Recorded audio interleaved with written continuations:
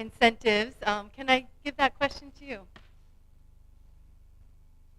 Yes, I fully agree with you, and this is what I mentioned, that FAO is working with the Adaptation Fund. I think it's not only with the Adaptation Fund, but you are talking about adaptation globally, how we can support and help the farmers to adapt to climate change in a way that they are resilient, and they can increase productivity. But we also need, when we talk about climate change, what are the nature positive solutions we have?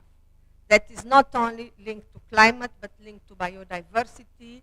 And in this regard, for FAO, we promote agroforestry is one of the solutions, where we can have agriculture, we can have forestry, we can reduce or sequester carbon, and we have triple or quadruple co-benefits. But I fully agree with you, and I think this is the way we should move, because climate change is reducing our yields, our productivity, and we need to reverse this trend. And also, if you have agroforestry, we can bring more water. I didn't remind, but it's natural. Huh? Yes, it's only yours. Which is great. Thank you so much. And I see one more question here. Thank you. So, I have a question following up on the one from the Nature Conservancy. My question will be for Patricia, because I would like to always ask questions to Patricia. And this question is about the UNCCD, which is the Convention of the Heavy Lifting. Because we know that we are here to talk about this real problem of heavy lifting that the UNCCD has been struggling with now for the 30 years. And it's really hard to do it, and people don't recognize it, and it takes a lot of work and a lot of coordination. And so my question, I'm directing it to Patricia to say what she has seen us lifting just lately when we have had her company. But I hope that the rest of the room would also understand about the heavy lifting. Thank you so much for that question. And since Patricia has not had time to take the floor, we'll post that question. I hope you wrote it down, Patricia.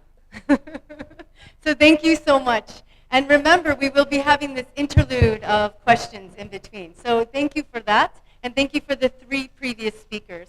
Now, kindly join me in welcoming Mr. Abdoulaye, someone has a mic on, Sen, the Executive Secretary of the 9th World Water Forum. Thank you, Mr. Abdoulaye. Do you need a mic? You have one.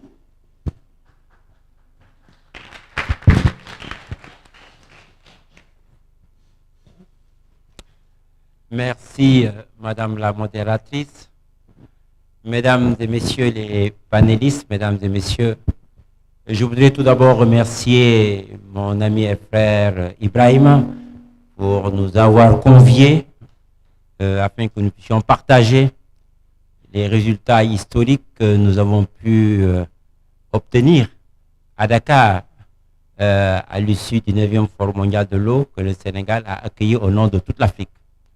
Je voudrais aussi remercier et rendre hommage à la Côte d'Ivoire pour son accueil, mais surtout pour son engagement sur le thème qui nous réunit aujourd'hui.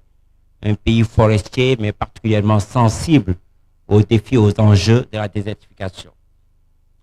Le forum de Dakar s'est tenu du 21 au 26 mars 2022 sur un thème extrêmement important et d'actualité, la sécurité de l'eau pour la paix et le développement. Et vous pouvez imaginer que dans notre souci de construire la résilience par rapport au changement climatique, parce que quand on parle de climat en Afrique, et dans le Sahel en particulier, on pense à l'eau, qui est le principal marqueur. Quand on parle de désertification en Afrique, on pense à l'eau. Donc il était tout à fait normal que ce sujet d'importance soit au cœur de nos priorités.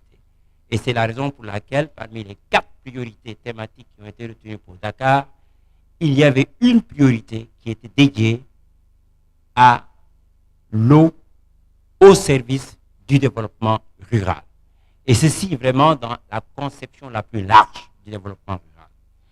Alors nous avons accordé 4 groupes d'action qui ont travaillé sur le nexus eau, biodiversité et sécheresse.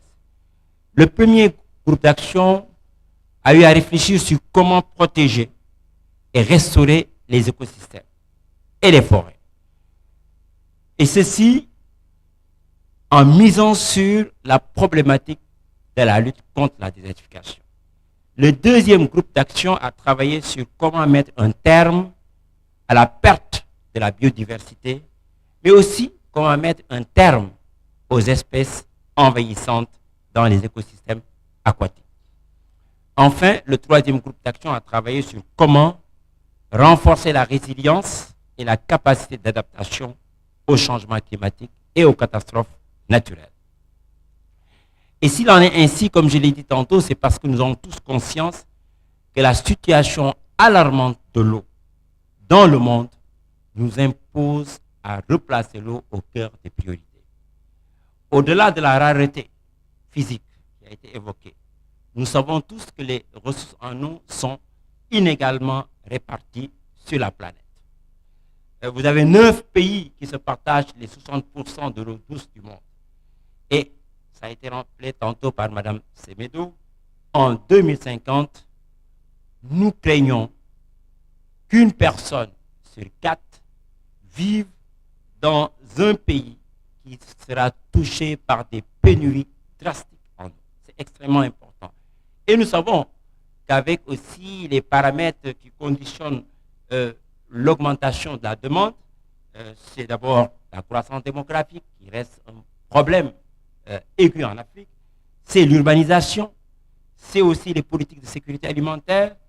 Tout cela va nous conduire d'ici 2050 à une hausse de 55% de la demande en eau, sans tenir compte du caractère erratique de cette ressource en eau. De manière générale, nous savons que le changement climatique a engendré une profonde perturbation dans la disponibilité des ressources en eau. Regardez le lac Tchad, regardez ailleurs, je ne veux pas entrer dans le détail.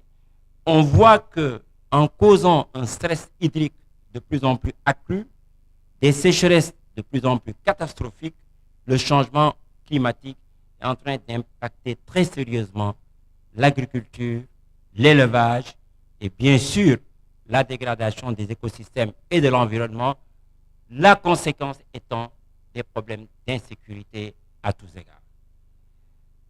Madame Semedo l'a peut-être évoqué, mais je sais qu'Ibrahima, qui est aussi sahélien comme moi, a dit que il y a quelques dizaines d'années, on nous disait encore que le désert avance de 5 km par an, surtout en Afrique de l'Ouest, en Afrique centrale. Ça fait peur. Ça fait peur et c'est une véritable menace qui doit conduire à replacer l'eau au cœur de nos priorités. Et c'est la raison pour laquelle, en regardant aussi les chiffres, parce qu'aujourd'hui, dans la partie subsaharienne de l'Afrique, nous savons que la question de l'accès à l'eau reste une problématique extrêmement contrainte. 40% de la population n'a pas encore accès à l'eau potable. Et 70% de la population n'a pas accès à un assainissement décent. C'est donc des chiffres extrêmement pesants dans les esprits.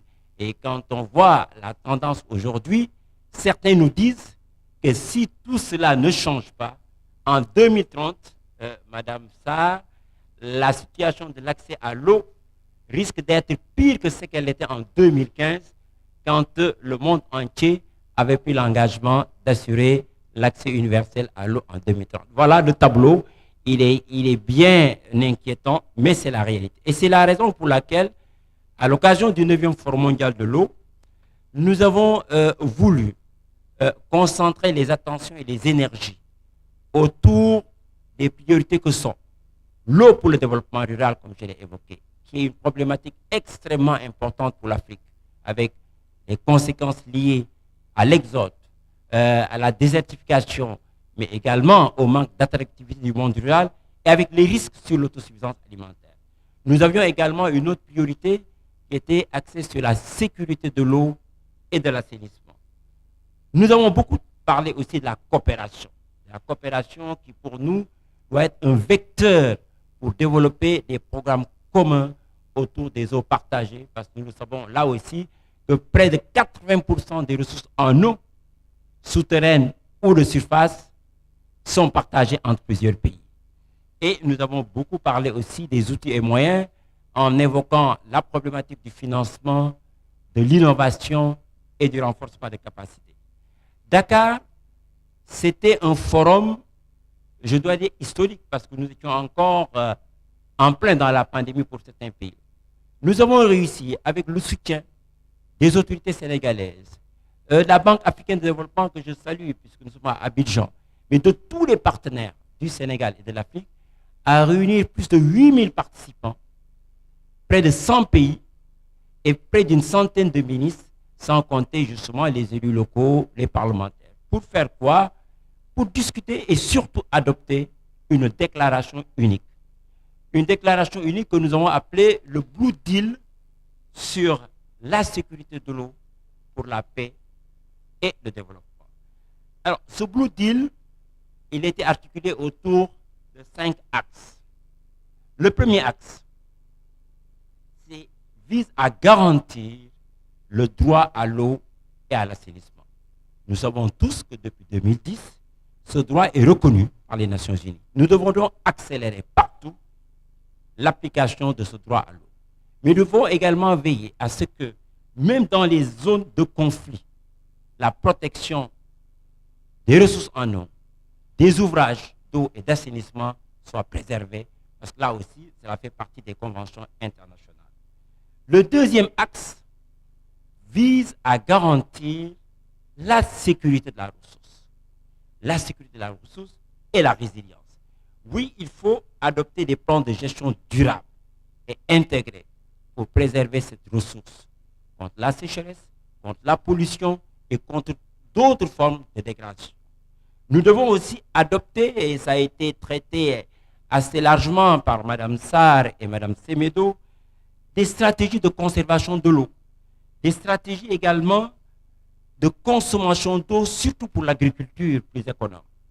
Il y a aussi un autre axe qui était très très important, c'est le troisième, il faut assurer des financements adéquats, avec des financements publics, des financements privés, mais veiller à ce que globalement, nous puissions avec ces financements créer des emplois bleus, des emplois verts, pour les femmes, Madame Sarr, pour les jeunes, mais surtout pour le monde rural. Il y a aussi, comme je l'ai évoqué tantôt, un quatrième axe qui vise à assurer une gouvernance inclusive et transparente de l'eau. Et enfin, la coopération. Nous savons tous qu'avec la raréfaction de la ressource, avec l'augmentation des besoins, l'eau risque d'être un facteur conflictogène. Il faut donc commencer à changer de paradigme et faire en sorte que nous puissions accorder plus d'importance à la coopération autour des ressources en eau, placer le dialogue et la coopération au cœur des préoccupations. Les initiatives qui sont issues de Dakar, c'est d'abord une initiative des maires africains de créer une table ronde sur la sécurité de l'eau pour que globalement la voix des élus locaux, l'action des collectivités territoriales, la coopération entre collectivités territoriales soit une réalité. Le deuxième élément important à mentionner, c'est le panel international de haut niveau sur les investissements dans l'eau. Le président de la République du Sénégal, fort de son engagement comme président de l'Union africaine, son engagement dans le NEPAD, a décidé de co-présider ce panel avec d'autres chefs d'État africains comme européens, je dois le mentionner, pour que d'ici 2030, nous puissions mobiliser 30 milliards de dollars afin d'impulser les investissements dans le domaine de l'eau. Et enfin, le Sénégal a mis en place ce que nous appelons un pôle de l'eau hein, qui va nous permettre d'assurer le suivi des résultats. Et j'espère qu'avec cette COP et d'autres COP qui vont arriver, nous allons pouvoir ensemble mettre en œuvre ce Blue Deal sur l'eau pour la sécurité et pour la paix. Le message tient. Après avoir lu notre communiqué introductif, Thank you. entendu nos chers panélistes, Thank you Director- so much, Mr. Sen. And I could le not message agree du more secrétaire exécutif de SILS, on the need for this cross-sectoral engagement and collaboration, including water. And as a soil scientist, I just could not agree more with your comments. So thank you so much. And please, now I have the honor to introduce Mr. Ibrahima Diong, UN Assistant Secretary General and Director of African Risk Capacity Group. Over to you.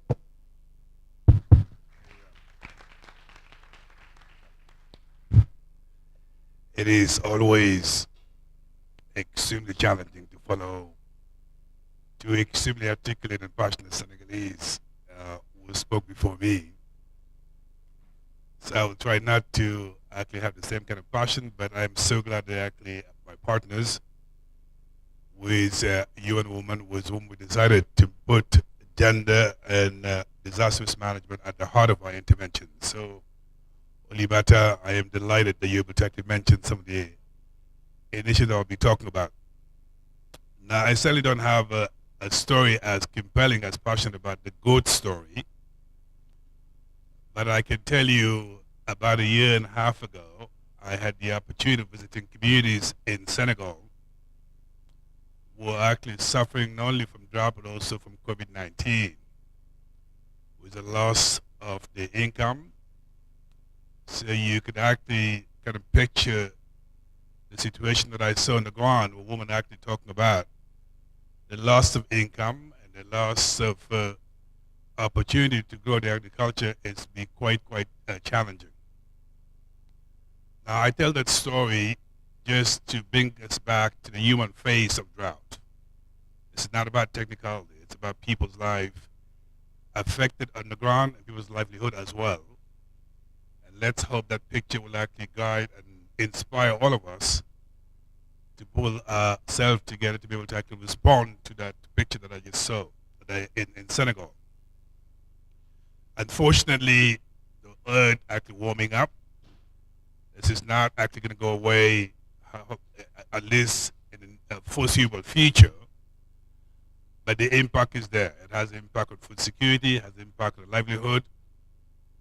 We have to do the best that we can to make sure we can actually make Africa more resilient vis-a-vis drought and other disasters as well. And this is important.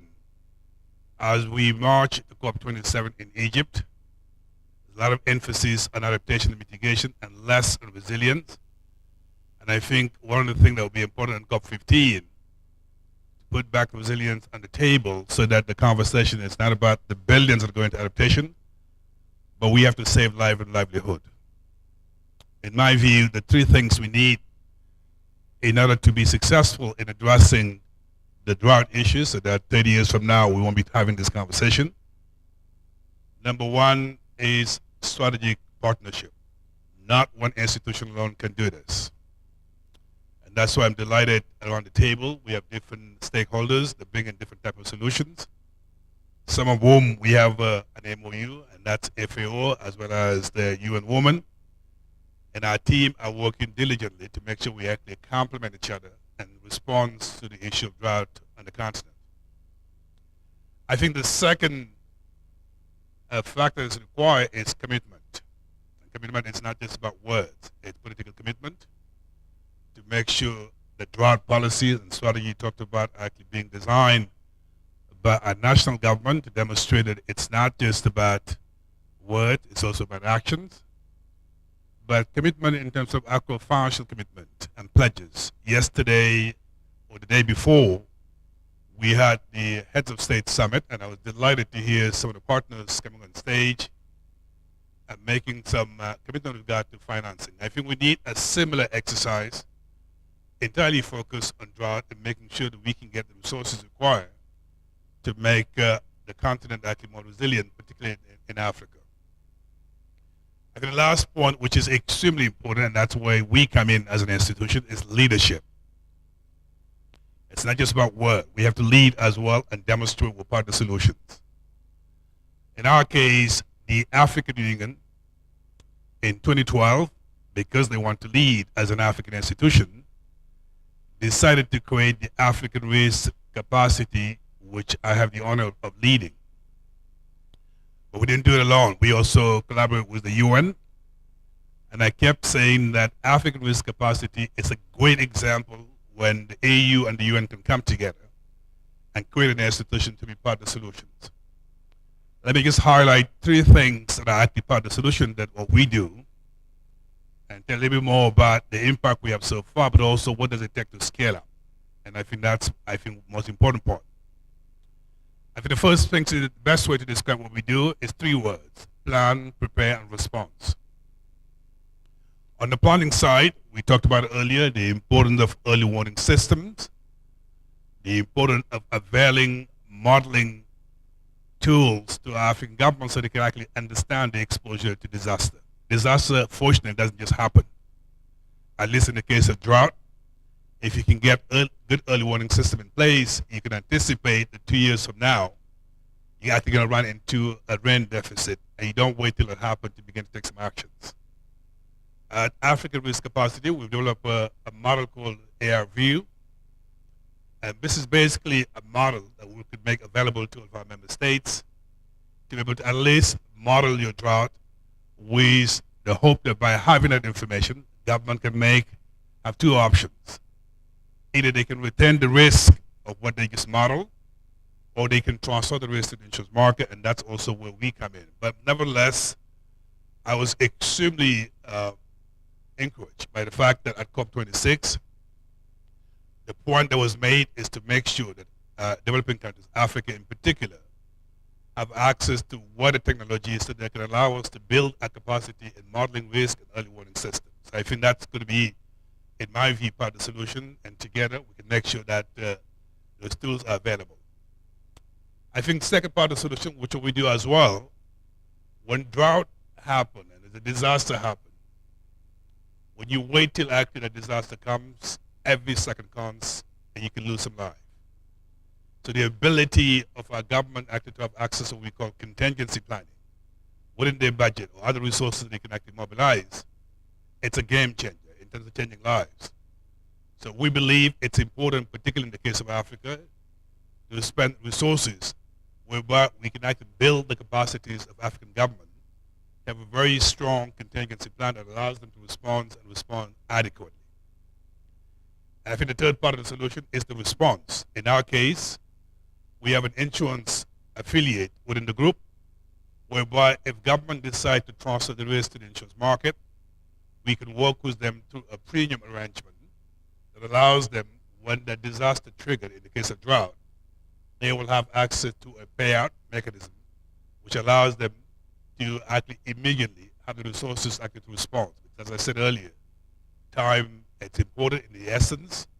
So therefore, having access to additional resources outside of government allows them to respond adequately and save some lives. Now, what I have just described, it's not just a theory. It has been tested.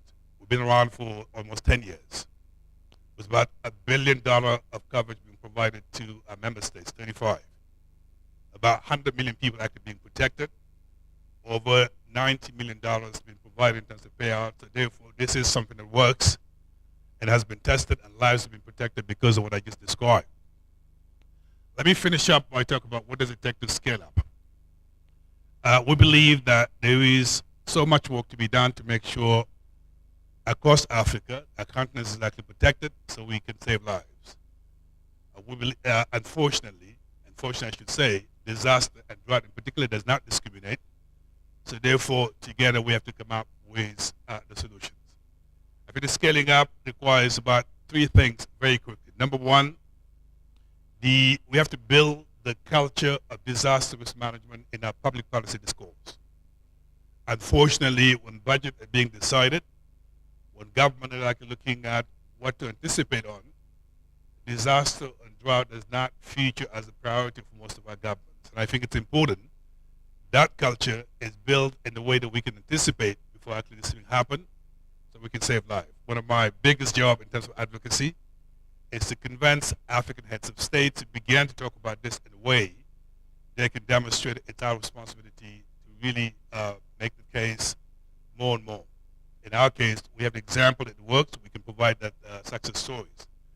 I think number two, there's a lot to be done to actually provide some capacity building support to our member state in early warning system and contingency planning.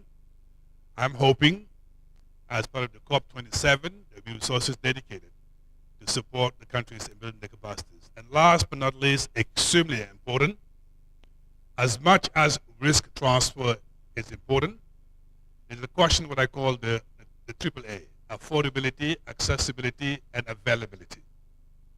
And that is to say, government may believe that risk transfer is important, but they may not be able to actually to afford in paying for the premium financing. So we have a suggestion on the table. Why not create an Africa premium financing facility entirely dedicated to providing subsidies where required, so government can see the benefit of risk transfer with the hope that when they see the benefit, they will eventually pay their own way and their own premium financing. So I hope the pledges that we heard over here will also go to that facility, and then so we can support I think last but not least, gender. At African risk capacity, unfortunately, the majority of vulnerable people affected by disaster happen to be women. So you cannot be serious about the matter unless by putting gender on the table. So we at our institution have a gender strategy that's trying to mainstream gender across our intervention, so we can demonstrate that in the end we're saving the most vulnerable. And that is why, as my last word, I am extremely excited and delighted that we have a partnership with you and Women. And Ulimata, you can count on us. Wherever we sit, we'll make that bridge over and over again. Unless you take gender seriously, you cannot address Drought seriously. So on that note, thank you very much. Great. Thank you so much, Mr. de Jong, for that very clear message. And I heard you say every second counts. Thank you. So now we have a very special next session, and I welcome Mr. Hugo Moran Fernandez, Spanish Secretary of State for Environment, to provide his comments, but we will get them in two languages, one in Espanol, Spanish, and Ms. Sofia Sanz, Head of Cabinet, will be generously providing direct and live translation. Muchas gracias. Welcome.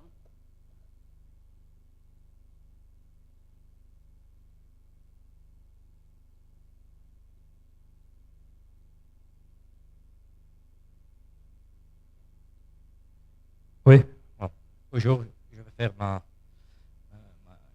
intervention en espagnol. C'est une innovation. Je vais faire l'intervention en espagnol et Sophie va faire la traducción al anglais. ¿Al anglais, n'est-ce pas? Oui. Bon. España ha sido el país elegido para albergar la actividad programada por Naciones Unidas con ocasión del Día Mundial contra la Desertificación y la Sequía, el próximo 17 de junio, bajo el lema Superando Juntos la Sequía, una jornada a la que en nombre del Gobierno de España convoco a todos ustedes. We are very pleased to announce that Spain will be hosting the activity programmed by the United Nations on the occasion of the World Desertification and Drought Day on June 17, under the theme of Overcoming Drought Together. On behalf of the Spanish government, I invite you, all of you, to this important event. Juntos es la única forma de poder enfrentar el reto del cambio climático. Y ahora, tal y como demanda el Grupo Intergubernamental de Expertos, una vez más, en la segunda entrega del sexto informe de evaluación, ha llegado el momento de actuar. The only way to face the challenge of climate change is doing it together. And now, as demanded once again by the Intergovernmental Group of Experts in the second installment of the sixth evaluation report of the IPCC, the time has come to act. Pero hemos de hacerlo sin perder de vista que las dimensiones del problema no son equiparables en según qué regiones del planeta y conscientes del drama humanitario que alcanza dimensiones catastróficas en este continente. But we must do it having in mind the fact that the dimensions of the problem are the same, and be aware of the humanitarian challenges that many regions are facing, particularly in this continent when it reaches catastrophic dimensions. Así, en 2022, 4 países del Cuerno de África, Djibouti, Etiopía, Kenia y Somalia, llevan ya 3 estaciones húmedas consecutivas sin apenas lluvias. Es decir, se trata de estaciones húmedas solo en teoría, porque en realidad, y según datos de la Organización Meteorológica Mundial, supone la peor sequía en 40 años. Thus, in 2022, 4 African countries, Djibouti, Ethiopia, Kenya, and Somalia, have been suffering from 3 consecutive wet seasons with hardly any rain, which means that they are wet seasons only in theory, because in reality, and according to data from the World Meteorological Organization, this represents the worst drought in 40 years. La FAO estima que a consecuencia de esta sequía continuada, unos 20 millones de personas están sufriendo una grave hambruna, y no se trata de un caso aislado. Hay que tener en cuenta que según Naciones Unidas, 193 millones de personas pertenecientes a 53 países sufren hambrunas periódicas que se están viendo agravadas por el cambio climático. The FAO estimates that as a result of this persistent drought, some 20 million people are suffering from severe famine. And it is not an isolated case.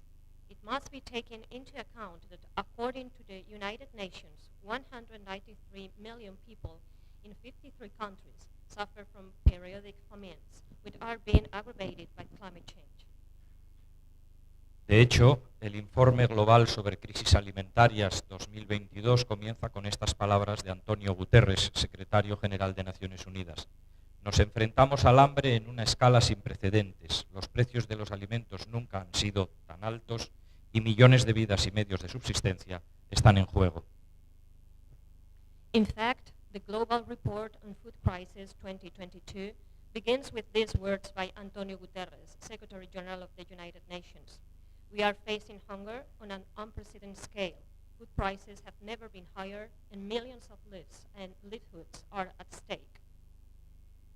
La guerra en Ucrania agrava una crisis tridimensional, alimentaria, energética y financiera, con impactos devastadores en las personas, los países y las economías más vulnerables del mundo.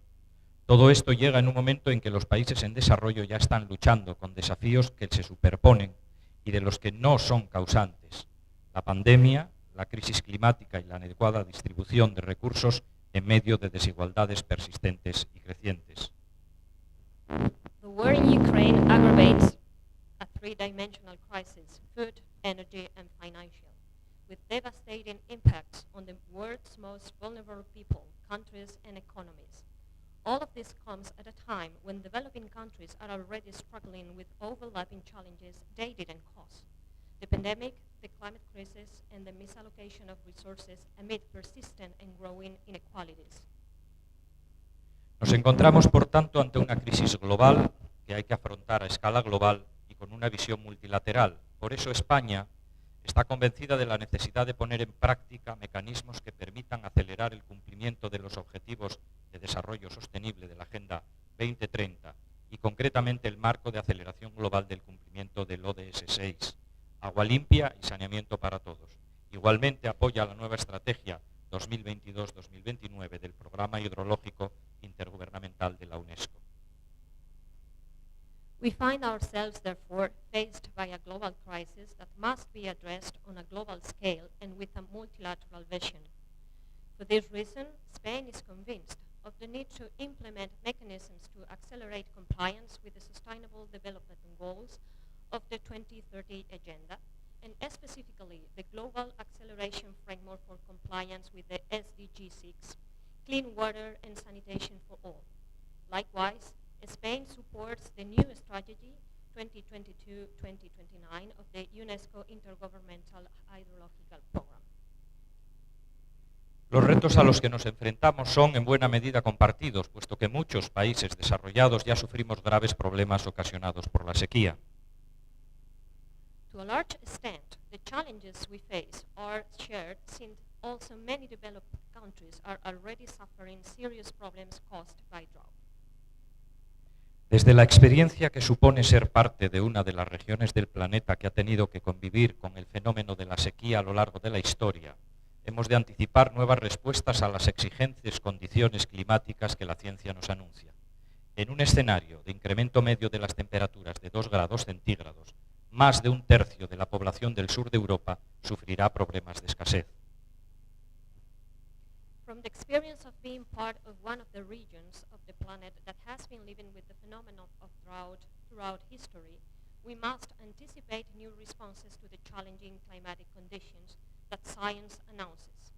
In a scenario of an average increase in temperatures of 2 degrees, more than 1/3 of the population of Southern Europe will suffer from scarcity.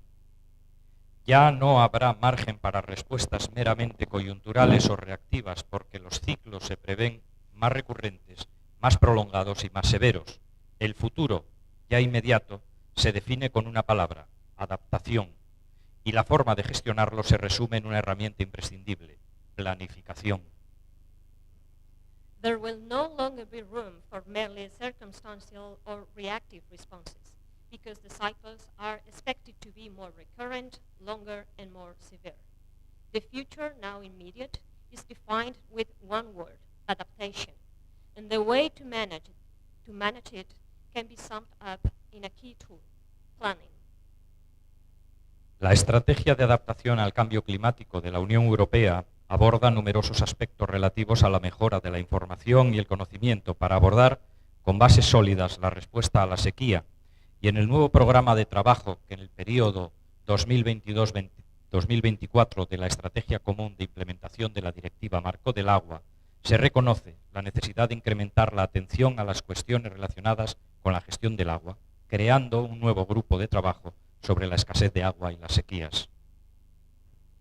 The EU's climate change adaptation strategy addresses numerous aspects related to improving information and knowledge in order to address the response to drought on a solid basis. And in the new work program for 2022-2024 period of the Common Strategy for the implementation of the Water Framework Directive, the need to increase attention to issues related to water management is recognized, creating a new working group on water scarcity and droughts. En España, la Ley de Cambio Climático y Transición Energética aprobada hace ahora un año establece que los objetivos de los planes hidrológicos deben velar por conseguir la seguridad hídrica para las personas, para la protección de la biodiversidad y para las actividades económicas, reduciendo la exposición al cambio climático. Y el segundo Plan Nacional de Adaptación al Cambio Climático 2021-2030 se marca el objetivo de construir un país menos vulnerable y más seguro frente a los impactos y riesgos del cambio climático, capaz de responder y adaptarse a un contexto de clima cambiante.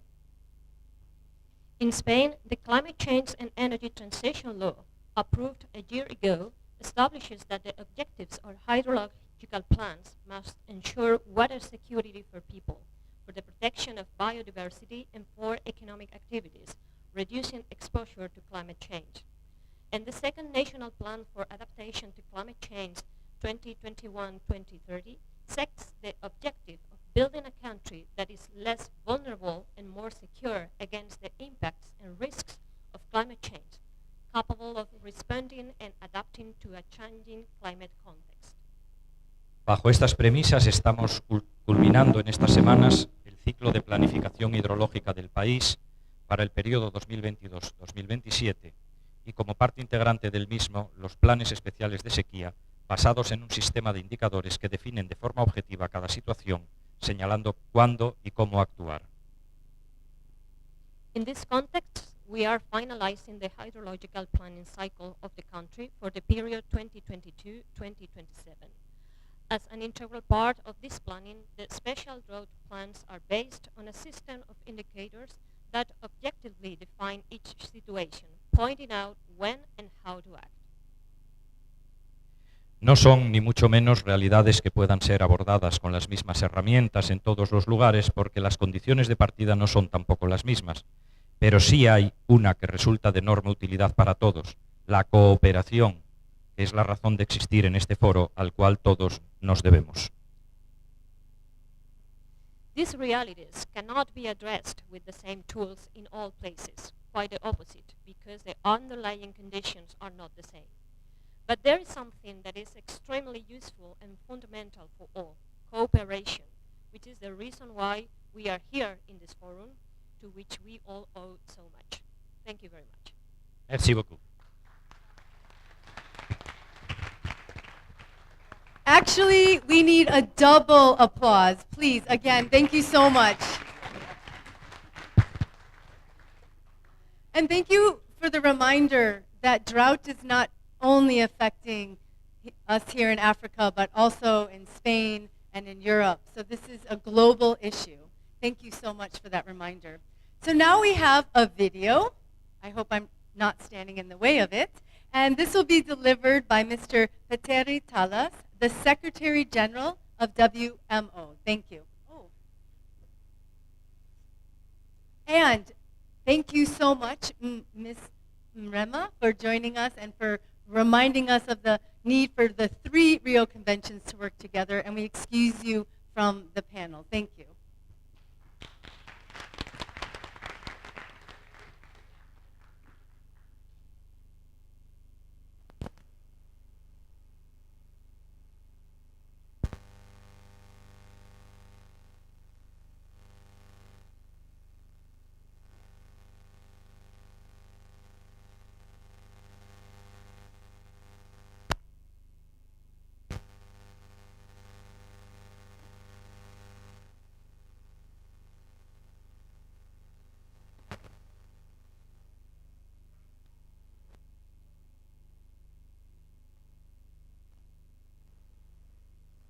And as we have been in the Zoom world for the last 2 years, I'm sure we're all used to technical difficulties. So it even happens real time. So I think we will move on to Patricia, who, by the way, is the UNCCD land hero. And kindly allow me to say karibu sana to Patricia because we've both flown here together from Kenya. So Patricia, you have 5 minutes. Thank you. Hello, everyone. I must admit I'm the youngest in the panel, and 30 years sounds a lot to me because 30 years ago, the plan of me being given birth was not there. And today reflecting, 30 years means unfulfilled commitment and policies that are sitting in government offices instead of helping in combating and ending desertification. Almost every part of the continent is experiencing drought, some of which are severe and others are moderate.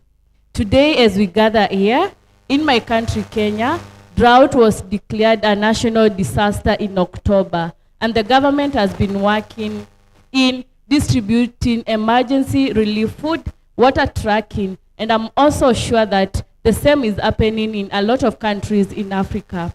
But the question is, for how long will the government continue offering emergency food if drought will continue for the next 10 years? There is a saying that says, you cannot give people fish all the time. You must train them how to fish. And in our scenario, training us how to fish is training us on how to conduct successful restoration and sustainable land use management. Young people across the world are doing their part, but the question is, are world leaders and organizations ready to do, or what they have are empty commitments and empty promises? And we all know that world and people cannot eat the commitments. We need real actions. And the big question again is, what kind of planet do you want us young people to inherit? 30 years with us talking about drought shows how unserious we are. If you've ever experienced drought, you will agree with me that droughts are costly, they are damaging, and their impacts are pervasive. They break communities, and bouncing back from the effects of drought it does not really happen.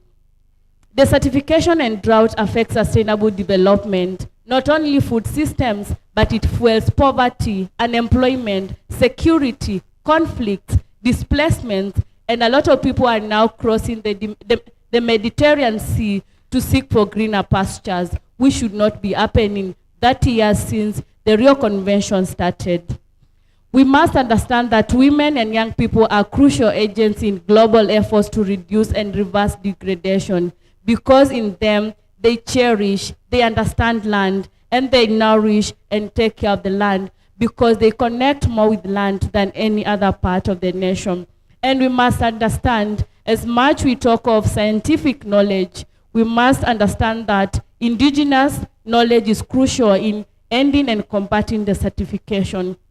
Today, I'm happy because the Great Green Wall is giving up in Africa. It's transforming our livelihoods. But we must also understand that Africa experiences same challenges.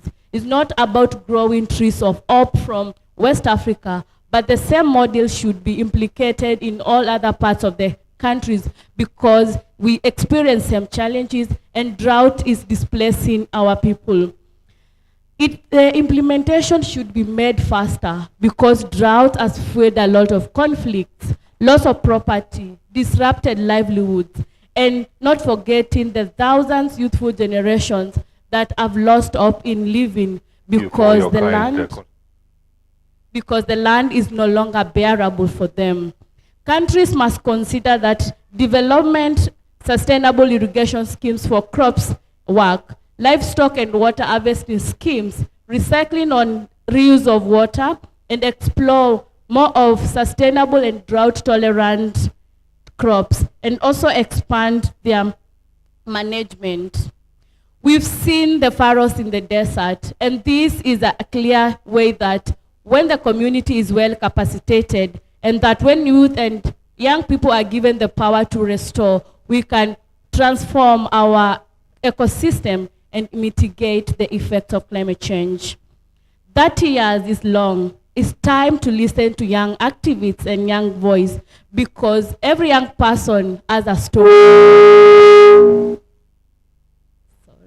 Every young person has a story to tell, and every story has a solution to offer, and that every solution is a life to save.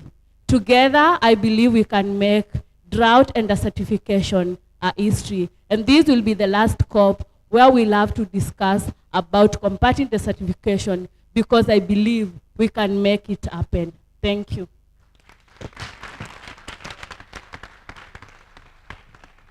Thank you so much, Patricia, for really bringing that energy, motivation, and enthusiasm as the voice of the youth. Thank you so much. And now, ladies and gentlemen, we will try one more time to play the video from Mr. Petteri Tala, Secretary General of WMO. Here we go.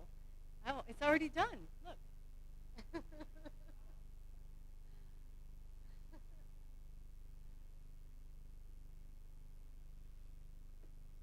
So remember, when someone asks you to attend in person, please try.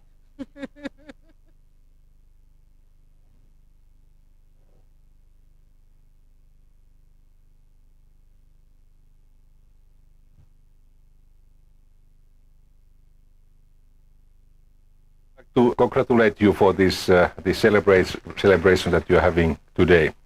I would like to thank UNCCD and especially Dr. Ibrahim Tiav, the Executive Secretary, for organizing this day dedicated to drought. WMO and the Global Water Partnership, we are the co-sponsors of Integrated Drought Management Program, and partners with about 40 partner organizations, including UNCCD, FAO, UNESCO, and many others. The IDMP has developed the three pillars of integrated drought management. Number one, drought early warning and monitoring. Number two, drought vulnerability and risk assessment. And number three, risk mitigation, preparedness, and response. WMO supports several UNCCD bodies, such as UNCCD Science Policy Interface and the Intergovernmental Working Group on Drought. WMO is working on developing global drought classification system, which is a global framework of reporting drought indicators that would keep the country indicators but standardized how they can be reported. IDMP partners are also working on organizing a follow-up to the high-level meeting on national drought policy sometime in 23. More information on this meeting will be provided at the last session of today. WMO looks forward to work with UNCCD and other partners on how we can assist countries to put their drought policies into action on the ground.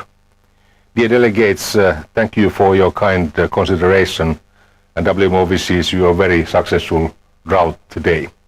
Thank you.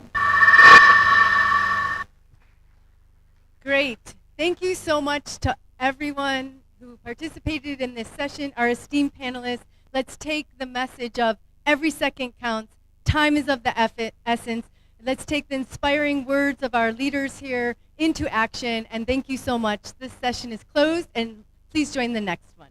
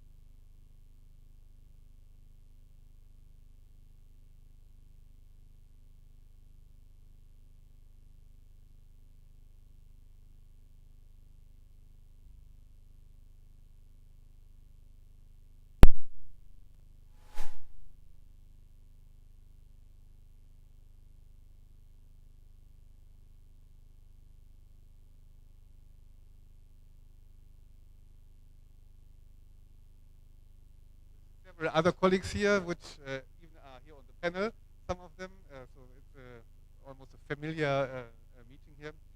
We will start with a video greeting and an introductory keynote speech from Mark Howden, a member of the IPCC. And then we will start with a US example. I think the red line in this presentation is drought is everywhere, from the wealthiest countries to the poorest countries. So I think one key message from this panel will already be, we never will get rid of drought, we have to manage it. And that depends on the how we do that, depends on what means are at technology, finance, but it is a never-ending story. So I think one of the key messages of the previous panel, that we won't hear about drought in 30 years, will not happen.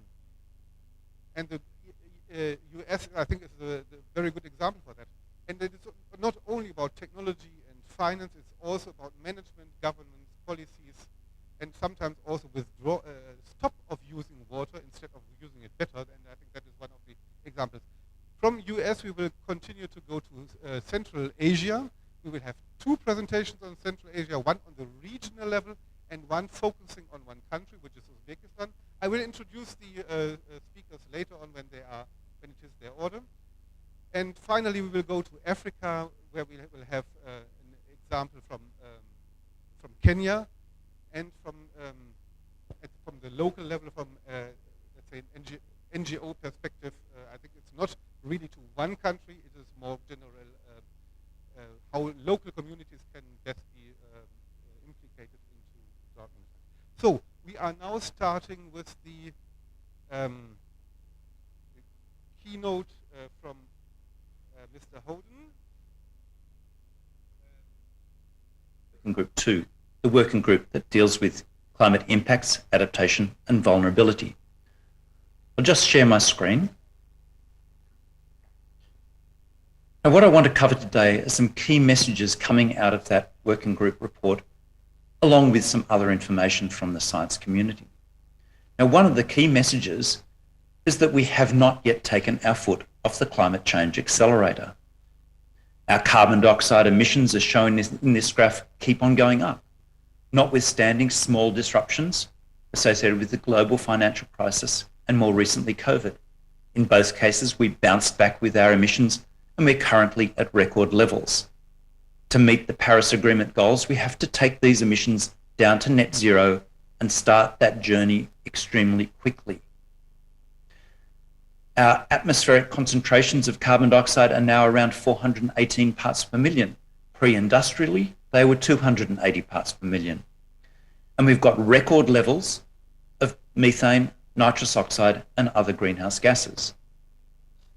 We've known since the 1800s, if we keep on pumping these greenhouse gases into the atmosphere, we'll warm the earth and we will have a range of climate change impacts. And this is exactly what's happening. And this is shown in this figure from the IPCC report. It shows there's impacts already happening right across the globe. Every continent, every island, every ocean, every sector. There's impacts, they're large, they're rapid, and they're consequential.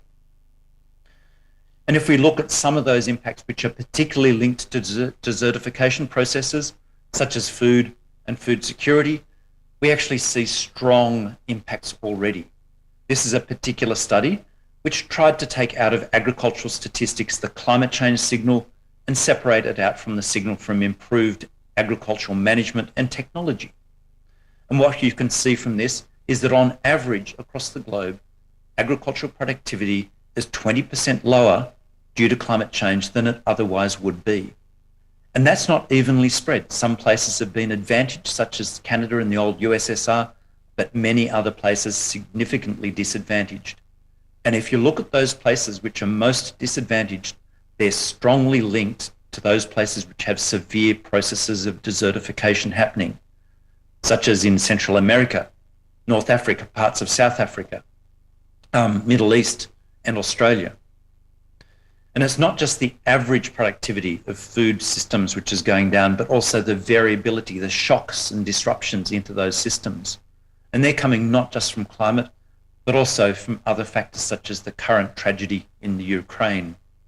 So this is another key graph from the IPCC report, which shows the frequency of shocks and how it's changing for both cropping and livestock systems. And you can see from these graphs that the frequency and strength of those disruptions is increasing over time.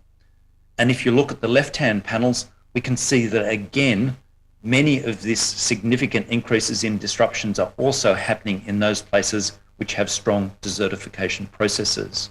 These things are linked. If we look at the physical climate drivers, the climate changes which are likely to happen, this is a key graph. We look here at different global warming levels, 1.5 degrees, 2 degrees, and 3 degrees, where we'd like to go under the Paris Agreement, where we're probably going under the Paris Agreement, but where we're currently going with our current policy settings. And if we look at that, there's a different world in each case. If you look at the right-hand side, where we're currently going, that global warming is not evenly spread. It's stronger on the land than it is in the oceans, and it's stronger inland than it is on the coasts. And inland is again where most of that desertification occurs. If we look at the frequency of days above 35 degrees, we can see that there's very, very significant increases. And again, most of those increases are happening in places where there's significant desertification and across developing countries. And lastly, down the bottom, if we look at the length of consecutive dry days, an indicator of drought conditions, we can see that again, we see strong mapping across those different places with desertification. So critical parts of Central America, South America, Southern Africa, through the Mediterranean and Australia. And to give you a taste of the change that we're likely to see is that if we think of a 1 in 50 extreme heat event that would have occurred during the pre-industrial era, 1850 to 1900, today that is likely to occur 4.8 times, not just one time every 50 years. At 1.5 degrees, it would likely occur 8.6 times. At 2 degrees increase in temperatures, it would likely to occur 14 times. And at 4 degrees, it would likely to occur something like 39 times every 50 years. And many of those significant increases are happening particularly in those areas prone to desertification. Now, I just want to draw attention to another study which sort of paints out the picture of how both productivity and variability of systems are likely to change, because both of those pertain to desertification processes. So if we look at this study which focused on rangelands, what this shows is that climate change is likely to reduce rangeland forage productivity, the food that the animals eat, by something like 5% over 3/4 of the areas of rangelands. And over something like half of the area of rangelands, the interannual variability, the year-to-year variation, which is most associated with degradation processes, is likely to increase by something like 1/5. And around half of the rangelands across the world are likely to experience the worst case scenario, which is both reductions in average productivity and increased interannual variability, the conditions that particularly drive desertification in rangelands. And if we look what this might mean in terms of long-term trends in these areas, this is an interesting sort of perspective, because what it did, it looked at different criteria, such as stocking rate, meat production, milk production, and GDP, financial performance, but split it up into those areas which are currently performing well, or medium performance, or low performance. And what we can see from these graphs, the medium and low performers consistently decline in performance with climate change up to 2050. Those areas which are currently most vulnerable and most under pressure are those which are most likely to be affected deleteriously by climate change. Now, the last point I'd make is that, like any sort of change, humans are going to adapt. So what this study, which comes from the IPCC Working Group 2 report, showed is different adaptations for different systems. So down the left-hand side of this graph, we see different system transitions for things like land and food, for energy systems, for cities and infrastructure. And for each of those, there's a series of very aggregate adaptation options. And against each of these options, they're assessed against their achievement or synergy with the Sustainable Development Goals. And we can see each of these cells is a cell informed by scientific studies. And where there's a plus, it means there's a synergy between adaptation responses to climate change and Sustainable Development Goals. So you can see the 17 different Sustainable Development Goals aligned along the top, and you can see that in most of those cells there's a plus. That there's a strong synergy between climate adaptation and sustainable development. And in fact, we conclude from both the Working Group 2 and Working Group 3 reports of the IPCC, there's a simple message here. You can't have sustainable development without effective climate action, and you can't have effective climate action without effective sustainable development. And both of those link strongly to desertification across the globe, and both of those can be managed if we put our mind to it. Thank you very much.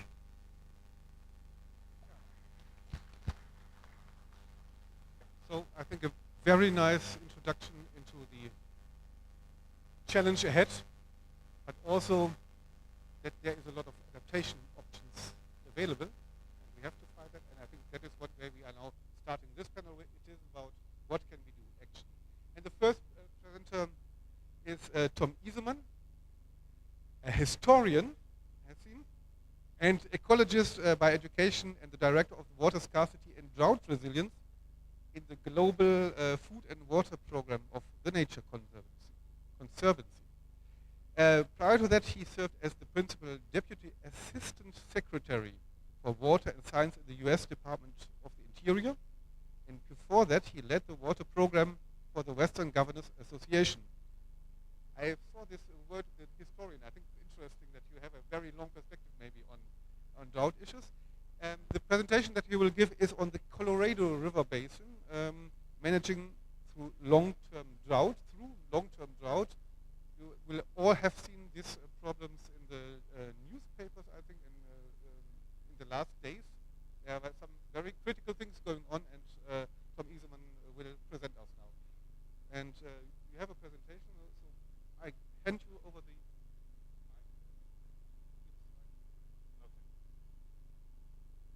Thank you. Thanks for the introduction. Thank you for having us here. It's an honor for the Nature Conservancy to be here and to support the mission of the UNCCD on drought issues and the broader efforts around reversing land degradation. Appreciate that introduction. The Nature Conservancy is a global conservation organization. We work in 76 countries. Our mission is to protect the lands and waters on which all life depends, so that includes nature and people. Not that those are separate, but we're focusing on preservation of lands and waters. And for my background, I work on global water and food issues, but as was discussed, I've worked a lot in the western United States, including in my prior job at the U.S. Department of the Interior during the Obama administration, and I'm going to talk a little more about that effort.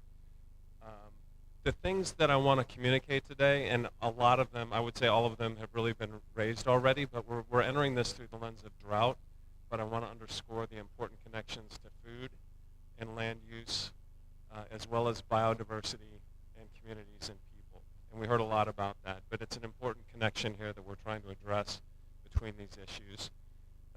One of the things that I want to talk about is the evolution of drought resilience from infrastructure to focusing more on lands and land restoration. And I want to conclude with an observation about drought and long-term drought, and as we see here from the earlier discussion about the connections to climate change. Next slide, please. And so this is the Colorado River Basin. This is in the southwestern United States. It doesn't give a good sense of scale necessarily, but this covers 7 states and flows into Mexico, so it's a multi-country river basin. It includes 15% of the irrigated crops, a $26 billion economy. It provides water for 40 million people, including in Los Angeles, Las Vegas, Phoenix, and Denver, where I'm from. And it includes 30 tribal nations, indigenous Native American communities. And so there is a lot at stake here when we're looking at drought in this basin.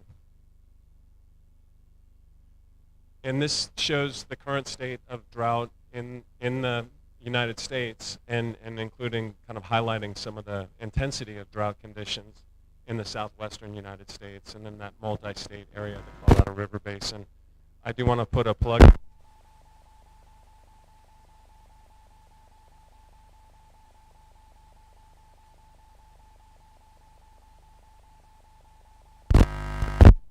Mark Svoboda is here from the center and participates in supporting these kinds of data and information tools globally.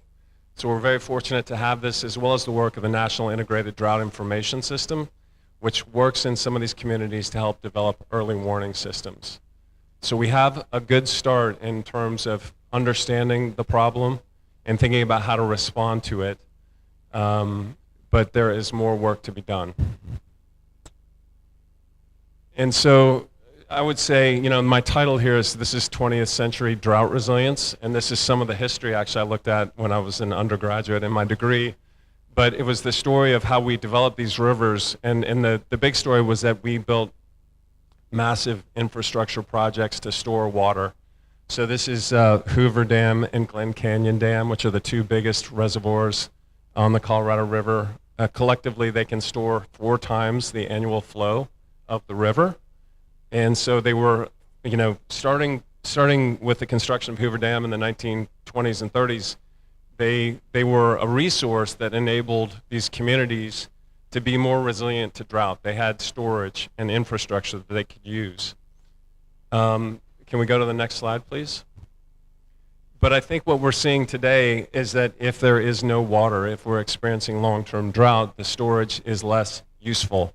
And in fact, a lot of the conversation today and what you might hear about in the news is about how we need to change the way we're managing these reservoirs. And it's about, I think, a really innovative approach that the states have taken to try to manage the reservoirs in accordance with drought conditions. And so setting up an adaptive process where they look at different forecasts of runoff and reservoir levels to make decisions about how and where to store water.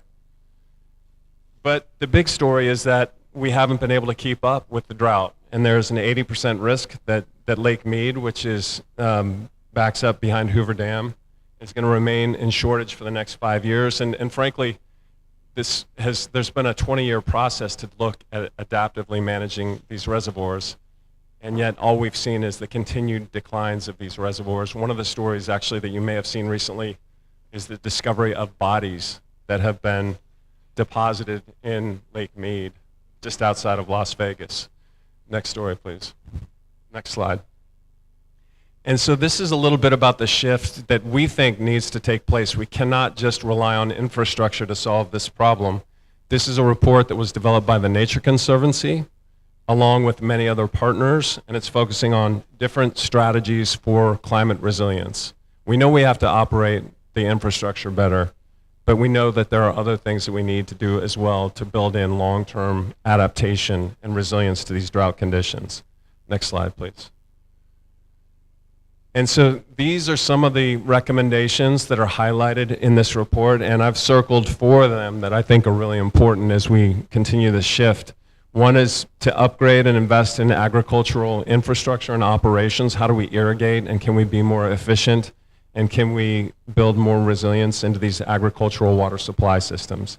2 is the forest management and restoration. These are the source watersheds where the snowpack falls in the Rocky Mountains and then flows down the river to these other states and to Mexico. And so can we manage the forests, ensure they are healthy, ensure that we retain our snowpack by restoring these forests? The third is looking at cropping alternatives and new market pathways. How do we start to shift our agricultural production so we're not so reliant on irrigated water? Are there different patterns of crops and different markets that we can develop that can help to shift the way that our agriculture is conducted? And finally, looking at regenerative agricultural practices. Are there actually things we can do as we conduct agriculture practices on the ground, in the farms, that can help us conserve water and use less water? And so with that, I will go to my last slide. And this is just to the point about, is this drought resilience we're talking about, or is it actually aridity, long-term change in the system where we will see less water over time? And this is that product that I showed at the beginning, the National Drought Monitor, and you can see at the top we see 2021, and then it goes back though for the last 20 years, and really now what we're calling this is a mega drought. It's a 20-year drought. It's varied, of course, from year to year, but we've seen severe drought conditions over almost all of these years. And I think it's bringing home this realization that this is not just an episodic event that we can plan for and deal with, and it will go away, and that there will be more water next year. That's always the hope. But I think this is starting to bring home the point that this is a long-term condition that we need to deal with, and that's a big part of the reason that we need to shift from the infrastructure strategies to some of the strategies around food production and land management in order to make sure that we can restore this system, this ecosystem that provides the water and builds more resilience for the future. Thank you. Thank you very much. Thank you very much. A very well reminder that even the mightiest countries in the world have problems with drought, and also to remind that it must be integrated solutions. There's no single way like building a dam and that's it. We are coming to the next speaker in the next continent, and this will be Central Asia. The case will be presented by Heinrich Weiss, German from nation. He's a natural scientist by training, and the areas of professional experience include environmental management, renewable energy, digitalization, circular economy, with an interface with climate governance, biodiversity, agriculture, risk mobilization, and other experiences. He has worked in several national and international organizations, and since 9 years he's Deputy Executive Director of CAREC, the Central Asia Regional Environmental Center, and he's lecturing at the German Kazakh University. And his presentation will be about experiences in establishing a regional strategy for drought management and mitigation in Central Asia. And you have the mic. Thank you very much. You know, the first speaker and I have something in common. He is a historian, and I'm a historian for very long periods. I'm a geologist. So it's my pleasure to meet you here in this Rio pavilion. In the first part of these discussions this morning, a lot of people referred to this 30-year period. And you can see the difference between the first speaker and myself. Look at my gray hairs. So I was actually at Rio 1992, at Rio +10, Rio +20. So there's a lot of things which have been learned in the meantime, and I just wanted to provide you in my presentation with something positive. You know, there are developments taking place. I think it's important in order to catch your attention shortly before lunch. So the region of Central Asia, which I currently represent, is acting, and I will provide you with a number of positive developments. And I will also, and you know, there's a famous movie which starts with this, or which has this sentence, always look at the bright side of life. And so I will end up with a positive message. So probably we start with a short video clip about Central Asia, which is often a region forgotten in international discussions, but very interesting in terms of desertification. So I would like, if you could probably start this kind of short video clip. Mr. Master of Ceremony. Oh, it's good. Forced migration. In Central Asia, climate change and unsustainable farming methods are causing droughts to happen more often, threatening water, food, economic and energy security.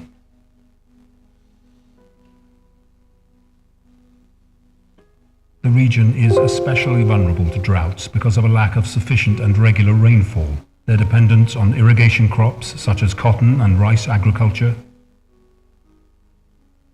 and rapid population growth, which is putting more pressure on already scarce water resources.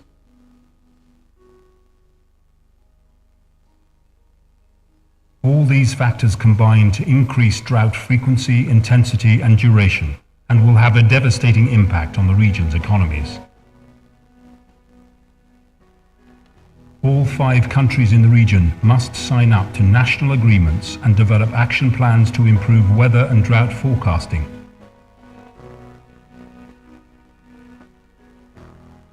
More must be done to increase Central Asia's resilience to drought and water security. To address these challenges, Central Asian countries, with support of the UNCCD pilot project on regional approaches for combating sand and dust storms and drought in Central Asia, and the Regional Environmental Center for Central Asia, have developed a 10-year regional strategy focused on building capacity for monitoring, risk assessment and drought prevention, drought mitigation, and the development of plans to address water scarcity and data dissemination, capacity building and awareness raising, improving regional cooperation and integration. This strategy was adapted into the Regional Environmental Programme for Sustainable Development of Central Asia, implemented by the Interstate Commission on Sustainable Development, with the support of the Ministries of Agriculture and Environment of the CA countries.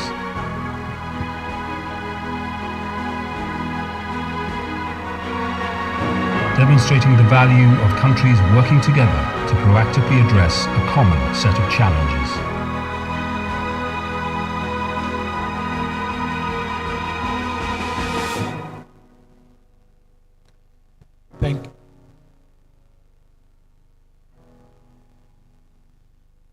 Thank you very much. With this short video, we would like not only to highlight the drought situation in Central Asia, but also share with you our experiences in formulating a regional strategy for drought management and mitigation in the hope that we might inspire other regions to follow. It seems we are close to these famous tipping points in the management of the world natural resources, and in future the word resilience might replace the word efficiency, not only in terms of not only in the economic sector, but also the management of our natural assets, particularly at the regional level. Now, Central Asia seems to be something like an ideal laboratory for finding solutions to address droughts from a regional perspective. And my organization, the Central Asian Regional Environment Center, it's a regional interstate organization of the 5 Central Asian states. It was founded more than 20 years ago by the European Union, and it has progressed into an entirely project-based organization with its headquarters in Almaty in Kazakhstan and country offices in all capitals of the 5 Central Asian states. We are proud to cooperate on drought monitoring, assessment and management with UNCCD. And as you have seen probably from this video clip, Central Asia as a whole, as a region, has recognized the increased risk of droughts. The UNCCD Secretariat has initiated a pilot project to develop what is called a regional strategy for drought management and mitigation in Central Asia. See that on the slide, and copies are available here, which was implemented by this Regional Environment Center for Central Asia in the years 2020 and 21. This was a collaborative effort by a team of dedicated national and regional experts, and some of them are here to join us. My colleague from Uzbekistan will later also talk about it. Now, the objectives and priorities of this regional strategy, they have been drawn from an analysis of country reports, which were carried out in each of these 5 countries of Central Asia, as well as from national and regional consultations. Let me share some of these results, or some of the key points of this regional strategy for drought management mitigation. Next slide, please. So the 4 key priorities are related to 4 main sectors. One of them are capacity building and monitoring, risk assessment and prevention. And the key actions are there to upgrade the capabilities of national hydromet services in Central Asia, and to introduce new innovative solutions for drought monitoring and forecasting. Here we talk primarily about remote sensing technology. A second element which is important is the element of drought mitigation, which focuses on the water scarcity, which is very common in Central Asia.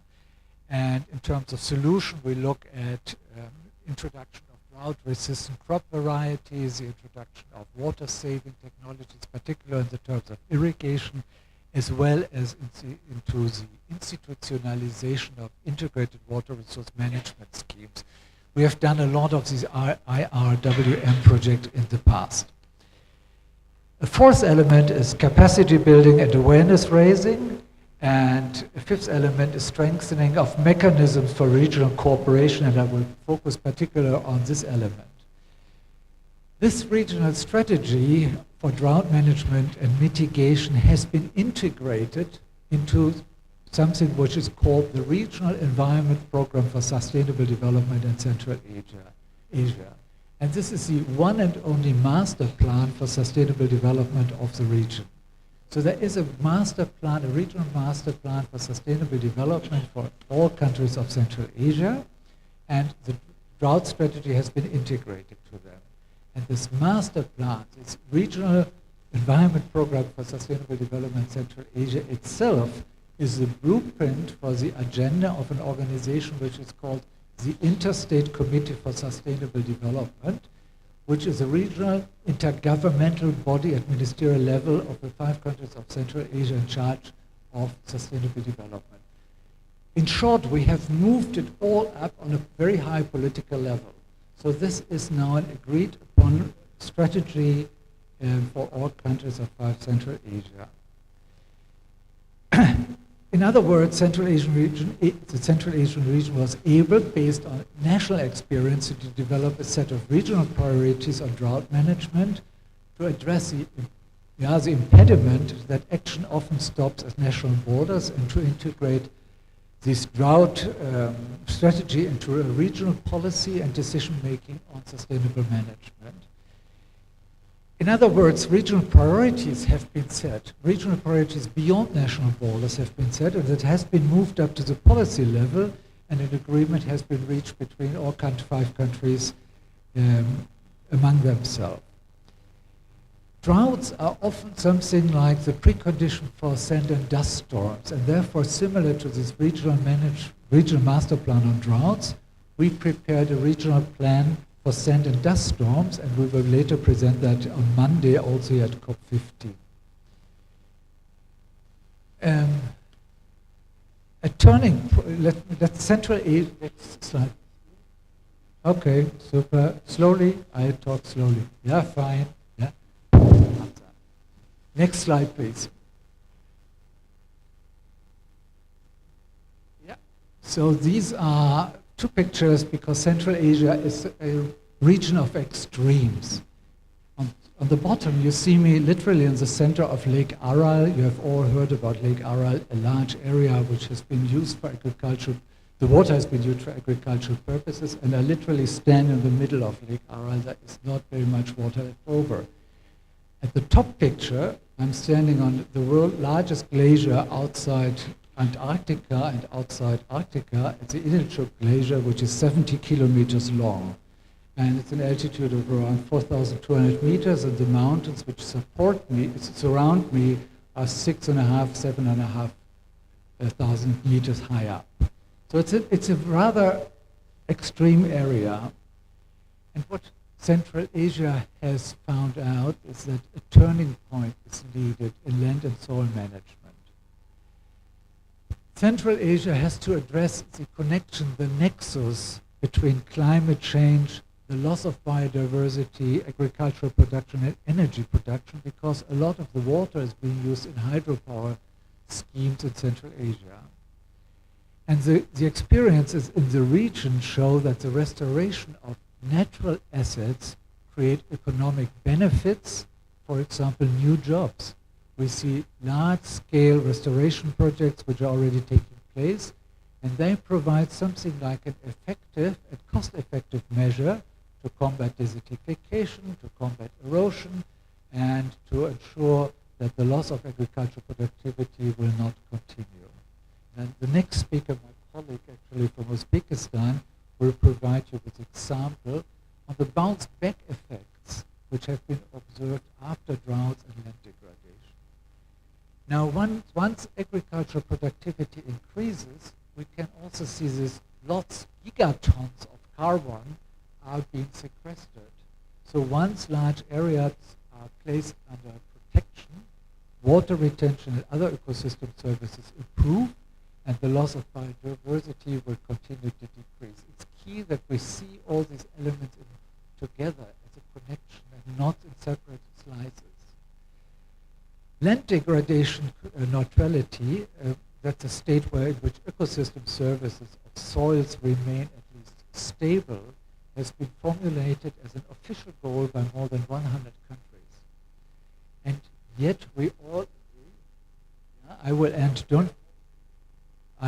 in 1 second, and yet we all agree that the implementation of individual restoration projects has still a lot of improvements.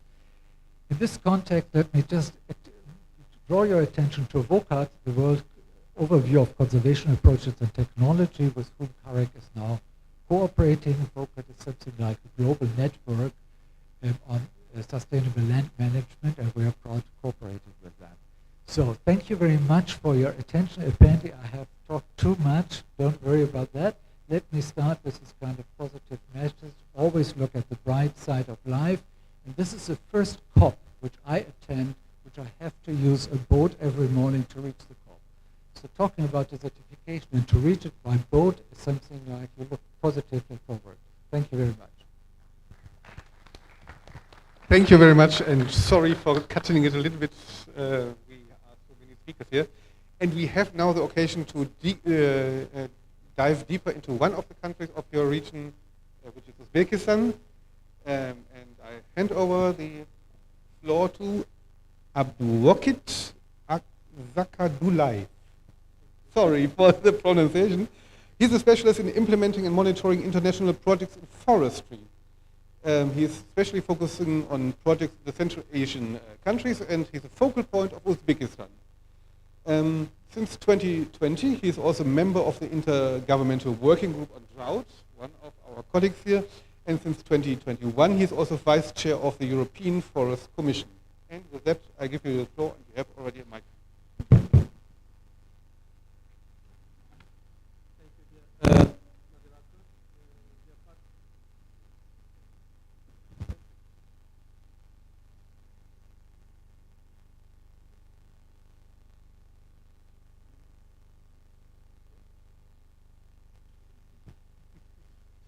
Thank you, dear moderator, dear participants of this session, and dear colleagues. Can you share my presentation?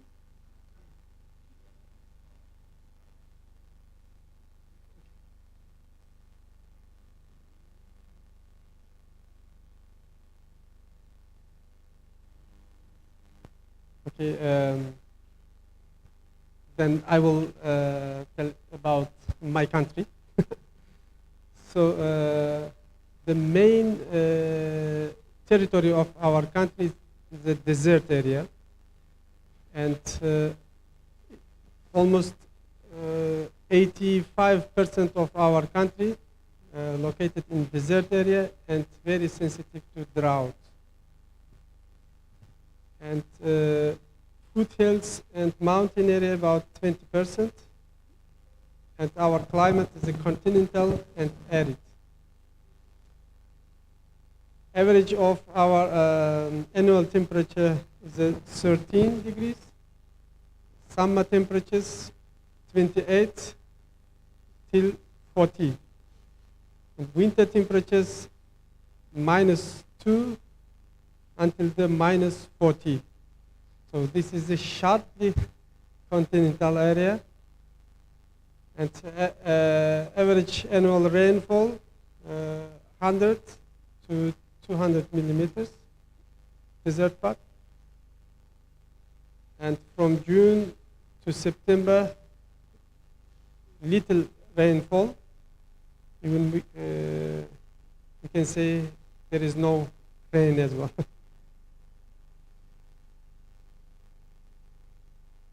Uzbekistan has been severely impacted by land degradation and drought. The most landlocked country is rapidly improving its infrastructure, but is experiencing several major environmental problems. The problem of desertification is one of the main challenges of our time. Consequences of which today have acquired a global character and unprecedented scale. They are fully manifested in the region of Central Asia. The frequency and geography of dust storms is growing. The problems of land degradation are aggravating and water resources are being reduced. As a result of survey, up to 10% of cultivated areas, almost 70% of pastures, and about 8% of forests are degraded in the region. Half of the irrigated land is subject to salinization, and waterlogging. About 14 million hectares of pasture have become barren lands. Today, 80% of the territory of Uzbekistan consists of arid areas subject to desertification process. Okay, then next slide, please. Finally.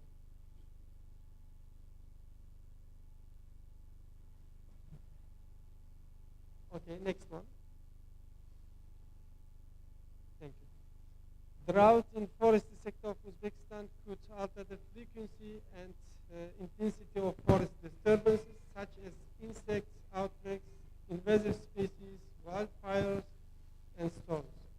These disturbances can reduce forest productivity and change the distribution of tree species. Reduced river flow, lack of water for irrigation also leads to agricultural drought. Next slide, please. Especially of the general opinion on the problems associated with drought in Uzbekistan. Based on the results of the survey, key policy measures in the field of drought risk reduction in Uzbekistan, we identified the need to improve the efficiency of water use by cleaning, repairing, and maintaining irrigation and drainage systems, and introduction of drought-resistant crop varieties, introduction of water-saving irrigation technologies, increasing the area of forests, greening cities and towns, helping farmers to enter new markets, including providing access to drought risk insurance. Next slide, please. The best practice in the dried bottom of Aral Sea, Uzbekistan's green economy transition strategy 22-2030 prioritizes both emissions reduction and adaptation, and provides a framework for meeting climate goals and voluntary commitments, including through sectoral plans and strategies. The forestry sector, one of the most important areas for improvement. Against the backdrop of the Aral Sea disaster, desertification in Central Asia is happening many times more intensively than on average in the world. Thus, storms on the dry bottom of the Aral raise more than 100 million tons of dust and poisonous salts into the atmosphere. Uzbekistan is taking active measures to combat desertification, and the National Action Program to combat desertification, a comprehensive transition strategy is being implemented to the green economy. Next slide, please. A new salt desert with an area of 5.5 million hectares appeared in Central Asia, and national scale attempts to restore dried Aral Sea basin in Uzbekistan related to greening the land, restore the desert forest of the Aral Sea region, and the initiative belongs to the president of our country, Uzbekistan, Shavkat Mirziyoyev, and adopted on declaring the Aral Sea region as zone environmental innovations and technologies. Currently, during the 5 years, we implemented afforestation activities on the 1,700,000 hectares and planted desert forest type trees and drought resistant saxaul as a haloxylon and tamarix tree species. Now we are working on new investment project proposal to restore degraded lands in RLC region with European Investment Bank and French Development Agency. And next slide, please. Measures are being taken to increase the volume of forest plantations. Every year, 200 million seedlings are planted in our country. And this year, already we planted more than 200 million saplings. And we are developing the counting system of which planted saplings. Every saplings are counted, and we are also upscaling this practice in the country to save survival rate of our saplings. And this is a presidential initiative, and this practice will be applied for up to 2030. Uzbekistan supported the joint declaration on forest and land use adopted during the climate summit in Glasgow. Next slide, please. In addition, 2022 and 2026 in the RLC region will be creating additional 1 million green cover protected forest plantations. Next slide, please. And we had final negotiations with World Bank, and we are going to implement new resilient landscape restoration project in Uzbekistan. It's about 153 million US dollar, and we are going to restore degraded lands in our country, in mountain areas. And next slide, please. In many countries, drought risk management early warning systems are in place to provide timely and accurate data ongoing or predicted conditions to take actions. But in our country, not applied this system. And as our colleague, Mr. Henrik, already mentioned it, priority areas for the region, 4 areas, but in our national scale, we have a priority area landscape restoration as well. And thank you for your attention. We express our gratitude to the Secretariat of the United Nations Convention to Combat Desertification for technical and financial support.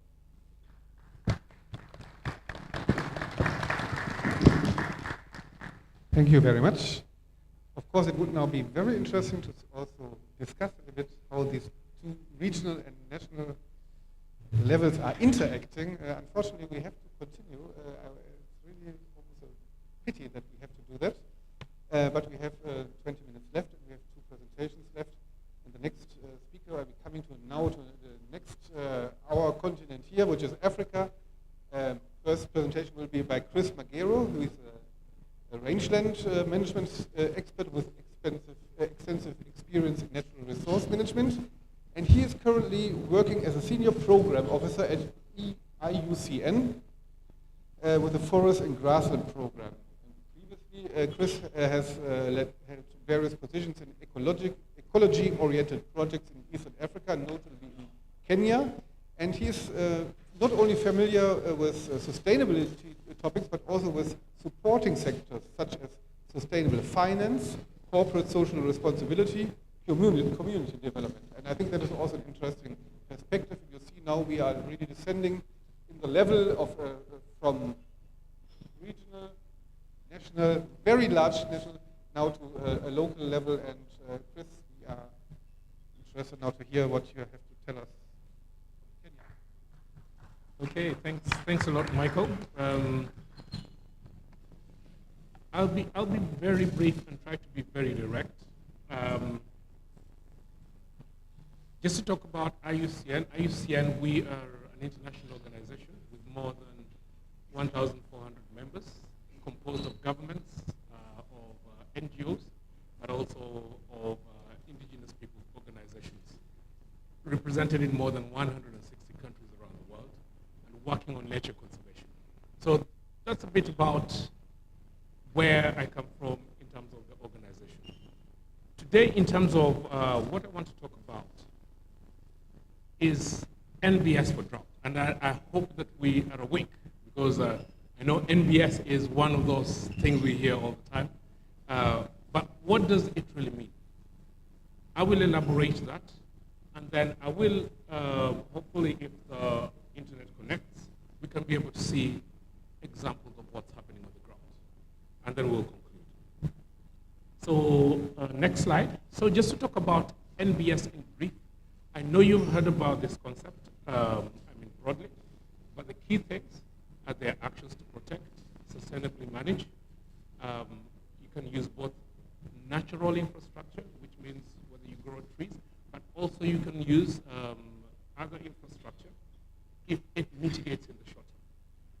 How is this connected to drought? NBS itself, in principle, is addressing a societal issue. And drought is one of the ones we face when we are talking about disasters. I think there is no doubt about the role of droughts as a disaster and what it's doing to our economy now. The speakers that have spoken just before me have shown the clear link that when you talk about drought, land degradation is almost connected to it. And I think this is the one thing that in the drought responses that we are continually having loose links to. And NBS can bring these links closer together. Next slide. I will give a very brief overview of a project that we are running in Kenya called Twende. Twende in Kiswahili means let's go. So when you say, this, you can share with your Kiswahili friends, let's go, Twende. It means towards ending drought emergencies. One of the key things when we talk about droughts and we talk about the emergency, we now know that by managing your ecosystems, you can be able to reduce drought. And let me repeat that. By better managing your ecosystems, you can be able to reduce drought. And this project is focusing on one of the principles of NBS, which is trying to resolve this at large scales. So we're looking at about 500,000 acres of land in amidst about 2.5 million hectares of land across the country, and working with the local communities to be able to do, I think, three key things. One is to look at the institutional structures to be strengthened. So we've talked about coordination and cooperation, reducing the exposure to climate risks. Yeah, so this is being done by the practical actions on ecosystem restoration, but also in addition to that, looking at climate finance at community level, which can finance the communities to actually do something and also diversify the products. The other, next slide, the other project that I will also talk about, and we'll see a bit more about it, is being implemented in northern Uganda and Kenya, respectively. Again, this looks at this multi-risk and multi-hazard environment of drought. Drought occurs, but under drought, there are other multi-risks that can actually be picked out, and one of them is floods. So within this project, we are trying to address, again, what are the key institutional links that need to be made to be able to address drought at that catchment level. What are the integrated approaches that are required for that? When you talk about sustainable catchment management, who's actually leading the solution provision? For rangelands, it's actually very important to have this governance and institutional aspects in place. Rangelands operate at the edge, at an operational or age, small differences, small mistakes are amplified. Small gains are also amplified within the systems. They really operate at the age. And it is therefore very important when implementing rainbow projects that we closely consider what communities have to say about this. So I don't know if we'll have time to go through this. Okay, so we won't have time. It would have been a short video just to show you practical examples of what is happening in Uganda and Kenya. But just to finish off and to give just a few take homes, what are we supposed to do then? Restoring land health for us is key to addressing drought and drought risk. And when you talk about restoring land health, it's looking at the vegetation cover, looking at the enabling factors that allow groundwater to recharge reservoirs within these lands, and then investing in community governance as one of the key aspects. So I will leave it at this, and thank you very much for inviting me. Yes, thank you very much for being in time. I appreciate that very much. And because you did so, maybe there is a question from the floor, because that we have used now this. Use that time. I would have one, because we have heard that these days the drought in northern Kenya and in the region is terrible. One of you, during the opening session. Are you working in that region, and can you tell us that your activities are already producing first, let's say, results in mitigation effects? So thanks a lot, Michael. And just to give an example, we implement what projects I've talked about in the northern part of Kenya, a place called Garissa. So Garissa is really dryland area precipitation, annual precipitation of less than 300 millimeters a year about. One of the key factors when it comes to Garissa is availability of water. And this is increasingly going down. I don't mean rainfall, I mean underground reservoirs are disappearing, which means that groundwater itself is being over-extracted and not being recharged at the same rate. One of the key activities we have there is working with the communities and seeing how to better manage the land itself in the long term, but in the short term, managing the reservoirs and water resources so that they can be able to serve not just the communities, but also the ecosystems where they are. So they are several activities we have with them, including building the capacity, but of course a lot of water harvesting methodologies, that allow for this sustainable management of ecosystems in those lands. Thank you for that clarification, and having used the time that you have given us in a useful way. We're coming to the last presentation. It will be done by the only lady on the. We are a little bit gender biased, and we have to say that. Fortunately, we have Nathalie van Hagen with us. She is an agriculture engineer and has studied tropical land use, irrigation, and hydrology at Wageningen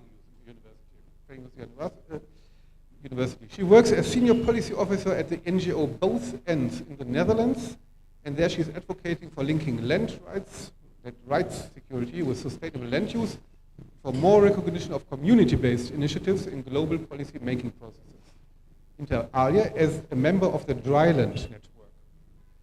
Within the UNCCD, she was a CSO observer, part of several CSO participations, and a very active member, I have to say, on the intergovernmental working group on drought.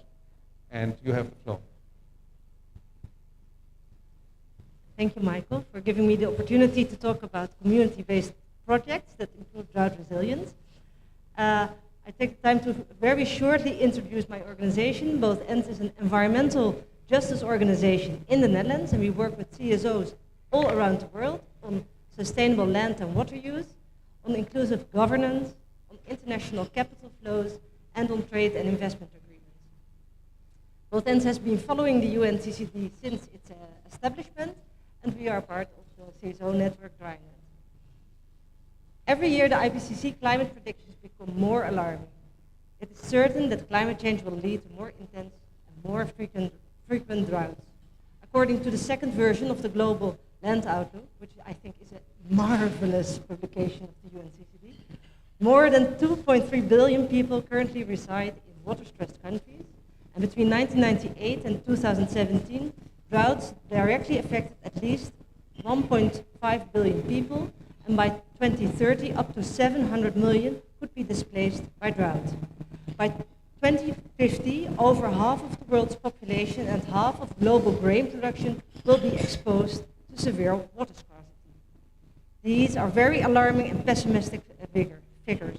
And as members of civil society, it's our duty to remind politicians and policymakers that they need to take action and to gain knowledge and understanding of the problems faced by people in local communities so that they can make better policies. And it's also our duty to share our experience of good practice. Local communities have developed, often with the support of CSOs, initiatives for drought preparedness, drought response, and drought resilience, especially in the context of agriculture and pastoralist systems. These agroecological approaches and regenerative practices are being shared among people, and we see that those communities are better able to cope with drought and have improved resilience of their agricultural and pastoralist systems. I would like to share 3 examples of CSOs present here at COP15. I would like to share them. First, we visit Brazil. The farmers in Sertão do Araripe region in Pernambuco state are smart. The small-scale farmers, know that securing a sustainable livelihood on the rich but vulnerable soils of the Sertão is only possible if they take good care of the environment.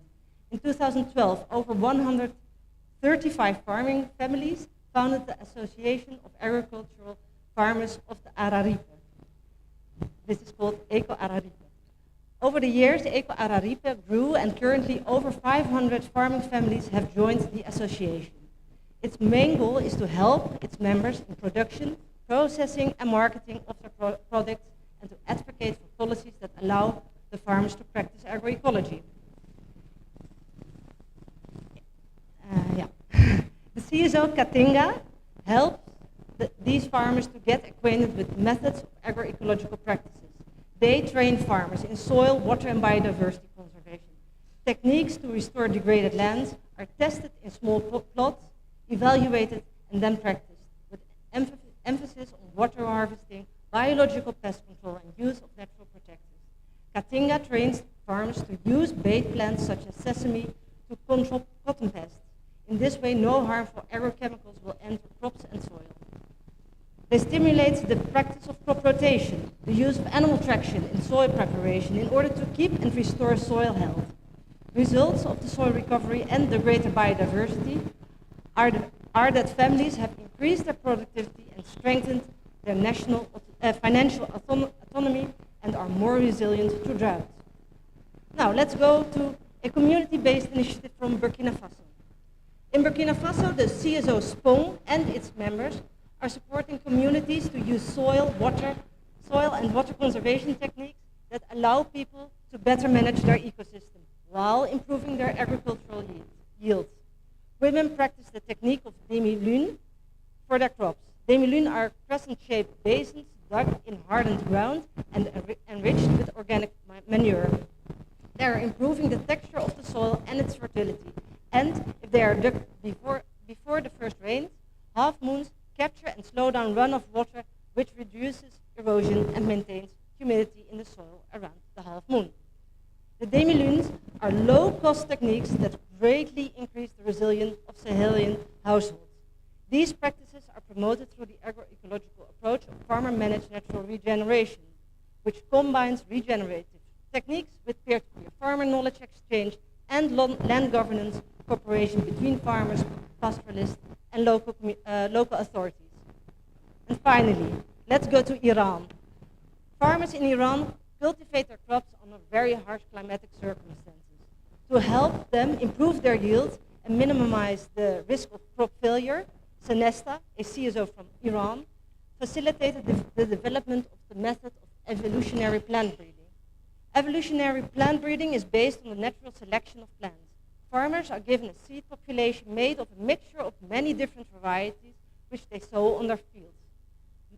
Natural crossing between the seed varieties happen dependent on the specific environment. And after harvest, these seeds can be sown again to grow. This results in very diverse seeds populations that build the resilience of the farmers. The evolutionary plant breeding helps farmers, especially in the areas prone to drought, to build more secure livelihoods and resilience. The method is less costly than buying seed varieties and less damaging for the environment, as it needs less agrochemicals accumulating in the soils. Evolutionary plant breeding, moreover, is a participatory method. Farmers can distribute the seeds themselves and become less dependent on seed companies. However, although the practice of evolutionary plant breeding is very supportive for farmers' soil health and biodiversity, it is endangered as more and more countries implement the seed policies based on UPOV that restrict the free exchange of seeds. Based upon these examples and many more examples of agroecological initiatives that are being supported by CSOs and scientists, I would like to make the following suggestion for action for all. The report of the IWG on drought, the COP and CST documents on drought are mentioning vulnerable people specifically. This is a very, very good first step, and now we need to bring that further. Who are these vulnerable people? We have to see vulnerable people and see their practices to deal with drought, and then support them in their resilience and help them to work with nature and support soil health, tree growth, and biodiversity for the provision in their livelihoods. In this context, I have 5 concrete actions for the CST and COP, and then I will end. 1, support and promote agroecological approaches and regenerative practices that are adapted to the natural ecosystem and enhance diversification of crops, trees, and animals as drought preparedness measures. 2, request a science policy interface of the UNCCD to specify Objective 1 in their working program for 2022 to 2023 on sustainable land use systems. It should be specified with agroecological approaches and regenerative practices as a specific point of attention. 3, add to the SPI working plan in Objective 2 on historical, regional, and global aridity trends and future projections that the SPI will unpack the term vulnerable people communities. Who are these people? Who are most vulnerable, and what is happening to them in case of drought, and what can be done to support their resilience and their land use activities. 4, ensure better coordination of information exchange, policy, and budget allocation regarding drought preparedness and response among ministries and government agencies, and also between the different governance levels from national via local authorities to the local communities and vice versa. And lastly, encourage and develop finance mechanisms for cooperation between land users, farmers, pastoralists, practitioners, and academics so that evidence-based policies are not only based upon academic thinking and laboratory results, but also based upon and fed by practices by land users. Make sure that financial resources end up at the right place and with the right people, where drought action is being taken. Thank you.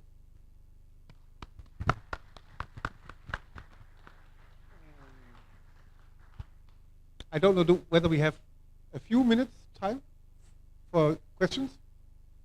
3? And then, yes, of course, you are invited later for a little invitation, and I'm sure that you can also talk with our presenters in person. We don't have much time for discussion, unfortunately, but if you have some questions or comments or observations, please, you are invited. But please keep it short. And please present yourself. Good morning, it's good to be here. My name is Ruth Spencer. I'm from the small Caribbean island of Antigua and Barbuda. And I agree with everybody, but the IUCN representative, he said if we take better care of our ecosystems, we can help to mitigate the drought. And I work with local community groups in Antigua. And as you go through our wetlands, we found pipes about 10 inches wide, blocked with dirt, and this must have accumulated over many years. And there was a big reservoir dry. But what I'm saying, it's we, the local communities, that have to investigate these matters. We have to remove all the invasive species because, you know, they would take a lot of the water. And still, these are the groups protecting nature that get the least financing. When you speak out, you get harassed, you know, you're called names. But the future really depends on the local stewardship of the people. And this is the message I bring today. Give the local communities more support. We are ensuring that no harm comes to the environment. We cannot wait to prove evidence of the harm. That's what the donors say. Show the evidence of the harm. We can't afford to wait. So we have to be proactive. We have to do everything in our power to influence decision-making, policy makers. So this is the message that the Caribbean NGOs and local communities have asked me to bring. We need more focus on the local stewardship of our ecosystems. Thank you. Thank you very much. And I think that is right to the heart of our African. I will now ask somebody else from the US how is participation there? Because I mean, everybody is, I think, acknowledges we need these local communities in the African context, but how, and then also Uzbekistan, how are they doing it? Because they have another technological and financial level, but do they observe also this kind of participation? I fully endorse the point that was made. Thank you for your comments. The Nature Conservancy globally is trying to do better in working with local communities and investing in them and giving them the capacity to manage these resources, as you and others of us have discussed, is important. In the United States, I would say we don't have a perfect history either by any means. I think that's well known. But in particular, when you look at the Colorado River Basin, we have 30 Native American tribes who have been largely disenfranchised from discussions about water management. There are many obligations that we have to legally to deliver water to protect their reservations and future uses, but also a very concerted effort to engage with them and to work with them, to support them, to help to give them capacity when needed, to help to inform some of the decisions and give them more stewardship over the resource. But there's much more work to do, but we are part of some significant partnerships to help to empower those communities.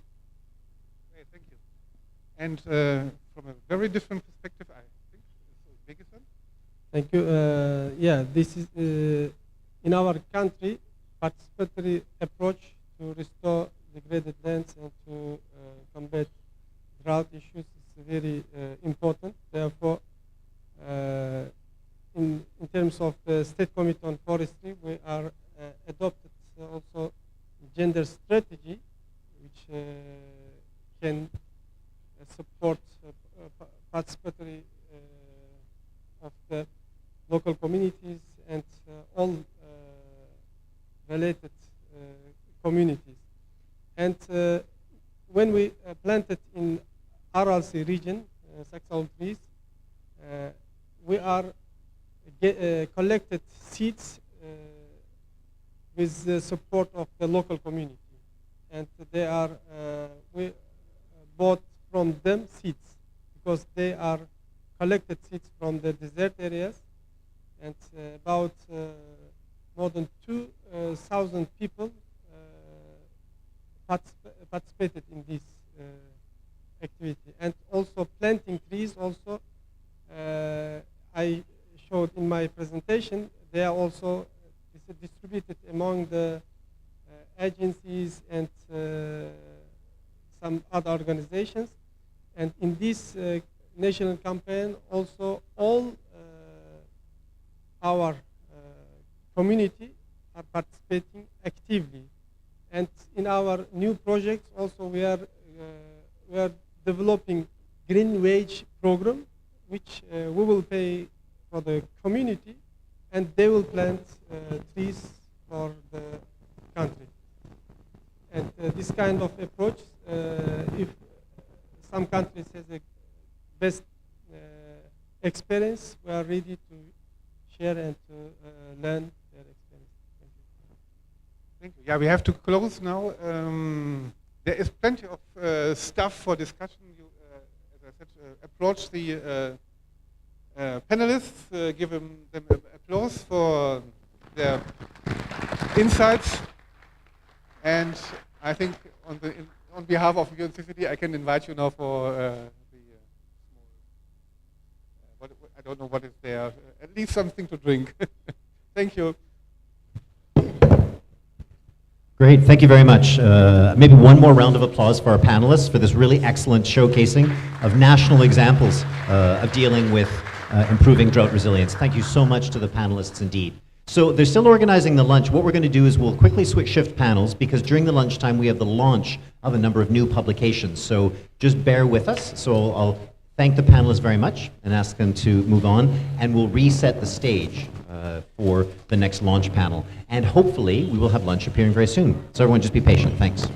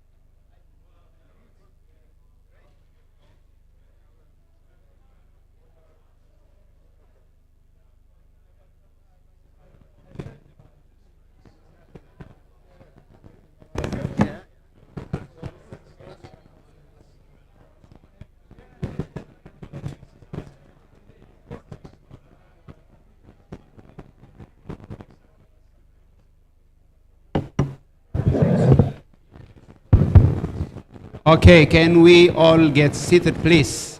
We will have a launch before lunch. Lunch is coming, but we wanted to launch interesting publications. So I would like to draw your attention, and they are very, very interesting. We will not disappoint you.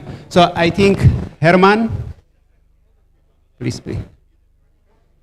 Poor Daniel, he's trying to get your attention. Ladies and gentlemen, we are going to go ahead with the lunch, please, with the launch before the lunch. So please just take your seats, and we're going to move forward with the launch of a couple of key publications. Okay, thank you very much.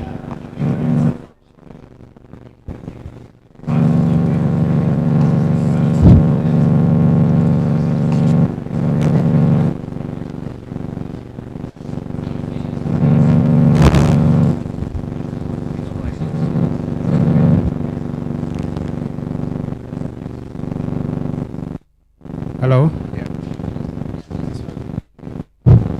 No, this one is working well.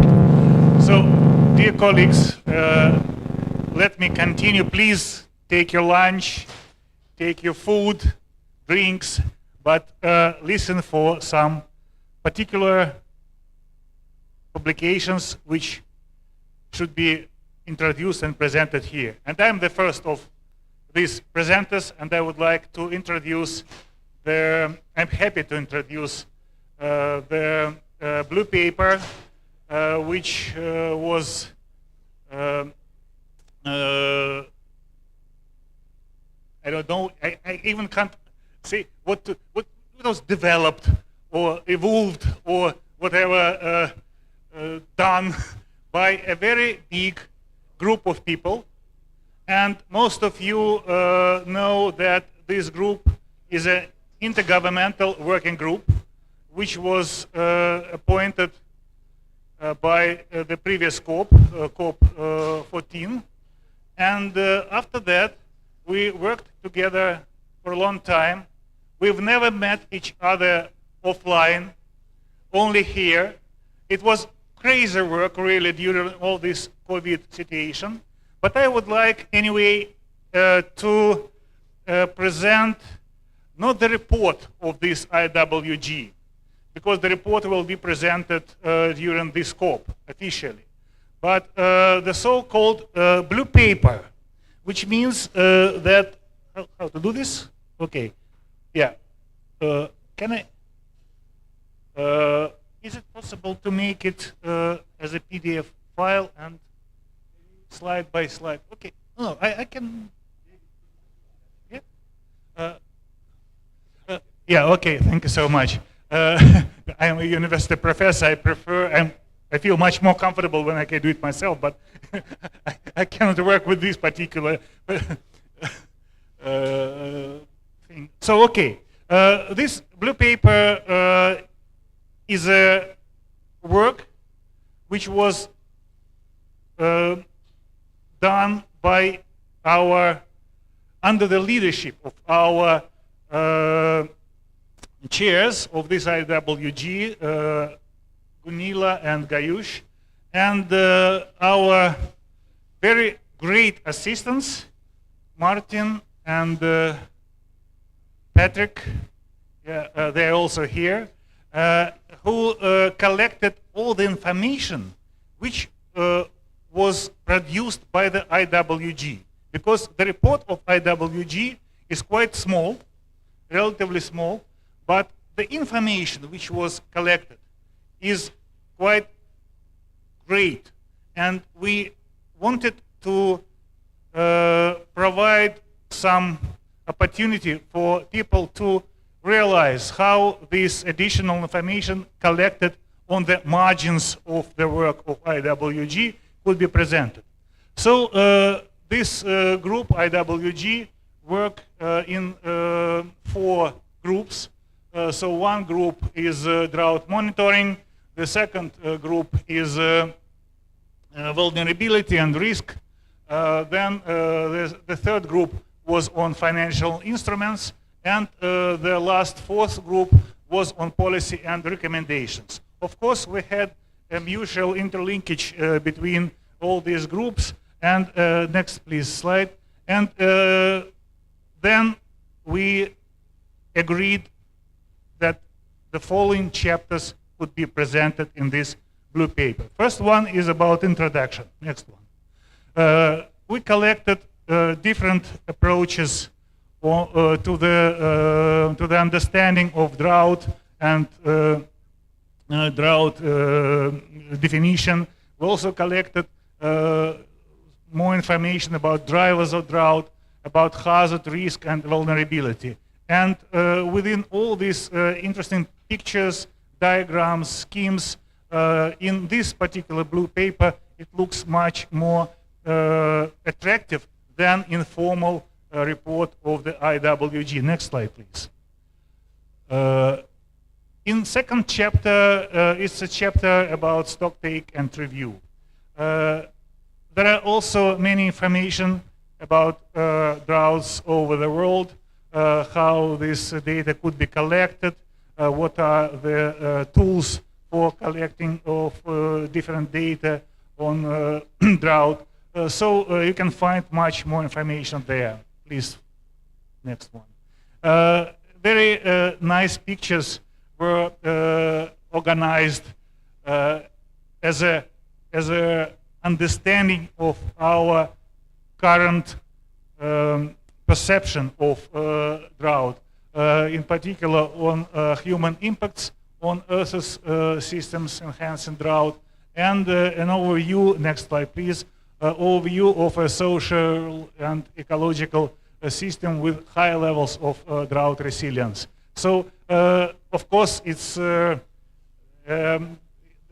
these pictures are interesting for either professionals or policymakers, and it could be interesting also for university professors, for teachers, and so on. This next slide. We discussed a lot about so-called options and recommendations. There were so many discussions on a different level on how to present our recommendations around options, how to manage drought in future. And in this blue paper, it is presented in different forms. In chapter 3, there are options on multi-scale monitoring of drought and drought management. There are also some schemes, some ideas, some lists on steps how to do that. Next one, please. The fourth chapter is about recommendations and options on policies and communications. And also this information is arranged in different schemes and diagrams. Please, next slide. There are dozens of very interesting diagrams which could provide some ideas also for policymakers, for developing national drought plans and so on. Next slide, please. And chapter 5 is about options and recommendations related to finance sources and mechanisms.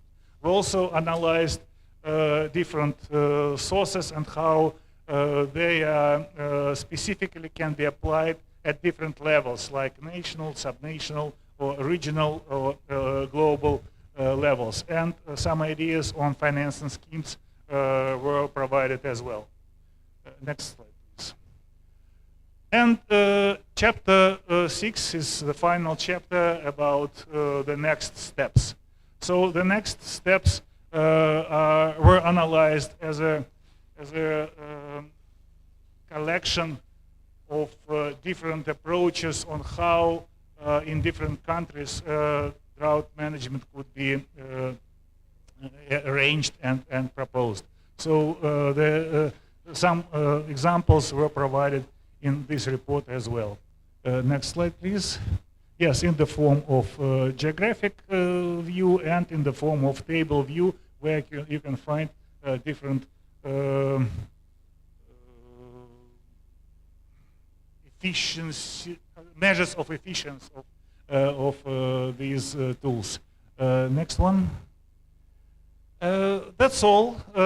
Some ideas also coming from the grassroots level also were collected by the IWG, and a few of them, most important, were presented in the blue paper. So thank you so much. That's it. Any questions, please later. Take your food, please. Thanks a lot, Herman. Is there any question? But we'll probably proceed with the next presenter, and then we will have more next questions maybe. We have a new publication from WMO, Global Water Partnership. It is a kind of an integrated drought management program on drought and water scarcity. People just kind of commonly use this drought and water scarcity words, and they have put a lot of effort to make sure that this is well understood by the public. So, yeah, Valentine, the floor is yours. Thank you very much, Daniel. Yeah, it's a pleasure to be here and to present this work that is a collaborative effort of the IDMP and its partners, so the Integrated Drought Management Program.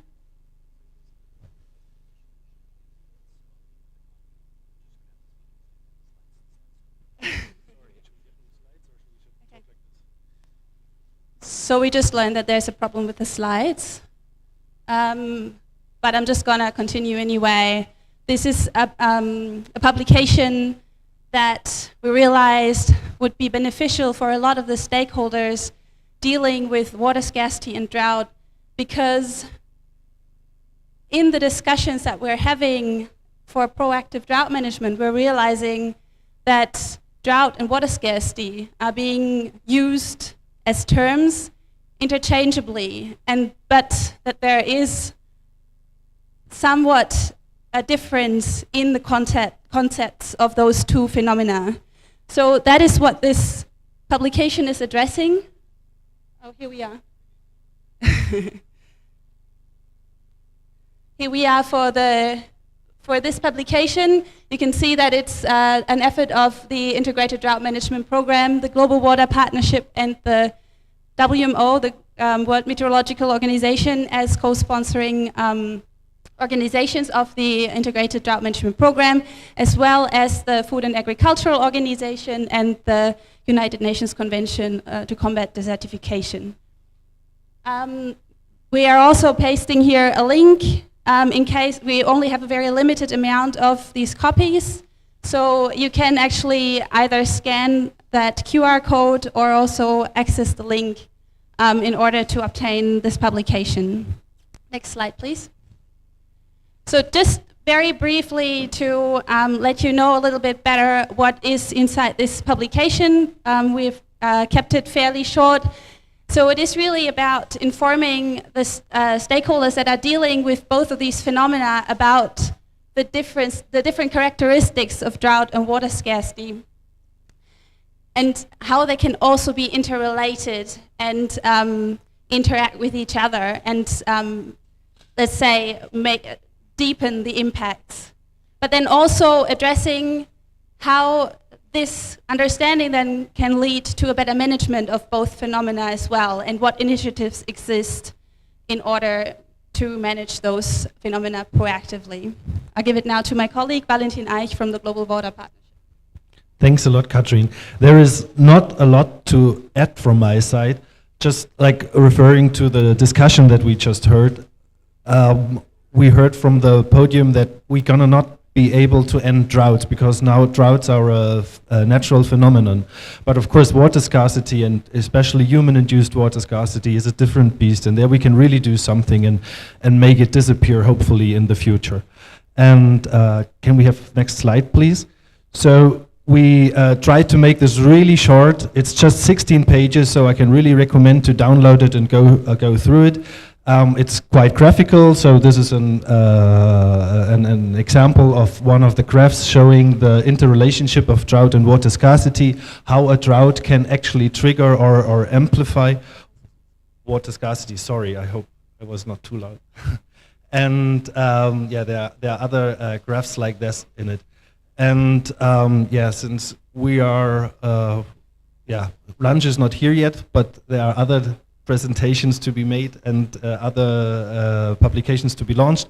So can you perhaps show the last slide? It's the first slide again. So we really invite you to download this. As I said, it's very short and sweet, and it was a big group effort of UNCCD, FAO, WMO, GWP, and all together as the IDMP. So thanks a lot for your interest.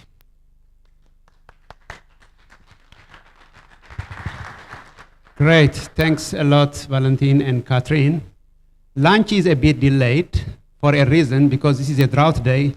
So they are trying to tell us that maybe we should, but it's coming, it's coming. So I'm going to launch another publication now. I'm going to be the presenter, The Drought in Numbers. Right now, actually, the executive secretary is having a press conference on this very publication of the UNCCD that brings together a number of facts, figures as related to drought. What is happening, where and why? So we are trying to make sure that people have some kind of visualization of what is happening so that we can really sensitize the decision makers on making sure that they are going to be making some kind of decisive decisions on drought-related actions. So the drought in numbers has been very much well received by a number of them, and that's why we are now going to be publishing it at the high level, but it's also good to have a kind of a glimpse of this new publication with you. It has a number of statistics and maps that also relate to what Herman Kuss in the IWG Blue Paper presented. So I'm glad to be the one who is presenting, but there are a number of them who are behind this publication. Is it coming?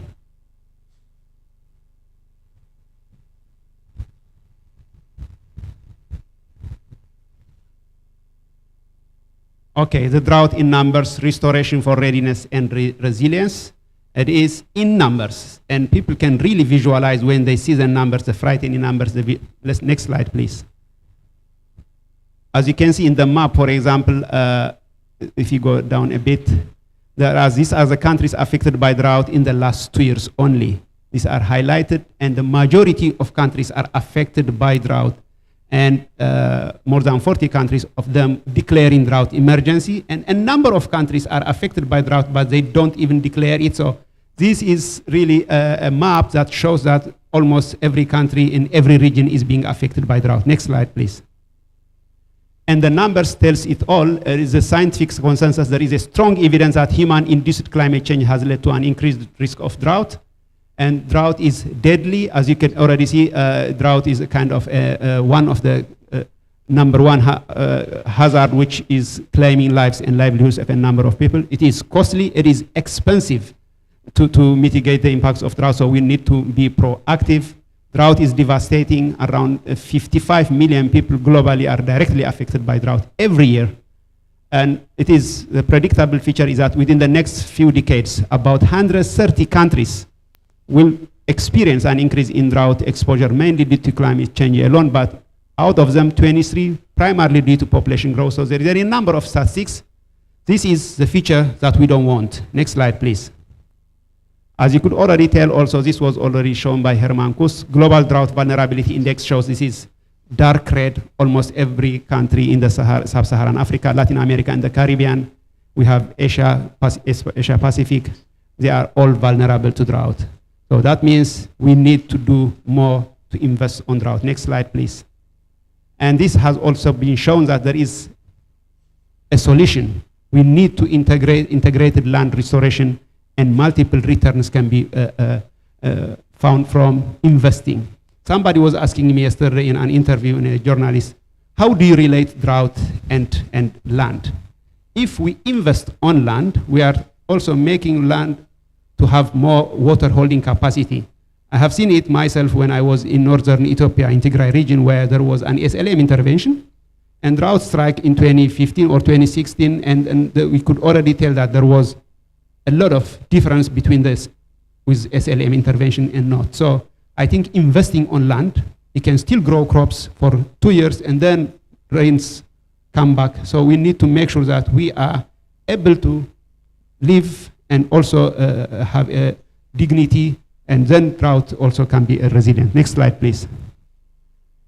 So the need to proactive thinking and intervention is very important. There are a number of issues here. What I wanted to say is we have always been talking about reactive to proactive.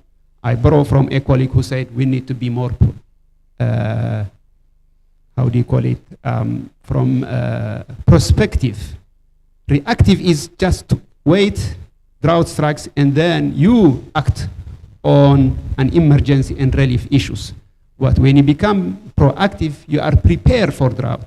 But prospective is also making sure that everything that we do, drought will come anyway. So we need to make sure that it is part and parcel of the work that we do in everyday life. Next slide, please. So this is just showing that it is everywhere, and this is also statistics from Latin America and the Caribbean. Next slide, please.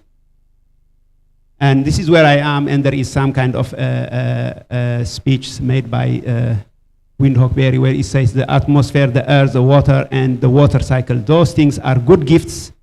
The ecosystems, the ecosphere, and these are also good gifts, but we have to regard them as gifts because we couldn't make them. We have to regard them as good gifts because we couldn't live without them. So we want to make sure that drought resilience is taken seriously. Thank you very much.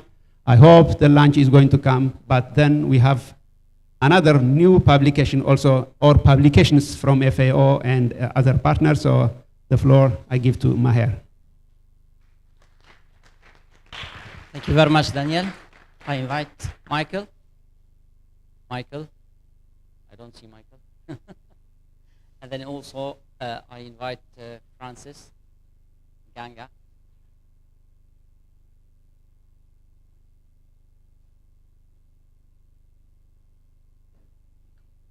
We just make it official up if you like, since we have time, but I will be standing. Thanks very much. Actually, FAO, within its collaboration with the UNCCD and other drought partners, has published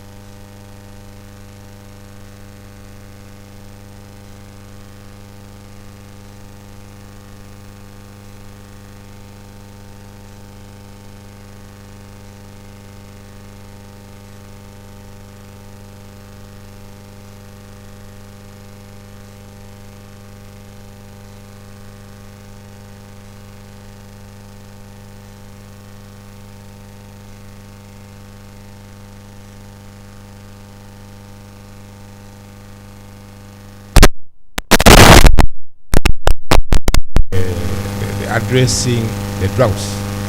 And therefore, at all these scales, we should be able to have the strategies put in place to try to mitigate the impact of drought, and also to maybe react to droughts also. So that's how I look at it.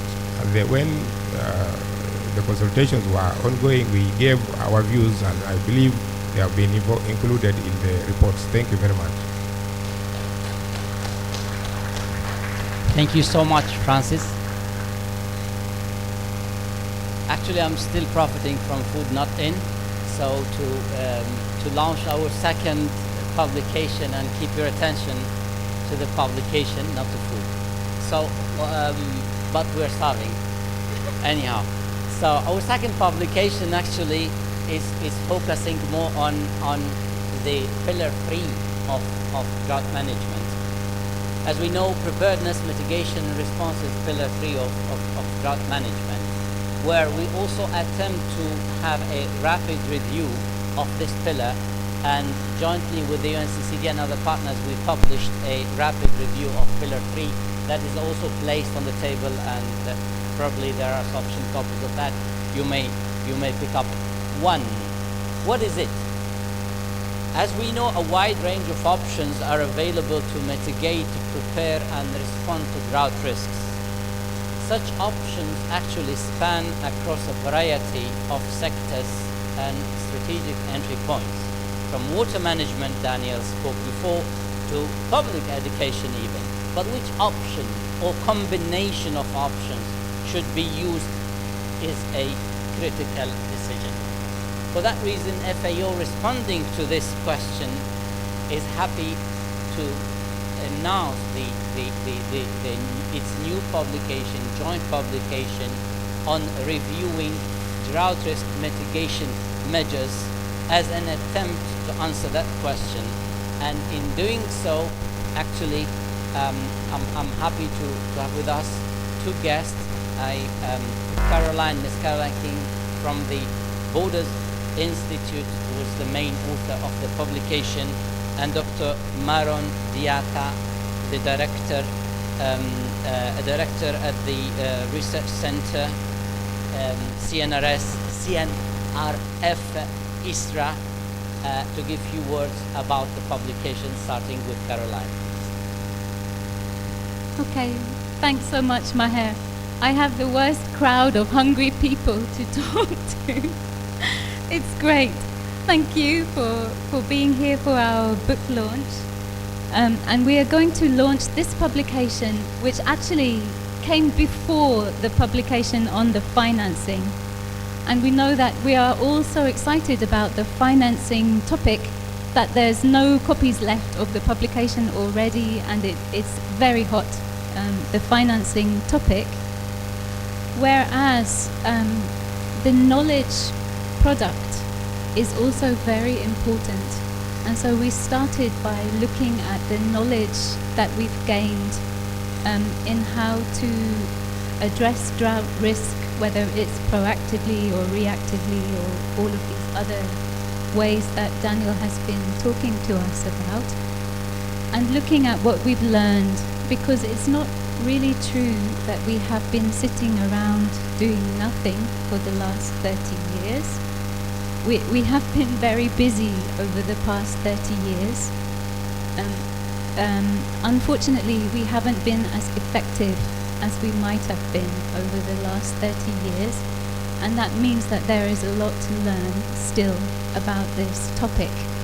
And it's why the example that we saw from the Nature Conservancy that was presented earlier today was so interesting, because we saw a case where there has been an experience of attempting to address the problem in different ways, and a learning process that over time has helped us to understand how land really is the solution, both in the United States and elsewhere. So that's a learning process, but we need much more learning processes, and this is why the Integrated Drought Management Program, and particularly FAO, have invested in having a knowledge product which was produced with so many different partners and contributions and included 11 case studies of all sorts of examples from different parts of the world where we can gather this learning. From amongst all this wealth of learning and experience, we are so lucky to have one of the best. Although they are all the best, we have definitely one of the best from the experience that has been gained in the Senegalese National Forestry Research Institute, which is part of the National Agricultural Research Institute. And we have a super champion here to champion the lessons that we have learned in Senegal on this topic. So can I hand over?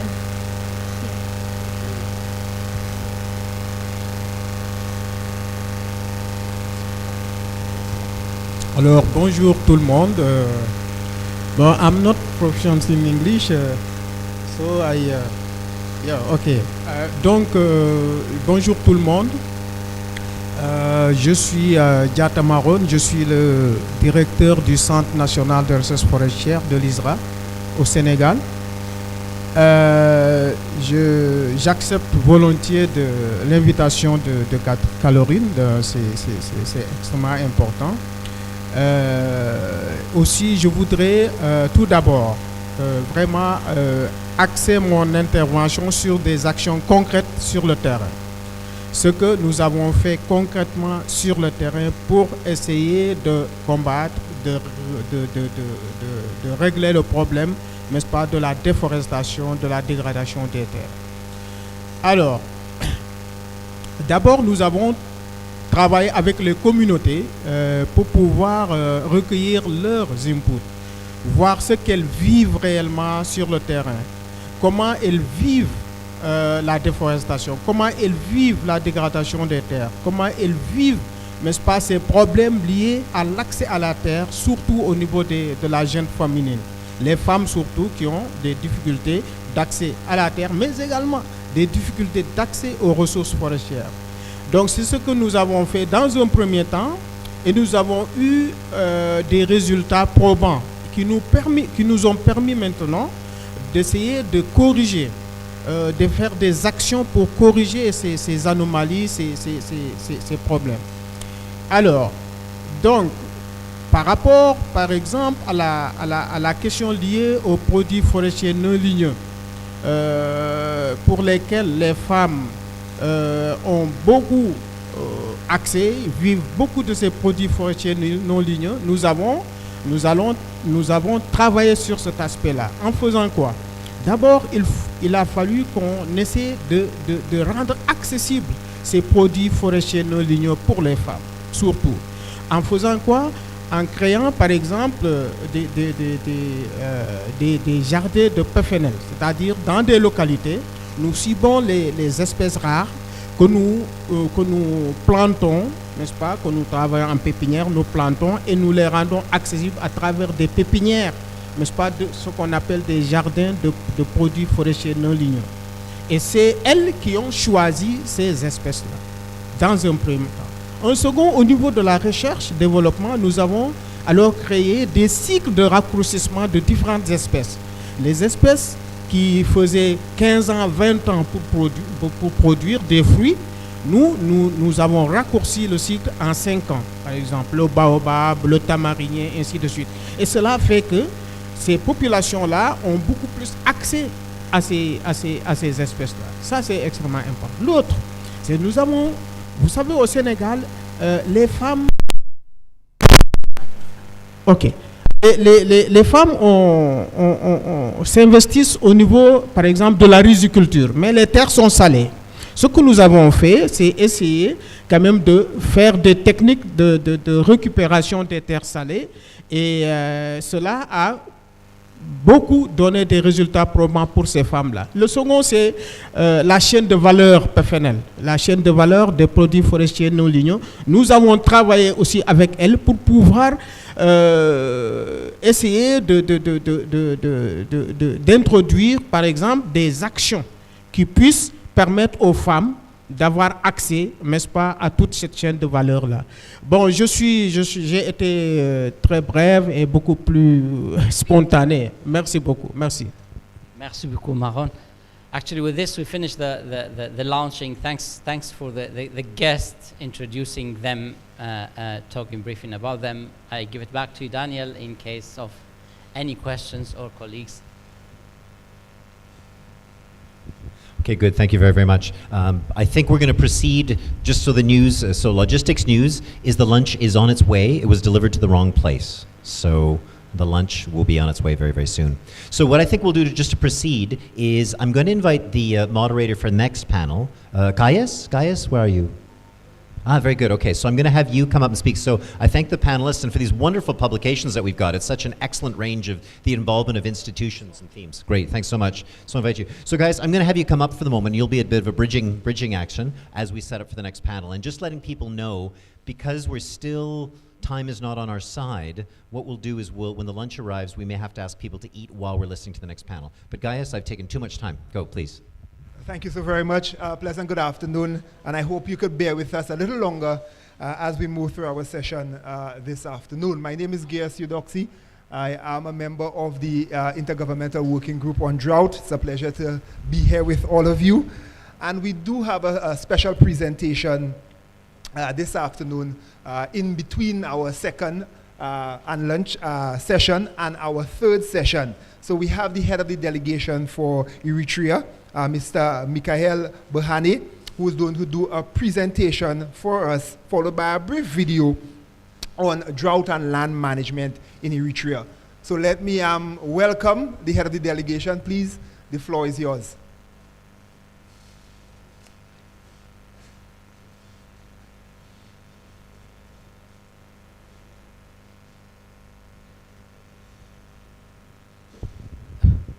Thank you very much. And first I would like to thank you, the organizers, to give me the chance to present a presentation. And also I would like to thank you, the organizers, for delaying the lunch so I have to present.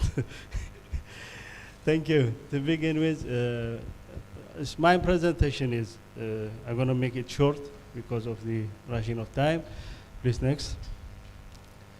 This is a map of Eritrea. As you see, the majority of the land is arid or semi-arid. Please go. Next. The major challenge what we have is Eritrea is located in the sub-Saharan Africa, which is a drought-prone area.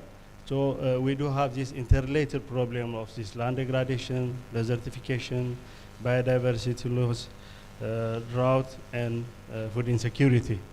This is because the location of the country and also the misuse of these natural resources. Because of this unwise use of natural resources, including the deforestation, overgrazing, inappropriate resource management practices, and inadequate measures of sustainable land management.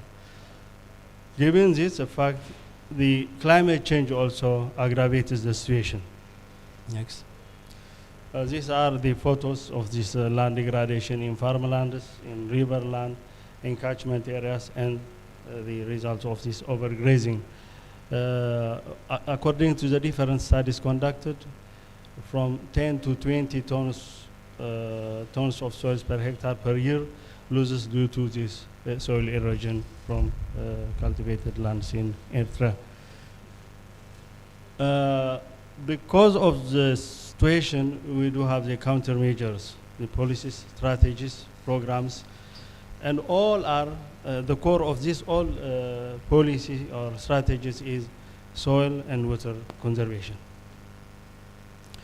Let's go. As a result, as we know, we do have this soil and water conservation structural measures and agronomic measures. The common and widely used structural measures of soil and water conservation in Eritrea are these bench terraces, because the land is slopy in slopy areas. Farmers do cut the slope using these bench terraces, stone bands, and soil bands to conserve the soil in situ.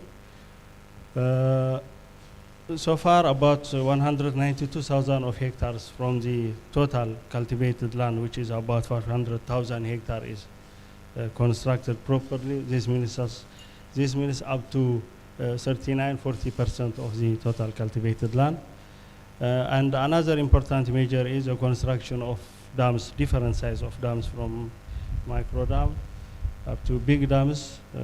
From 138 now, the total number of dams is 785. These are the examples of the dams constructed so far. Next. Okay, sorry. Because of the water harvesting structures, the downstream irrigation development promoted, and since 1992, the irrigation land increases 4 times, and the total production of fruits has increased by 71 times, and that of the vegetables by 6 times. More importantly, the number of farmers involved in this downstream irrigation or this modern irrigation system also increases.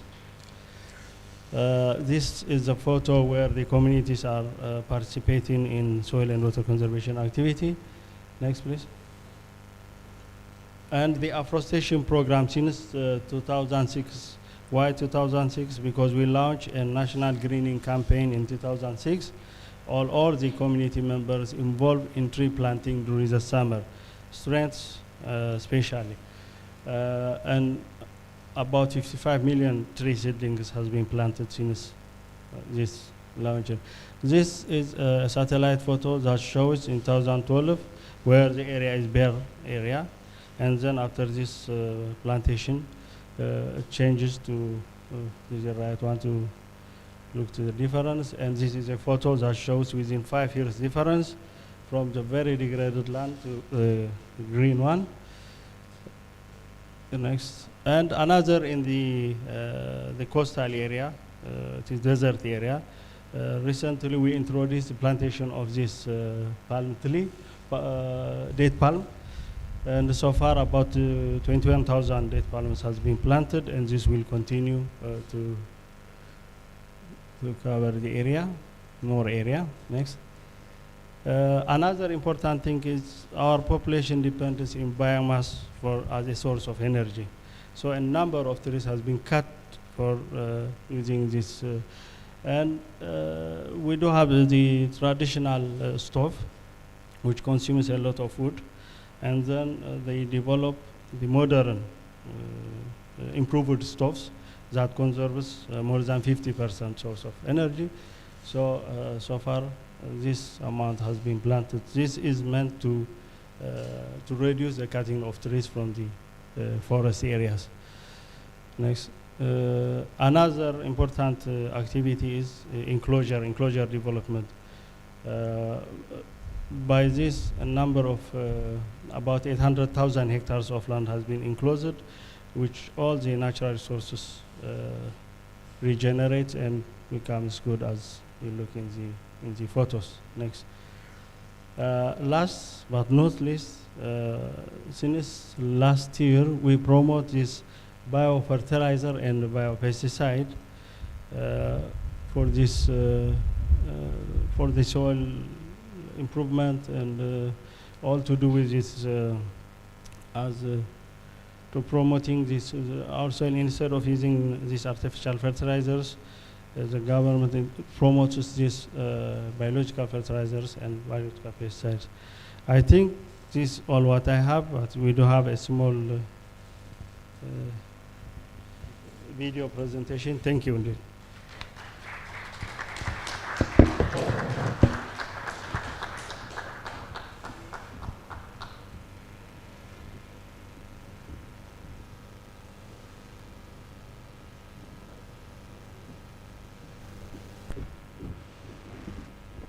Just be patient, everyone. They're setting up the presentation in the back. Ah, voilà.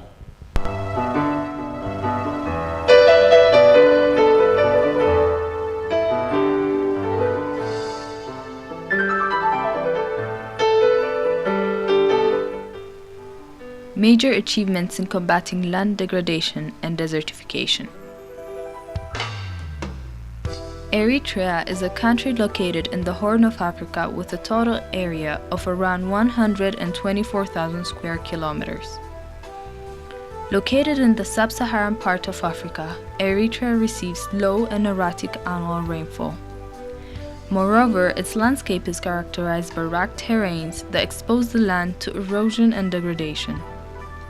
As a result, conserving soil and water has been one of the top priorities in the country's national agricultural strategy.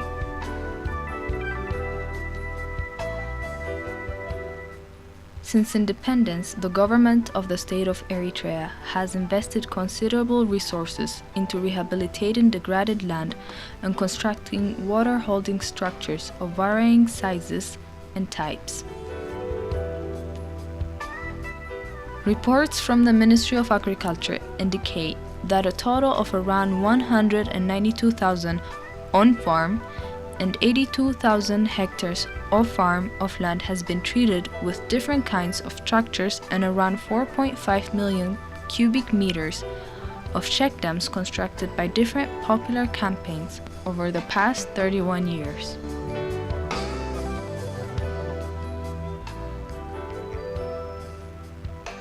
One of the notable achievements over the past 31 years is the substantial increase in number of the water-holding structures. At independence, there were only 138 ponds and dams in the country. Currently, however, the figure is 785. Thanks to this progress, the total area of irrigated land has increased approximately fivefold.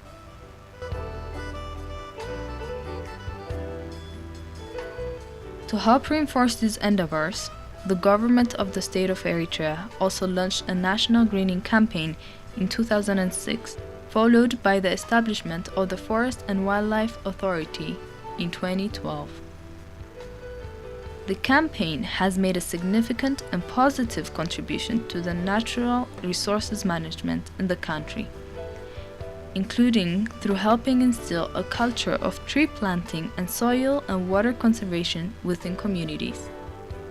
ካብኡ ሓሊፉ እውን ነፍሲ ወከፍ ስድራን ዜጋን ብግዜ ዝልክዑን ብፍቕዲ ዝግለጹን ናይ ምግራብ ዕማማት ኣብ ውሽጢ ቀጽርን ገደናን ጎደቦን ጎደናታትን ምእንቲ ክትግበሩ ንወለንታነት ጥራይ ከይተገድፈ ከም ግዴታ ተወሲዱ ናይ ተሓታትነት መቆጻጸሪ ቅጥዕታት ወፂኡሉ ዝርዝር ትግባረ ውጥን ክረቅቕ ይግባል።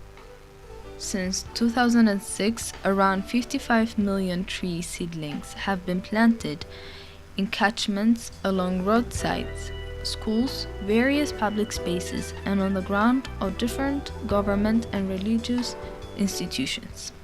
In addition, a large percentage of the land has been classified as protected and placed within enclosure, supporting biodiversity and the recovery of wildlife.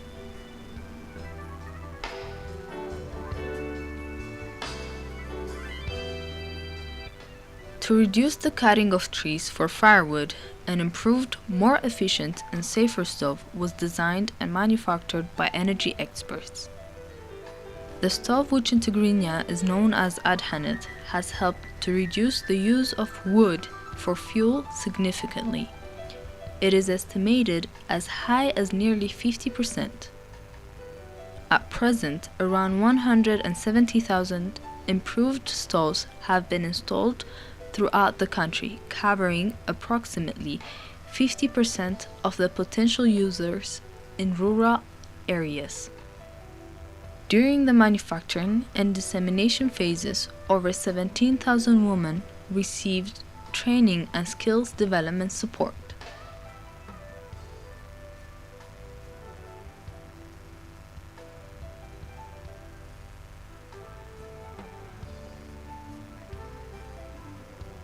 Currently, a more improved solar-powered stove, known by as Mara Solar Stove, has been manufactured by an Eritrean innovator, Mr. Masoud Emer. The stove is at its final stage to be introduced mainly to rural households, and it has been manufactured to suit for a number of cooking activities.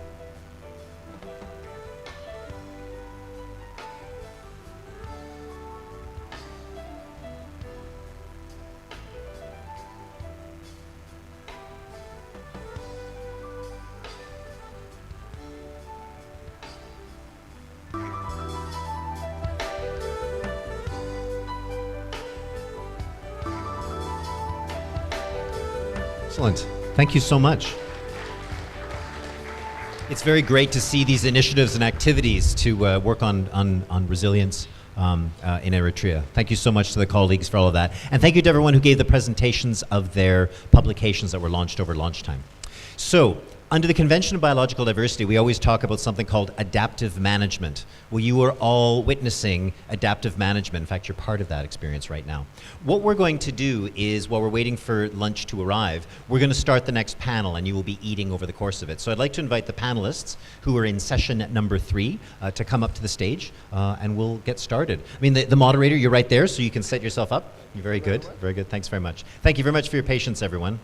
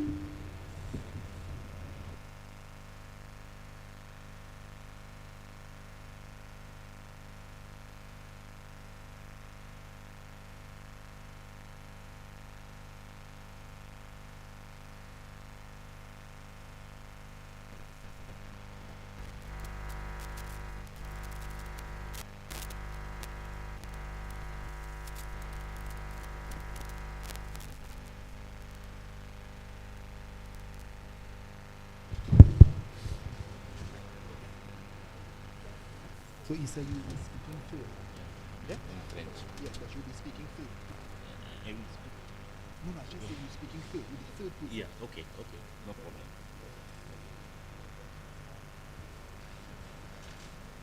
So let me again say a pleasant good afternoon to all of you. And we do appreciate your understanding and indulgence thus far. I hope you all could continue to manage as we go along this very important session here. Our third session of our Drought Day deals with technology providers and the new technologies in response to early action. So this particular session is very important, noting where we have come from in the second session dealing with management issues. And we saw for a fact that the importance of being able to monitor, assess, and ensure that we have early warning systems are very critical. So we have our panelists here who are going to share with us from global to regional levels various types of technologies that are currently being in use and those that are theorized to help us better monitor and address drought in a very integrated way. So without any further delay, our first presenter, I'd like to introduce Ms. Lucy Barker. Lucy Barker is a hydrologist at the UK Centre for Ecology and Hydrology with over 8 years of experience in drought research. She focuses on drought characterization and monitoring and contributes drought and hydrological status assessment tools at the national scale for the UK and at the global scale through the WMO HydroSource initiative. She recently led the development of the Good Practice Guidance, and we know how important that is to SO3, for national reporting of the UNCCD Strategic Objective 3, which aims to track drought hazard, exposure, and vulnerability over time. So it is my pleasure, and I ask you to welcome Ms. Barker. Thank you. Thank you for the introduction and the invitation to speak today. And yeah, so I'm going to talk today about the Good Practice Guidance that Gaius mentioned in my introduction. And it really sits at the interface between two of the pillars of integrated drought management, between overarching theme of drought risk, but actually really key points in monitoring the different aspects of drought risk. Next slide, please. So over the last kind of 18 months or so, we were working, a team of us at the UK Centre for Ecology and Hydrology, on developing this good practice guidance. And it's to monitor the progress towards Strategic Objective 3, following Decision 11 from COP14. Strategic Objective 3 aims to mitigate, adapt to, and manage the effects of drought in order to enhance the resilience of vulnerable populations and ecosystems. It's part of the UNCCD Strategic Objective Framework, and it aims to contribute to achieving the objectives of the Convention, plus the Sustainable Development Agenda, in particular Sustainable SDG 15.3. The guidance was reviewed by country parties, the Secretariat of the UNCCD, the SBI panel, and a number of international academics, experts in drought risk and drought hazard assessment. Next, please. The guidance sets out on methods and data of how to monitor the progress towards SO3 using 3 indicators that were set out in the decision and the supporting CST documents. We have 3 indicators that relate to the 3 elements of drought risk or hazard risk set out in the IPCC framework. We've got the level 1 indicator looks at the trends in drought hazard over time. The second indicator, the exposure to drought of the population over time. And the third indicator, trends in the degree of drought vulnerability. Understanding drought risk is one, as we know, is one of the key 3 pillars of integrated drought management. But it also supports monitoring and early warning, understanding that you can, understanding where you're likely to see those impacts of drought. Next, please. We had some boundaries within which we had to work in recommending the methods and data for the good practice guidance. We needed to use methods that had been applied and reviewed at the global scale in the scientific literature, make use of existing guidance, agreements on data that internationally, use globally available data sets, but also make sure that country parties could use their in-country data where that was available. But also, as well as all of those things, still be simple to calculate and interpret. So no easy task. Next slide, please. The first indicator really looks at the drought hazard and really focuses on meteorological droughts, because using the standardized precipitation index recommended by the WMO for monitoring meteorological droughts. The exposure indicator looks at the proportion of the population that are affected by drought, whilst the vulnerability, the third indicator on vulnerability, uses the drought vulnerability index using a range of vulnerability factors. And this was the most challenging one to really write the recommendations or the guidance on, due to the unknowns and the uncertainties in the scientific literature on how we really can boil down vulnerability to a single number, which of course I'm sure you can appreciate is a challenge. So we offered a range of options depending on data availability to try and address that problem. But it brings together elements of vulnerability for social vulnerability, economic vulnerability, and infrastructural vulnerability. But the methods that we have here are somewhat limited by the data availability at the global scale. It's really important to note that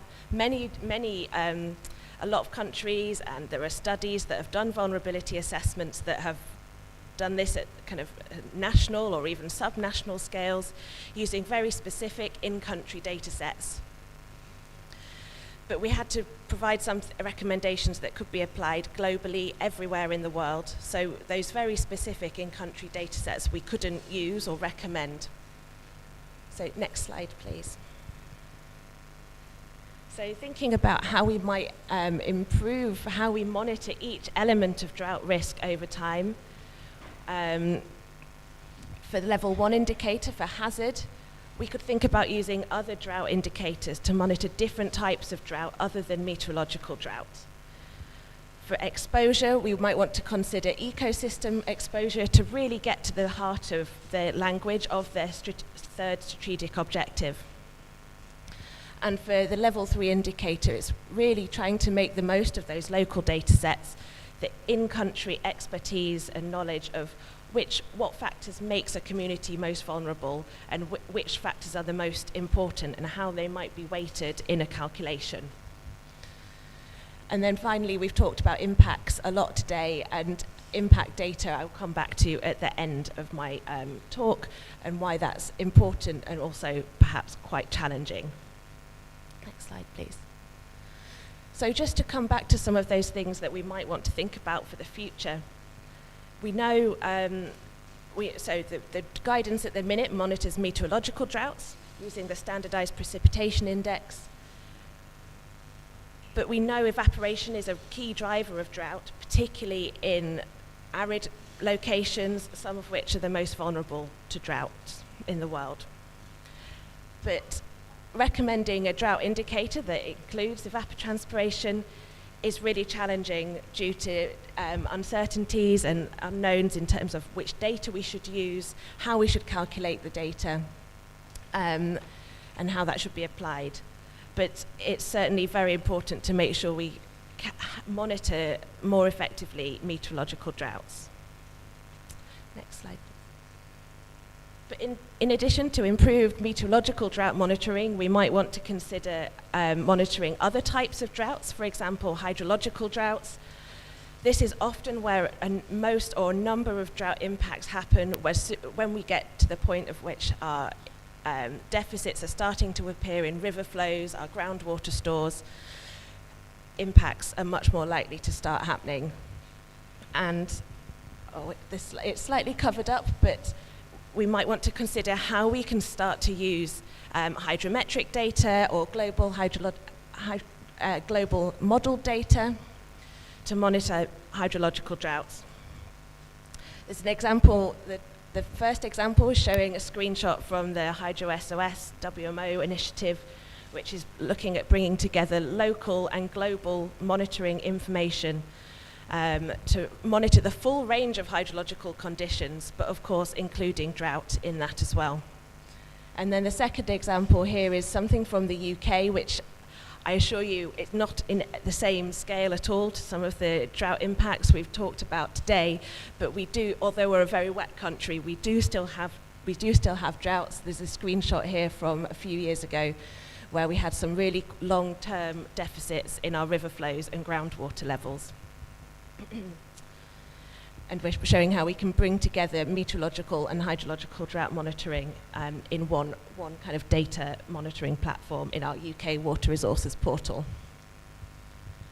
Finally, coming to impacts, we can use drought impact information although it can be challenging to collect that information, monitoring impacts is really hampered by the very slow-moving nature of droughts. It's hard to identify the onset. The very large scale can also cause challenges.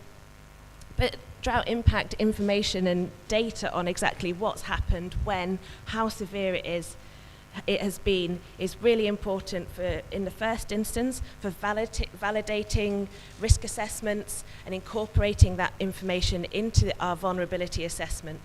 But also, coming back to the monitoring theme of this session and the tools, we can also start to understand the links between drought impacts and drought indicators, such that we can understand the relevant timescales of which indicators we need to look at and when, so we can start to really improve our monitoring and early warning, and perhaps even start towards forecasting impacts of drought, so we can be better prepared for the future. Thank you.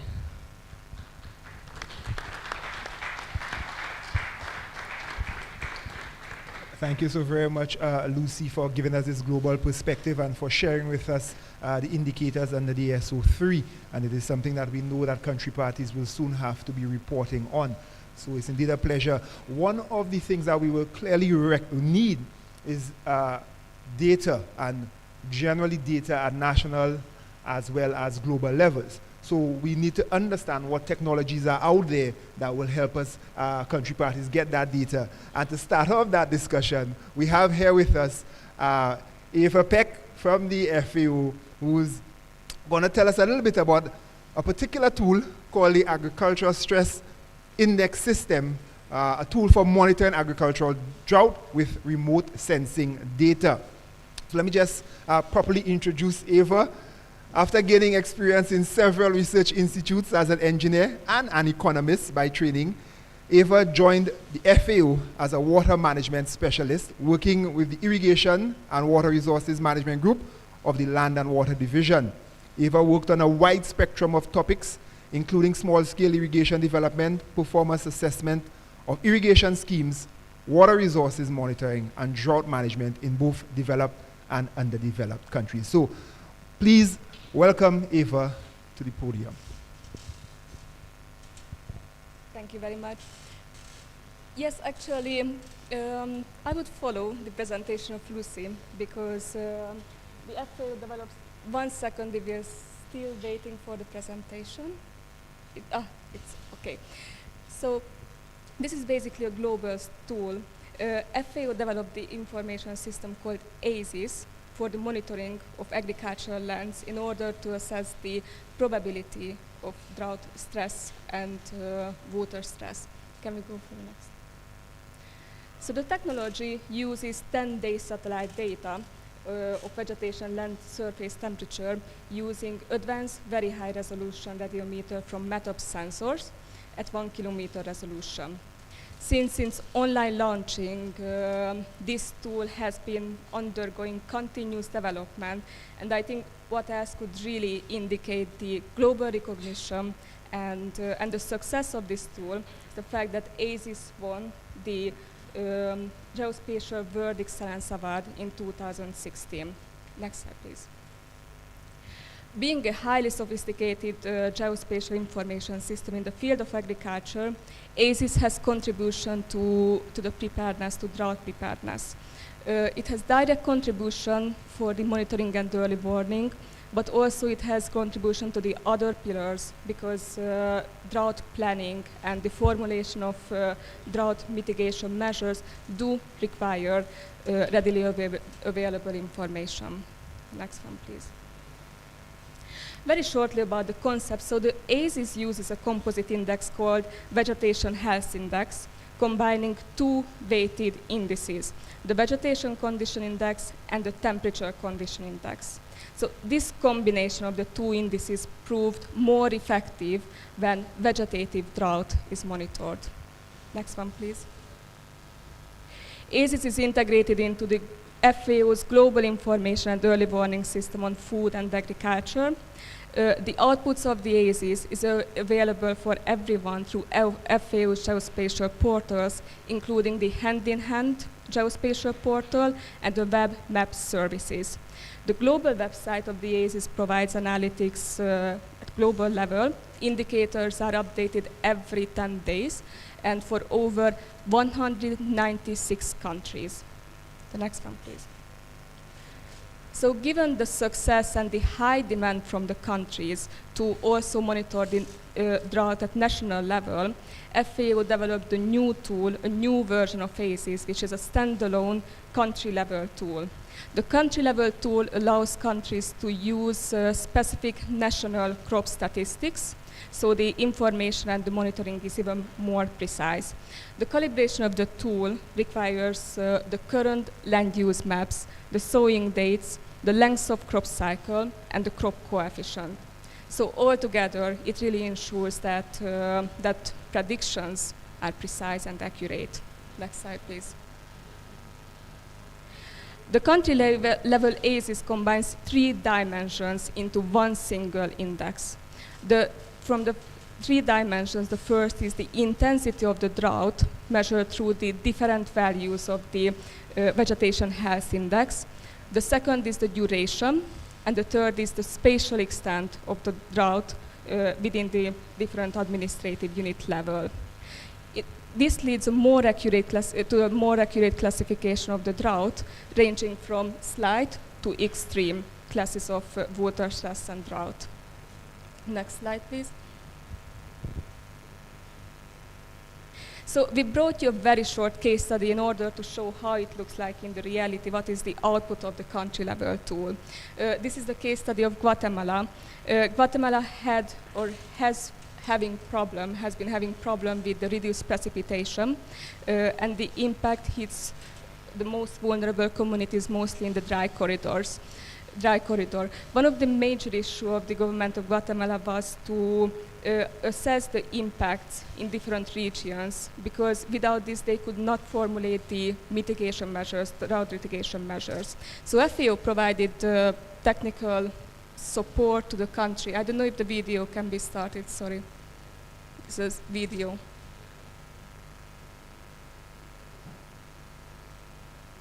There is a video, an embedded video.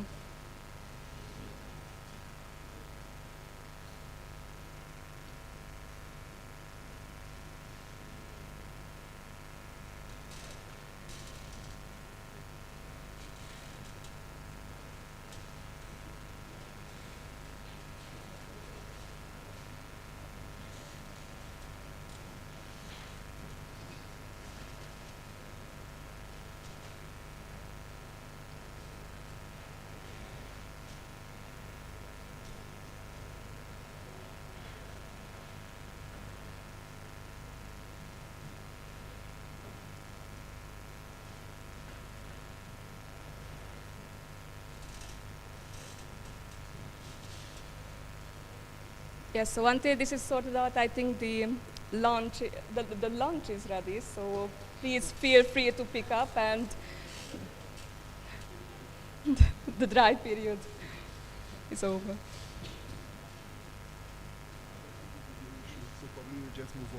I'm not too sure if okay. Perhaps it's not going to work out. I'm really sorry for this one. We wanted to really bring you a video to show how it works.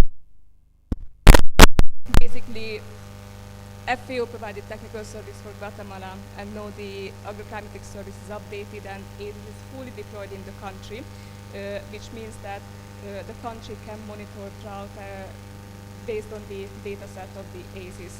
So finally, the ACES is an innovative tool with unique features. Just to mention a few unique features, it provides crop-specific analysis. Oh, we have it here. So please feel to see, this is the video of Guatemala, and this is the fully calibrated ACES country level, so all national crops, specific national crops are integrated into the system. It's open access, so it's really important to mention that ACES, both the global tool and also the national level tool, are open access tools. So users can, even farmers can freely access them and download information.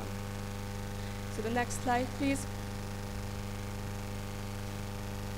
As you can see, it's a very innovative tool with unique features. So it provides crop-specific analysis based on the integration of crop coefficient, introduces the sensitivity to water stress and drought at different phenological stages. As you mentioned previously, it also allows the user to classify the different stages of the drought event. It can be calibrated to any crops, so countries can decide which crop they would like to introduce or involve, and these analytics can be obtained at national level, at administrative level, or even at agroecological units level. The country level ACES is built on historical archive with over 30 years time series, which means that users can be sure that at least in these 30 years, one reference year extreme drought event will happen. So in general, in nutshell, this is the concept of the ACES tool. I really encourage you to explore and try to use it and reach out to us if it really takes your interest. Thanks so much.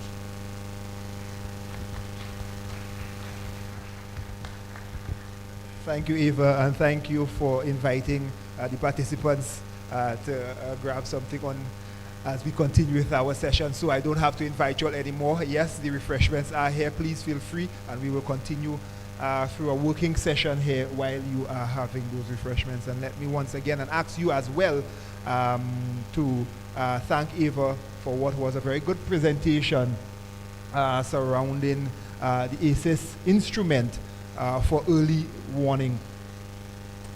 And I wanted to also indicate to you, this is a technical session, so we are hoping that at the end of the session, that if you do have any questions, we ask you to please, at the end of the session, to ask our panelists any pertinent and burning questions that you may have. So we will not waste any more time. We will continue with our session. And the next presenter, I must indicate to you all, is going to be presenting in French. So if you do not have a headset, or if you need translation, please feel free to grab one, as I would have to in a little while. We have with us Issa Gaba. And Issa is an agro-pastoralist and head of the division in charge of the management of natural resources of the Information and Research Department of AgriMet Regional Center, SILIS. He has 20 years of experience in early warning and environmental monitoring. So Issa is here, and Issa will do a presentation for us on the use of new technologies for drought control in West Africa and the Sahel, experience of the SILIS. Thank you, Gaius. Merci, cher Gaius. Merci bien. J'espère que les collègues ont pu quand même prendre leur casque pour pouvoir m'écouter pour ceux qui en ont besoin. Alors, ma présentation, justement, c'est pour partager avec vous notre expérience en matière d'utilisation des nouvelles technologies pour, je dirais, l'alerte précoce et la veille environnementale. Et pour cela, elle sera présentée sous ces 5 points que vous voyez. Suivant, next slide, please. L'objectif, en réalité, c'est de vous présenter un peu ce que nous faisons, le contexte sahélien et ouest africain, qui est, si vous voulez, un contexte dans lequel, en réalité, nous avons une agriculture qui dépend essentiellement de la saison des pluies. C'est une agriculture de subsistance, et le caractère assez difficile dans lequel ça se passe. Nous avons une population qui croît vite, et des animaux également. Vous avez une pression importante sur la terre qui est déjà fragile. Vous avez donc des crises récurrentes qui sont dues essentiellement à la sécheresse, la dégradation des ressources végétales, la biodiversité, le sol lui-même. Alors, ce qui a amené en tout cas à la création de notre institution, qui est le SILS, qui est créé justement pour combattre la désertification. Donc, next. L'objectif de la présentation, effectivement, c'est de partager notre expérience en matière d'utilisation des nouvelles technologies pour la lutte contre la sécheresse au Sahel et en Afrique de l'Ouest. Les objectifs spécifiques sont au nombre de 3. Il s'agissait de vous montrer un peu les services qui utilisent la télédétection au niveau de notre institution pour la collecte des données, pour l'analyse de la sécheresse et partager notre expérience en matière d'utilisation des nouvelles technologies pour la dissémination de l'information que nous produisons et ensuite essayer de vous faire comprendre un peu, de voir un peu les défis pour les perspectives futures. Next, please. Alors, l'institution d'où nous venons, c'est le CILS, qui est créé depuis 1973 pour combattre la désertification, la lutte contre la sécheresse au Sahel. Le mandat, c'est assurer la sécurité alimentaire, la gestion des ressources naturelles, combattre la désertification et l'adaptation au changement climatique. Cette institution a 2 bras techniques que sont le Centre régional Agrimet, d'où je viens, et l'INSA. Et nous sommes devenus plutôt le bras technique de la CEDEAO. Depuis juillet 2020, nous sommes devenus un centre climatique régional. Nous avons toute une batterie d'institutions avec lesquelles nous collaborons. Next slide, please. Et donc, ici, c'est juste pour vous montrer un peu, vous donner une vue sur ce que nous faisons avec les nouvelles technologies de manière générale à travers la collecte et l'acquisition des données pour créer de nouvelles indicateurs basés sur la télédétection qui utilise généralement, que nous utilisons généralement pour contribuer à caractériser la sécheresse. Madame qui m'a précédé a parlé quand même d'utilisation quand même des indices de santé et bien d'autres indices que nous utilisons aussi. Et nous collaborons également avec eux. Nous utilisons toutes les technologies que les gens utilisent de manière générale pour pouvoir assurer en tout cas la production de l'information, son stockage, son traitement, sa dissémination, jusqu'à l'aide à la décision souvent au niveau des utilisateurs qui sont à la base. Next. Et ici, c'est juste pour vous montrer ce que nous avons comme infrastructure au niveau du centre régional Agrimet. Nous avons en tout cas des antennes qui nous permettent en tout cas de recevoir les données MSG et autres pour faire les traitements. Nous avons une antenne RAS qui reçoit les données comme vous les voyez, telles que METOP et autres, que nous utilisons pour faire la prévision numérique du temps.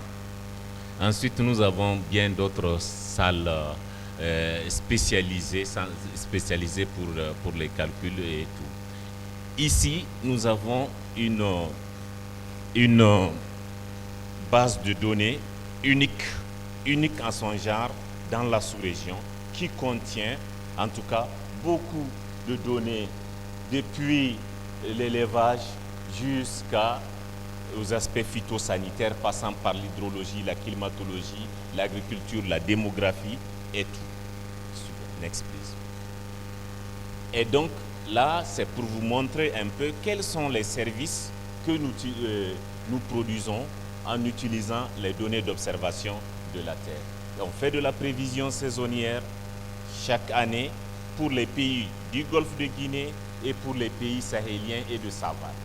On produit en réalité ce qu'on appelle la prévision agro-météorologique qui donne les séquences sèches. Comme on sait qu'au Sahel, la production agricole dépend du comportement de la pluie. On fait de la prévision hydrologique, on fait de la prévision et aussi climatique pour donner les quantités en termes de déficit et autres. Nous avons des services qui permettent en plus d'assurer le suivi de la végétation, le suivi phytosanitaire, parce que vous savez, avec le contexte de changement climatique, les maladies, les ennemis des cultures deviennent émergentes, donc on assure leur suivi. Tout ça sanctionné après par un bulletin mensuel que nous produisons. Ici, on fait aussi de la veille, de la veille environnementale en utilisant les données de haute résolution satellitaire pour faire de la cartographie de l'occupation et de l'utilisation des sols. Là, c'est la carte de 75 et on est allé jusqu'à 2018. La mise à jour, ça se limite à 2018 et on voit comment, au niveau en tout cas de la sous-région dont on a le mandat, on voit l'évolution, la dynamique de l'occupation et de l'utilisation des sols. On ne s'arrête pas là, on regarde aussi au fond, dans le milieu communautaire, comment évolue le sol de manière beaucoup plus détaillée. On utilise aussi les drones pour suivre la restauration et la gestion des paysages pour assurer un suivi qui permettra à la longue d'avoir une masse critique d'informations qui peuvent aider à la prise de décision au niveau beaucoup plus local. Next, please.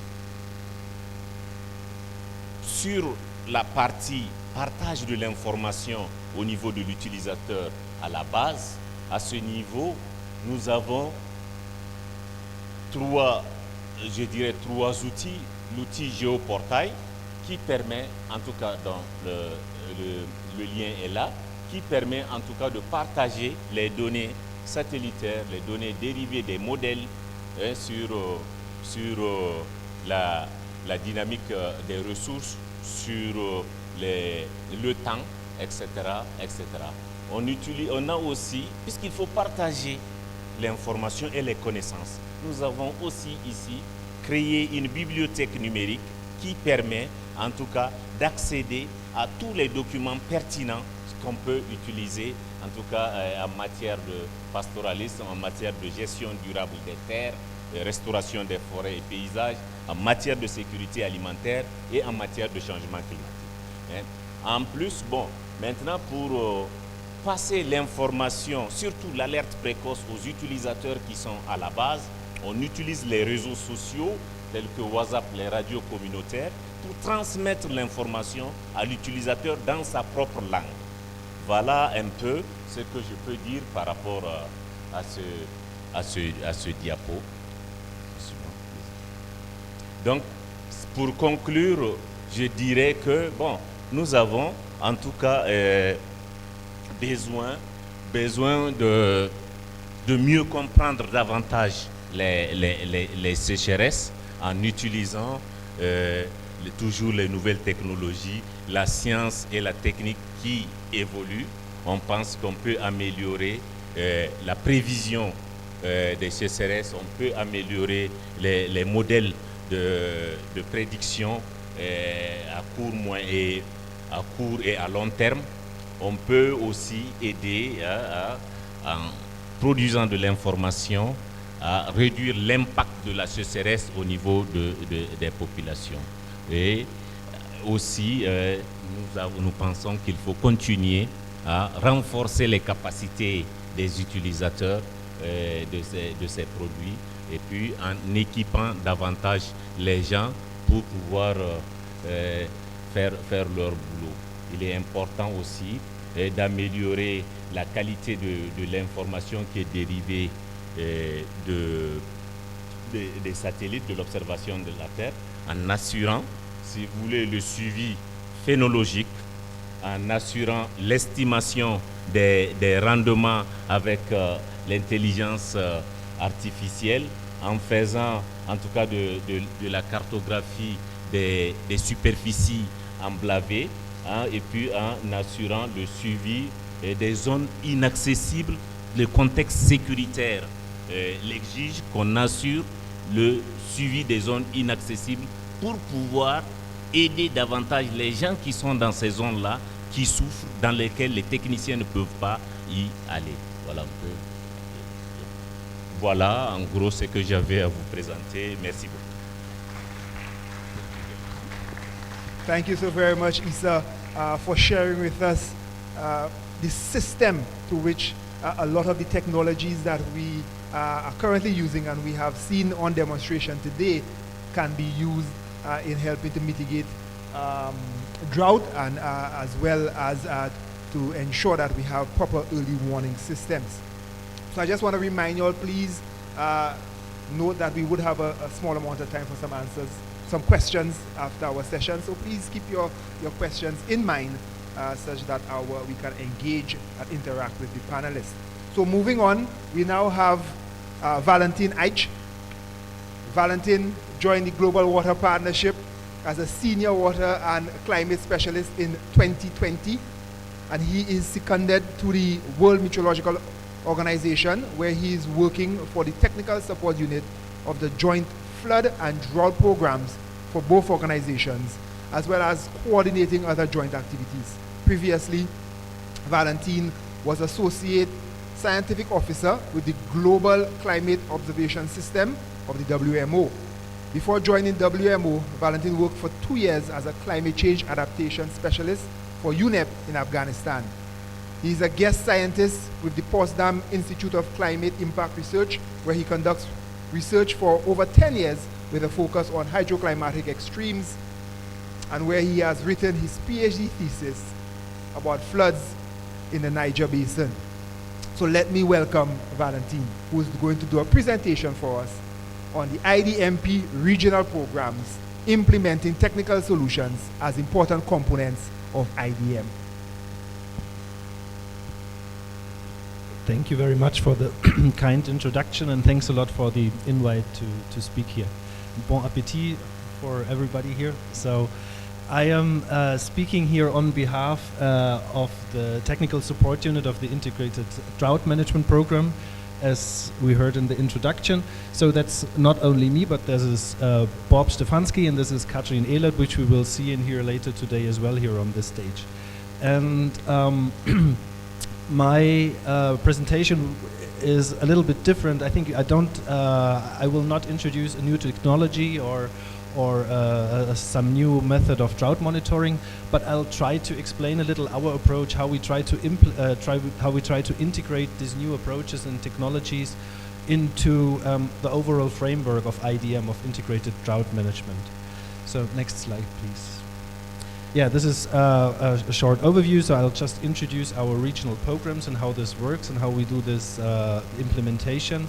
Then 2 short examples, one for Central and Eastern Europe and one for East Africa, about how drought monitoring and drought information systems have been implemented and are operational there, and then already some takeaway messages. Thank you.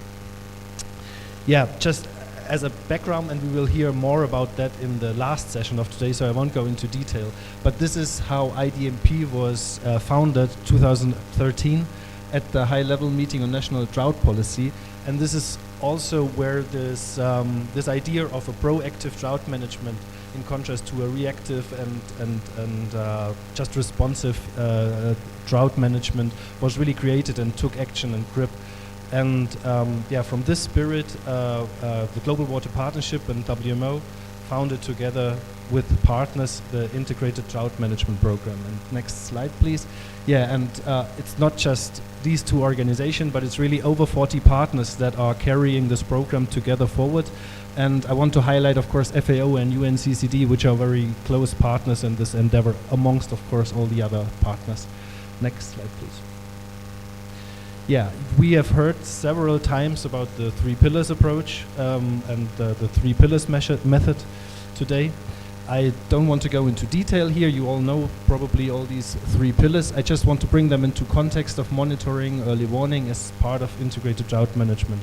So we have, of course, the monitoring and early warning pillar, which is obviously connected to monitoring.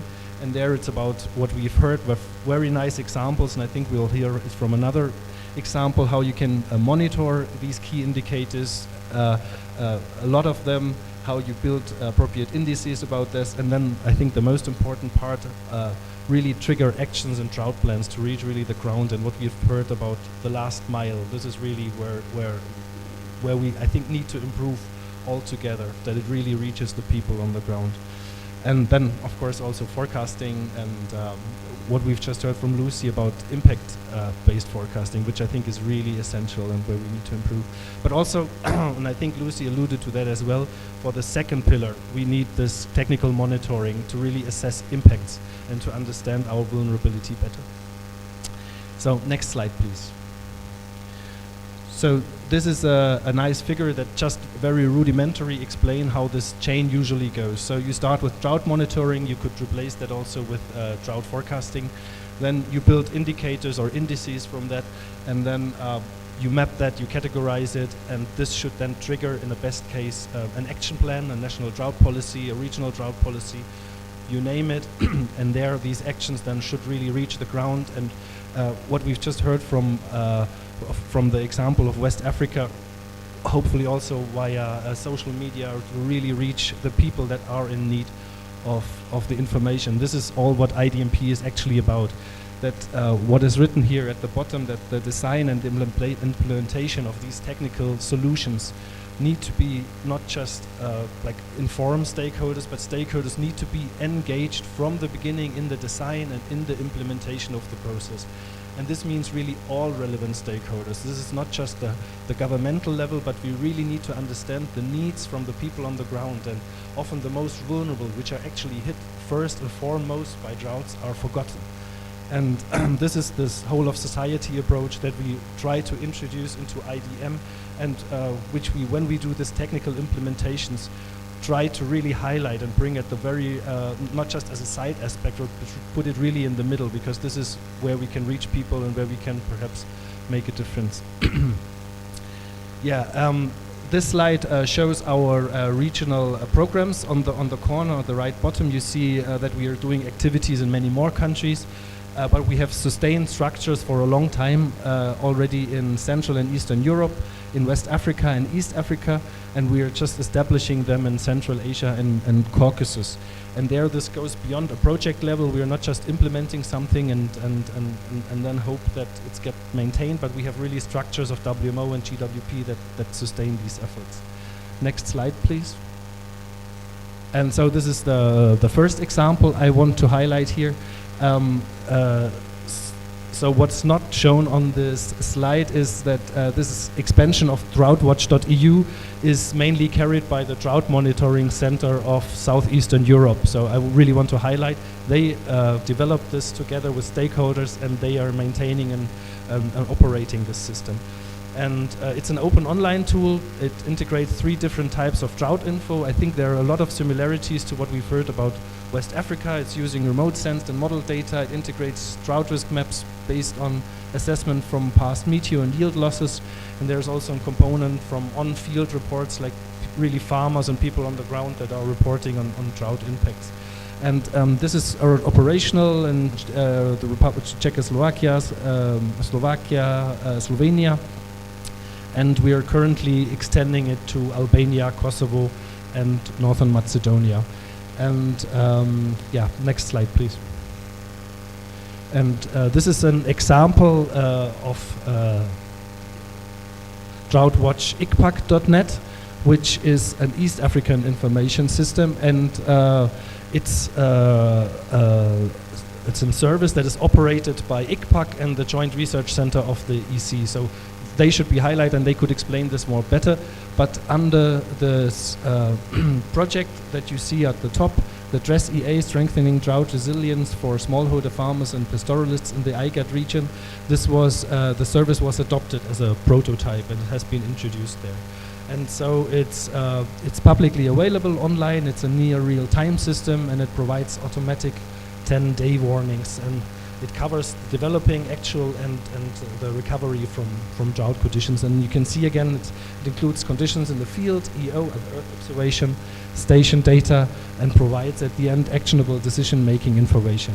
And why I'm showing these two examples is really that you can see there are slight differences, and we have heard from many other examples, from some examples today also, that there are other systems that are really tailored to specific needs, to specific approaches. And this is really, I think, the general message of this here, that there is not a one-fits-all technical solution that you can implement all over the world or even on a global level, but you really need to make sure that you answer to the needs of the people on the ground, and that the people on the ground are really on the table when we develop and implement these solutions. Yeah, and this is my last slide with the takeaway messages.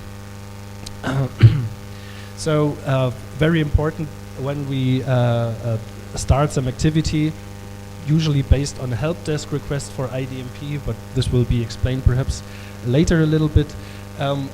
It's really important to not start from scratch, but usually there's all over the world, there are already initiatives, there is something to build on, and we try to be complementary to these existing approaches. And then it's not just inviting one or two partners or look who's most interested, but really that all hands on decks are needed. We need all relevant stakeholders on board, and really to plan jointly further steps.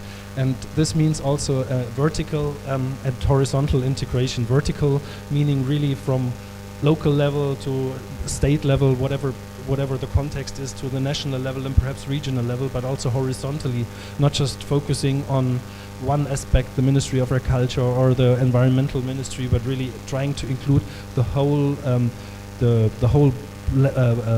wide of the aspects of drought. And as I said, leave no one behind, really a whole of society approach where we especially target the most vulnerable because they are hit first. Yeah, and we've heard very nice about the last mile. I don't think I need to add something there. And yeah, perhaps this puzzle, the piece of the puzzle that IDMP really contributes is then that we can give this sustained support on the long run through the structures of WMO with the National Meteorological and Hydrological Services and regional centers like ICPAC, for example, and of course the GWP regional networks. And we can draw on the expertise of over 40 partners and of a long time, or over 10 years now, almost 10 years of experience of supporting these kind of, the establishment of these kind of drought mechanisms and drought monitors. And so next slide. So with this, I would like to invite you to visit droughtmanagement.info, where you can find way more materials. By the way, also download the publication that we just introduced during lunch on water scarcity. And yeah, we'd be happy to answer questions, or you find also the email addresses of the whole technical support unit here. Thank you very much. Wonderful. Thank you so very much, Valentin, for sharing with us the IDMP's approach to managing drought, particularly at the regional level. I think it was refreshing to realize or to recognize the integrated bottoms-up approach that is being taken to make sure our impacted stakeholders are primary in whatever decisions that we make. So we have one more presentation. It's a virtual presentation, so I ask your indulgence. We have a presentation from Andrea Toretti. Andrea is a senior scientist at the European Commission Joint Research Center, I'm Andrea Toretti, where he coordinates from the European Commission the team. Joint Research Center. I apologize for not being able to attend in presence the event. Today I'm going to provide you an overview of the European Global Drought Observatories, of their main activities and ongoing. Just bear with us. So as I was saying, EDO and GIDO are part of the Copernicus Emergency Management Service since 2018. EDO focuses on the European domain, while GTO is offering services at the global scale. So just let me properly introduce Andrea before we watch his presentation here. So he's a senior scientist from the European Commission Joint Research Center, where he coordinates the team responsible for the European and global drought observatories. He's an expert on climate extremes, climate change, climate variability, and the impact on agriculture. And he'll do a presentation for us on European and global drought observatories.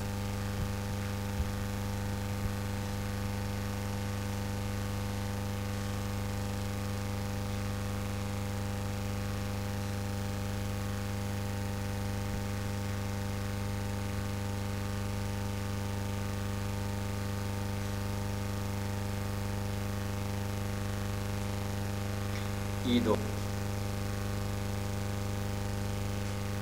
Morning, I'm Andrea Toreti from the European Commission Joint Research Center.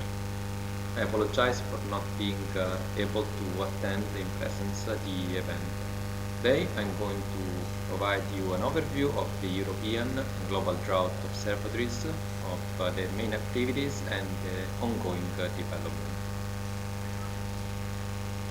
IDO and GIDO are part of the Copernicus Emergency Management Service since 2018. IDO focuses on the European domain, while GDO is offering services at the global scale. Both services are characterized by a quite complete suite of indicators aiming at characterizing climate extremes such as drought and heat and cold waves. Examples of these indicators are the standardized precipitation index, soil moisture anomaly, FPAPAR anomaly, and so on. But also the two services offer combined indicators such as the combined drought indicator composed of precipitation anomalies, soil moisture anomalies, as well as vegetation anomalies. At the global scale, we also offer the risk of drought impact for agriculture indicator, composed of the hazard, exposure, as well as vulnerability.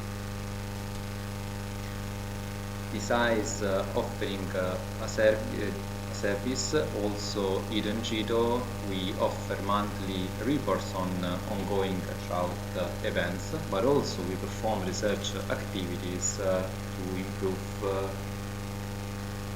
the products offered by IDO and GIDO. It is worth to mention also that we have recently launched an initiative that is called EDORA, supported by the EU Parliament, focused on multi-sectoral drought impact and risk assessment. We work on improving the detection and the tracking of drought events, so meaning their spatial temporal evolution, as well as the forecasting skill of drought events. We are also currently developing drought attribution, climate change attribution, and we are working towards the optimal integration of machine learning and AI tools. We have ongoing collaborations with several different institutes. Just to mention a few, we have been working with ICPAC in the launch of the East Africa Drought Watch, with ACMA, WMO, we have an active partner network composed mainly of drought observatories and drought experts in the EU, but also from other regions in the world. To make a few examples of ongoing developments, I would like to mention the work we are doing with respect to long-term predictions based on long-range seasonal weather forecast provided, for instance, by the SNWF System 5 modeling system. We are working towards a multi-system long-range prediction system using thus all the different modeling systems that have been made available through the Copernicus Climate Data Store. We are working to enhance the current skill to improve drought predictability, but also to take into account and characterize the probability of occurrence of concurrent events, such as, for instance, drought and heat waves. The aim is to move from simply providing data to really give sectoral information usable for users. In terms of drought event tracking, we have been working on new methods to better identify drought events and monitor their spatial temporal evolution, to improve the understanding of drought dynamics, to perform a better impact assessment, but also to have an enhanced risk evaluation and to improve our predictability of drought events. As mentioned before, we are working towards an optimal integration of AI and machine learning method and tools within EDO and GIDO. We contribute to several different initiatives and projects. To mention a few, I would like just to make the example of the H2020 project CLEAN that we are following, but also the Destination Earth initiative aiming at developing a digital replica of the Earth system. We also have an ongoing exploratory research project on the enhancement of climate services through AI. Thank you very much. I think we'll have to give Andrea a virtual round of applause. Thank you so very much for that presentation as well. With the Secretariat's permission, I think we might be able to take one or two questions. Are there any questions from persons on the floor?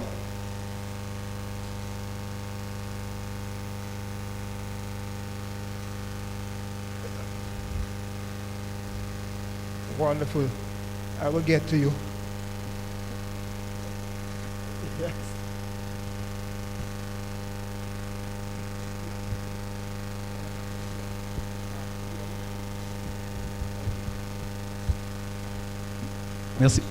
Merci beaucoup. Je vais m'exprimer en français parce que ma question est pour le monsieur qui a fait sa présentation en français par rapport à la lutte contre la désertification, la sécheresse, etc.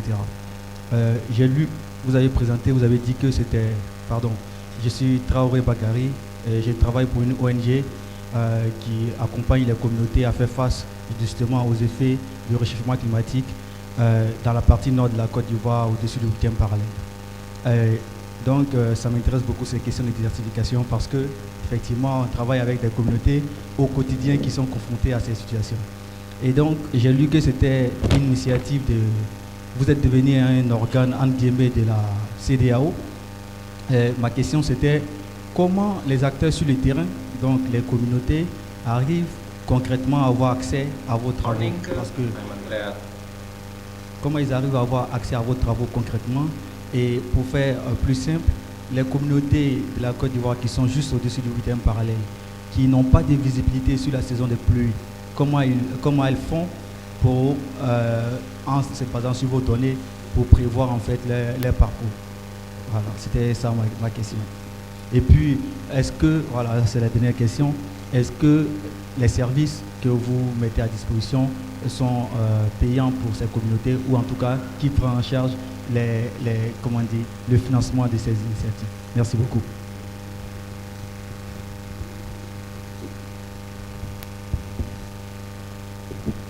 Merci, M. Bakary. Je dirais que j'ai donné, même si je n'ai pas beaucoup insisté là-dessus, j'ai dit que toutes les informations que nous générons sont transmises aux utilisateurs qui sont sur le terrain dans leur propre langue. Comment? On a signé des conventions avec les radios communautaires qui, vous savez, parlent avec les communautés sur leur langue dans leur zone d'intervention. On a formé des plateformes, des groupes WhatsApp, des leaders d'opinion qui donnent aussi l'information. Ça, c'est à titre pilote parce que nous fonctionnons par subsidiarité. Nous sommes au niveau de la région. Quand vous prenez l'exemple de la prévision saisonnière, la Côte d'Ivoire a participé récemment à Abuja à la prévision présagégée pour les pays du Sahel et du Savane. La météo de Côte d'Ivoire va s'occuper de la large diffusion de l'information relative aux séquences sèches, à la longueur de la saison, aux dates de démarrage, aux éventuelles inondations etc., etc. Et toutes ces informations seront actualisées tous les 30 jours, tous les mois, l'information est actualisée. Donc l'information est accessible. Ensuite, la deuxième question, non, gratuit, c'est un service public. On donne l'information gratuitement. Voilà ce que je peux dire par rapport aux deux questions. Je vous remercie. Thank you so very much. I think we'll take one more question before we break. So let me pass over to Caroline. Merci beaucoup. Je te demande en anglais. Issa, you use the social media to diffuse information to people in the difficult areas. Do you receive information back from them? Merci Caroline. Avant En même, anglais. Merci. Avant même de produire les informations par rapport aux utilisateurs à la base, on fait d'abord des enquêtes préalables pour connaître de quoi ont-elles besoin sur le terrain. Le mécanisme qui a été mis en place, c'est que les mêmes opérateurs des radios, animateurs des radios, organisent périodiquement des émissions où les populations peuvent intervenir à la radio pour donner leur appréciation. Ça, c'est un. Deux, qu'est-ce qu'on fait? Périodiquement, on fait aussi des enquêtes via l'utilisation des tablettes avec des questionnaires bien clairs, renseignés et qui remontent dans notre serveur au niveau central qui est automatiquement traité de manière qu'on arrive à mettre à jour le besoin des utilisateurs à la base. C'est ce que je peux dire par rapport à votre question. Thank you very much, Caroline. Thank you so very much. And time is against us. Wonderful. So we will take the last question here from Michael. Yeah, thank you. I have one question. I'm not a meteorologist. What is the precision of your forecasts and your recommendations? I remember this day of you do this, if I remember well, recommendations on the day of sowing different plants, length of vegetation period.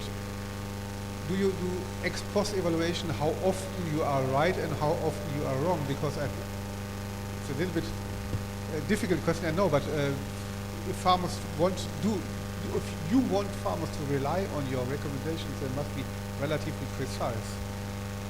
Merci pour la question. Poser la question en fait de la validation de ce que nous faisons. Et c'est vrai, quand on donne les dates de démarrage des saisons, ou bien quand on fait la prévision agrométéorologique, on donne les dates de démarrage, les séquences sèches, on donne les dates de fin. Vous savez, le plus souvent au Sahel, les crises agricoles qui interviennent suite à des mauvais démarrages. Les gens, ils sèment dès la première pluie. Souvent, ils épuisent leur stock de semences. Et à partir de là, quand les premiers semis échouent, ils prennent du tout venant, ils mettent souvent, ça échoue. Qu'est-ce qu'on fait? Dès qu'on finit la prévision saisonnière, il y a des recommandations qui sont faites. Et ces recommandations, on fait des lettres qui vont au ministère et qui descendent dans les structures décentralisées. Maintenant, nous avons fait un travail pilote en allant nous-mêmes sur le terrain, échanger avec les paysans pour voir est-ce que l'information que nous mettons à leur disposition par rapport à la situation, aux prévisions agrométéorologiques, leur satisfait ou pas. Bien sûr, ça les satisfait et en même temps, ça les aide à assurer, à économiser leurs semences. Une étude menée au Mali a montré que sans l'information que nous portons à leur disposition, ce sont des milliards et des milliards que les gens perdent en semences. Mais quand on leur donne l'information, ils arrivent quand même à gérer. Maintenant, vous savez, c'est une science, c'est de la prévision. Ce n'est pas la réalité. Il arrive que souvent ça échoue, ça ne marche pas. Mais quand ça ne marche pas, souvent l'information, si ça vous revient, ça peut être dangereux et ça peut vous créer énormément de problèmes. Cependant, on travaille, j'ai dit dans mes perspectives, qu'on travaille pour l'amélioration de nos prévisions pour pouvoir quand même avoir des résultats beaucoup plus concrets. Mais il y a des résultats de validation qui sont faits. Mais bon, c'est la science, c'est comme ça. Même en Europe, je pense que ce n'est pas aussi pile poil la vérité. Donc, on essaie aussi de faire avec. Voilà ce que je peux dire. Merci beaucoup. Thank you again to all of you. And let me just summarize. I had made a very nice little flowchart just to say how our process went in this particular session. And it started off by us identifying some key indicators and some key targets. And that transition to the tools that would have gotten us to be able to attain those indicators. And we transitioned from the tools and we looked at systems by which those tools can be utilized within the Sahel. And then we also went and we saw approaches that are important, integrated, bottom-up approaches that are important to ensure that the system works efficiently. So again, I ask you to put your hands together for our panelists who did a very good job in sharing with us technologies for our early warning systems. Thank you.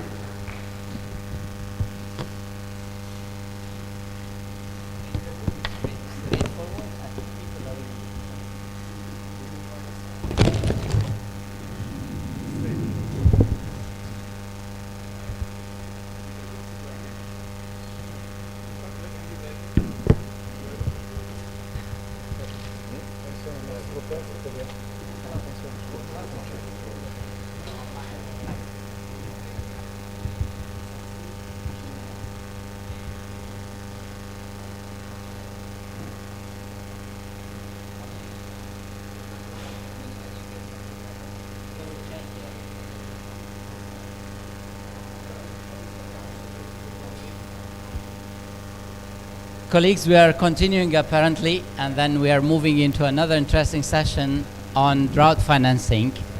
So I hope you stay all with us.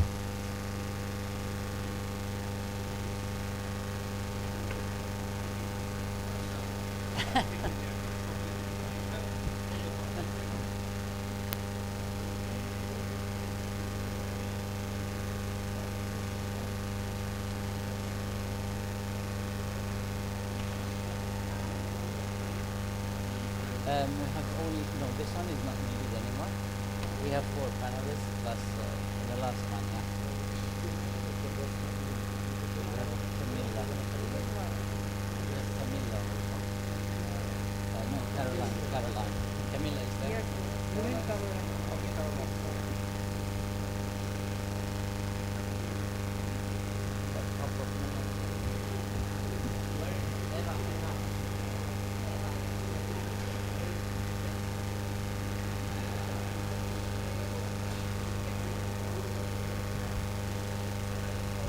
leave this somewhere. Oh, let me move it. No problem. No problem. I will be here. Oh, yes, yes.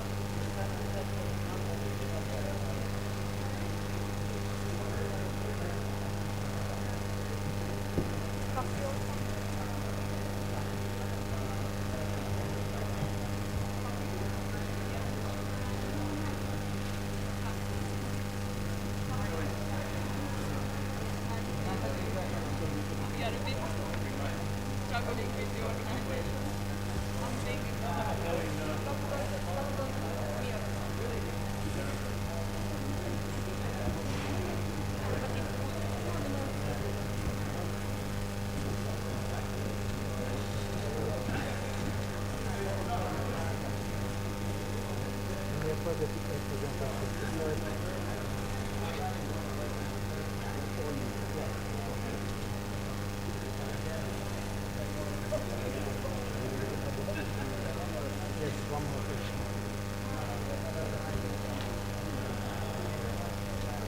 also have a nice background view of the box, so still have slightly better. We have a slightly better background. So, okay.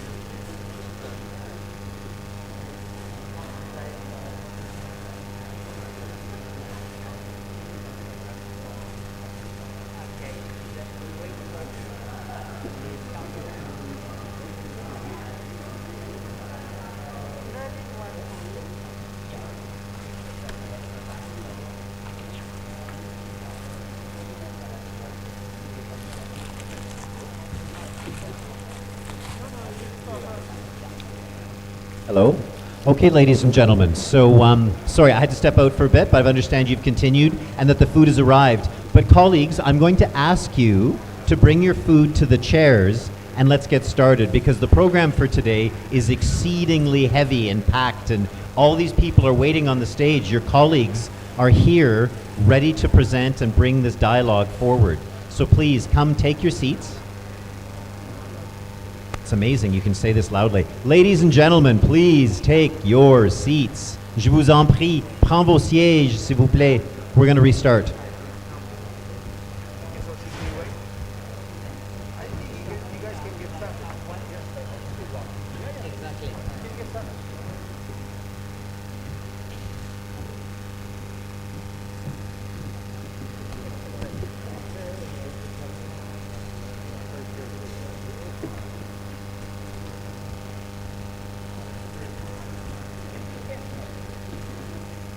Colleagues, we are starting.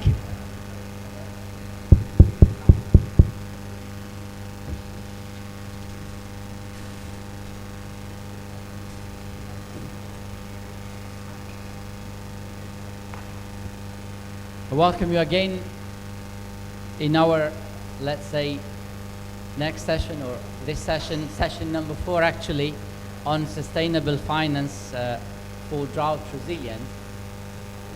Let me stand because I've been sitting the entire day. And as you know, the topic of financing is always interesting. So we, during the lunch, had the opportunity to get a quick insight into the drought risk financing. And then we continue more in-depth, let's say, dialogue and perhaps debate on drought financing. So the session is actually to further explore the financing aspects of drought risk management. One, to see how financing evolved into sustainable financing. 2, to explore good practices of risk financing. 3, to understand the multiple perspectives of successful financing and to get inspired by financing for scalable adaptation. Happily, we can evidently see that investments are increasingly targeted towards climate positive and resilience building directions. But we need more.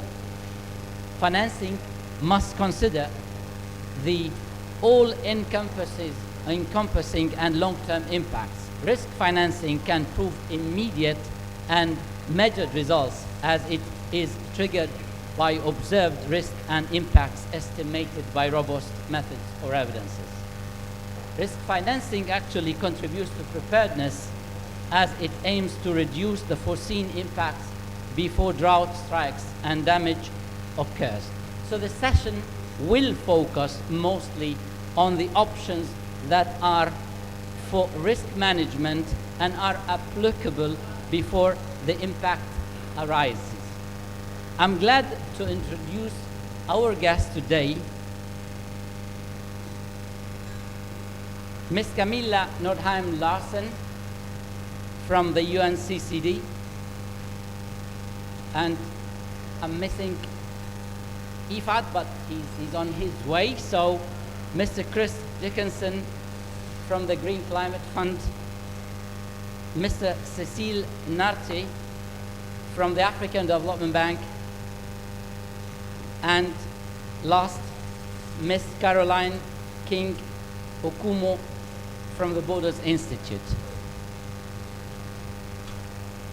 Let me start with the panels by introducing more in depth of them actually. As you see, I'm apparently covering the stage, so I would go down so you see more the names, and I took everything.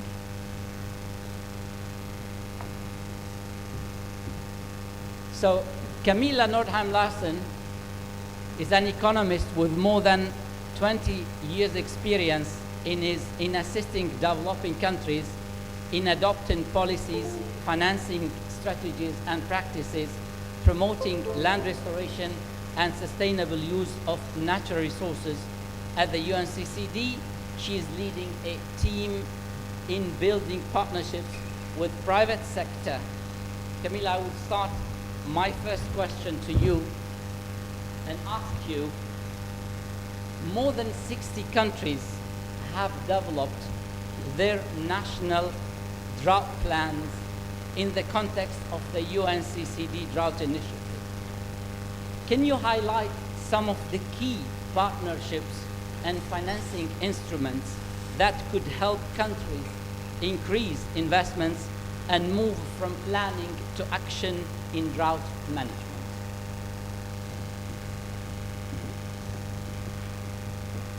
Thank you very much, Mahir, and good afternoon, colleagues.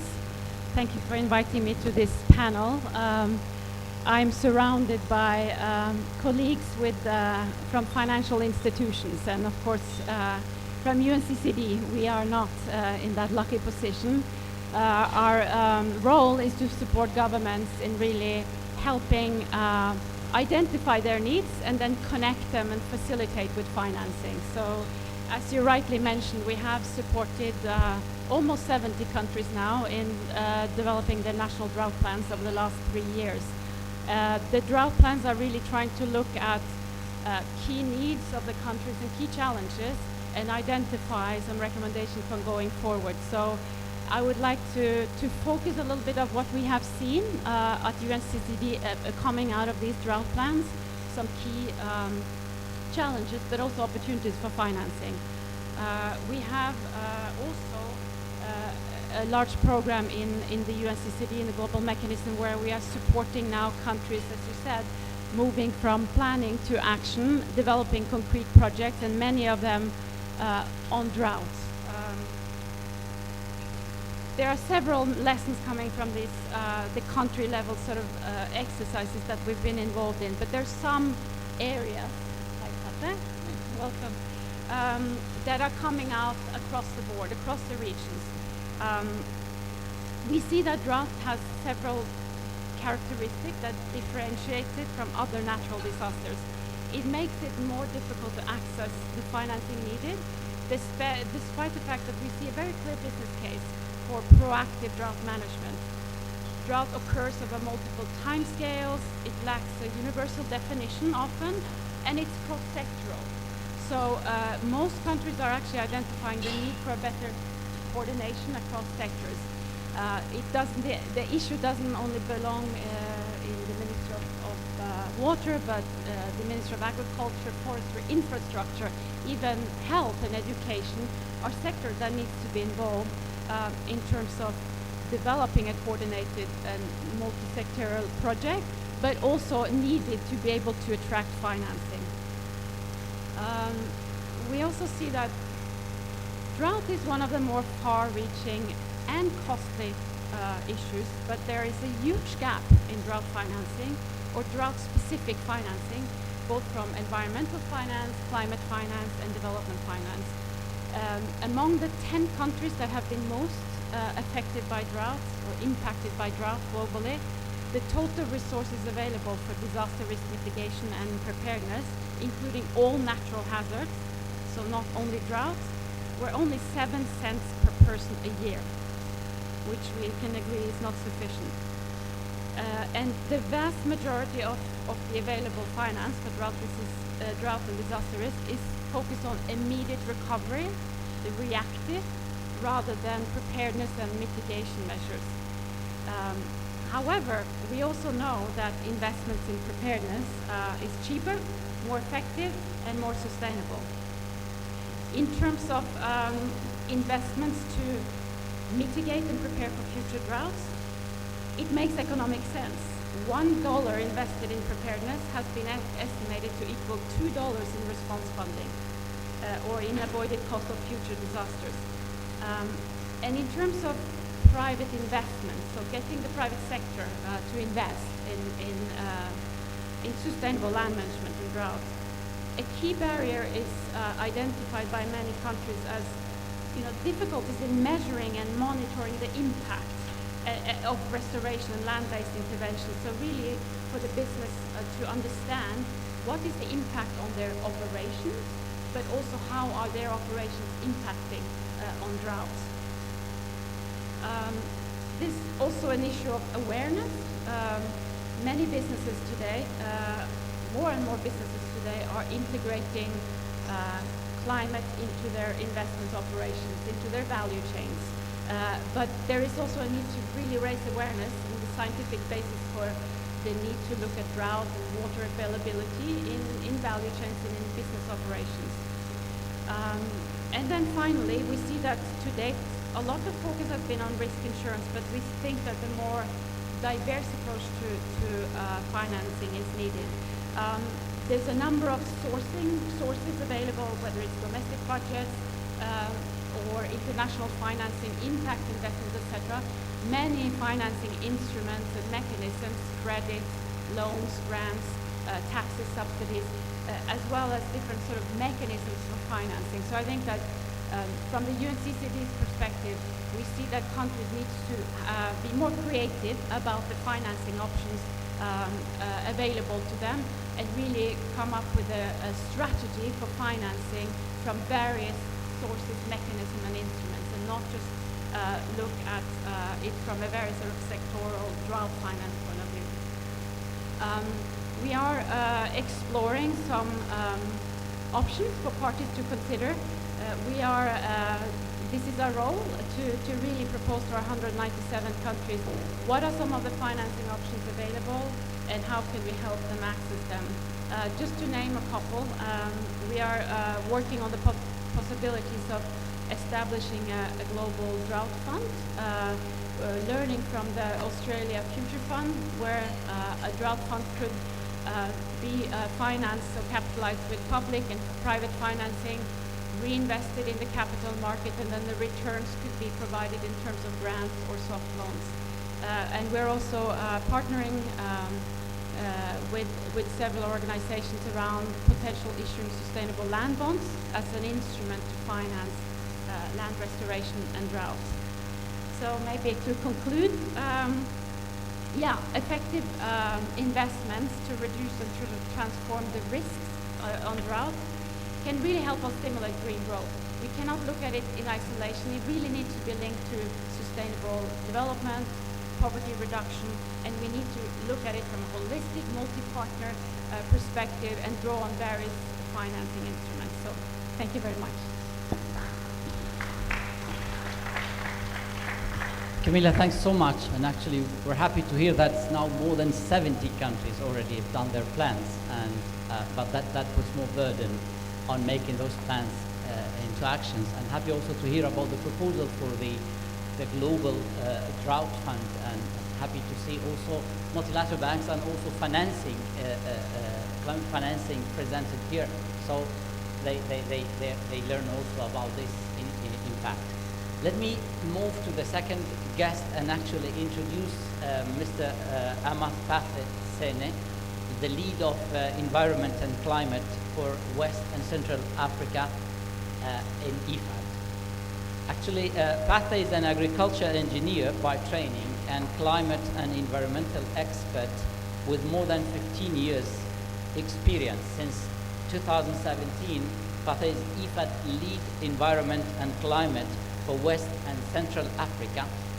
In this role, he leads the climate finance resource mobilization, oversees IFAD's environmental and climate finance portfolio, and manages the regional work on de-risking IFAD's investment and strategies. And I pose the following question to you, Amath. Considering the traditional financing mechanisms, what are the required changes to transform financing into sustainable financing? And what differences have you experienced by the rise of the sustainable finance? Thank you very much. And sorry for being late, because I'm also dragged by many meetings for my bosses and I have to rush after my intervention since we have another side event at 3:15. But to be very concise, and thanks for the introduction, and I'm very happy to be here with colleagues I know and friends. So, when we work in this area of climate finance, sustainable development, you must be friends, because it's very challenging. If you want to address things, you need to be very optimistic, hope, and always trying to go beyond, like all the challenges. So the change in terms of sustainable finance in IFAD, myself, I'm part of the legacy. So sometimes 20 years back, there was no environment and climate division in IFAD, which means as a financial institution, they will change to integrate a climate division in. If you have a climate division, you have people. And those people are experts in climate finance and adaptation and so on. So we were the one who, beyond the institution now, driving the agenda within the institution. It means the senior management, our directors, AVPs, whenever they go at the highest level within the institution, they talk about sustainability, climate finance, instead of agriculture business as usual. And that's how we used to do it.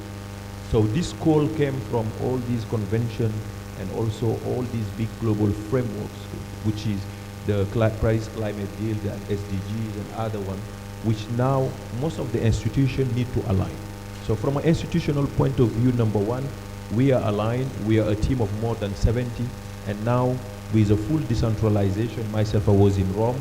We are now in the region and working with countries to support them in de-risking their investment, IFAD investment first, and then mobilizing additional resources from GCF, Adaptation Fund, and all these funds with the standards they have, they push our institution also to improve our safeguard, our standards, because whatever we bring from the GCF, Adaptation or JEF, so we are trying to align also with higher standards. So it helps also the institution in terms of changing the way we do business in-house. That's one. So it's also the beauty of working with those climate finance, and we've been very challenged by the climate, the GCF, and it's a good thing. The second is within the region, when we are looking at climate finance, we're not looking at it just to bring money, it's additionality. So we have IFAD money, and in IFAD money we have set quota. So if our investment is not 25% climate, 25% climate focus, then it's not good. That was the past year. Now our board has decided to put it at 40%. And in the region, the Sahel region, we are almost at 80%. Most of the countries, their investment are more climate. Everything is climate. When I talk about climate focus, in the business we are smallholder farmers, value chain development, from input, production, processing up to market. We are looking here at climate resilient seed. We are looking at technology, water, how to use it in an efficient manner.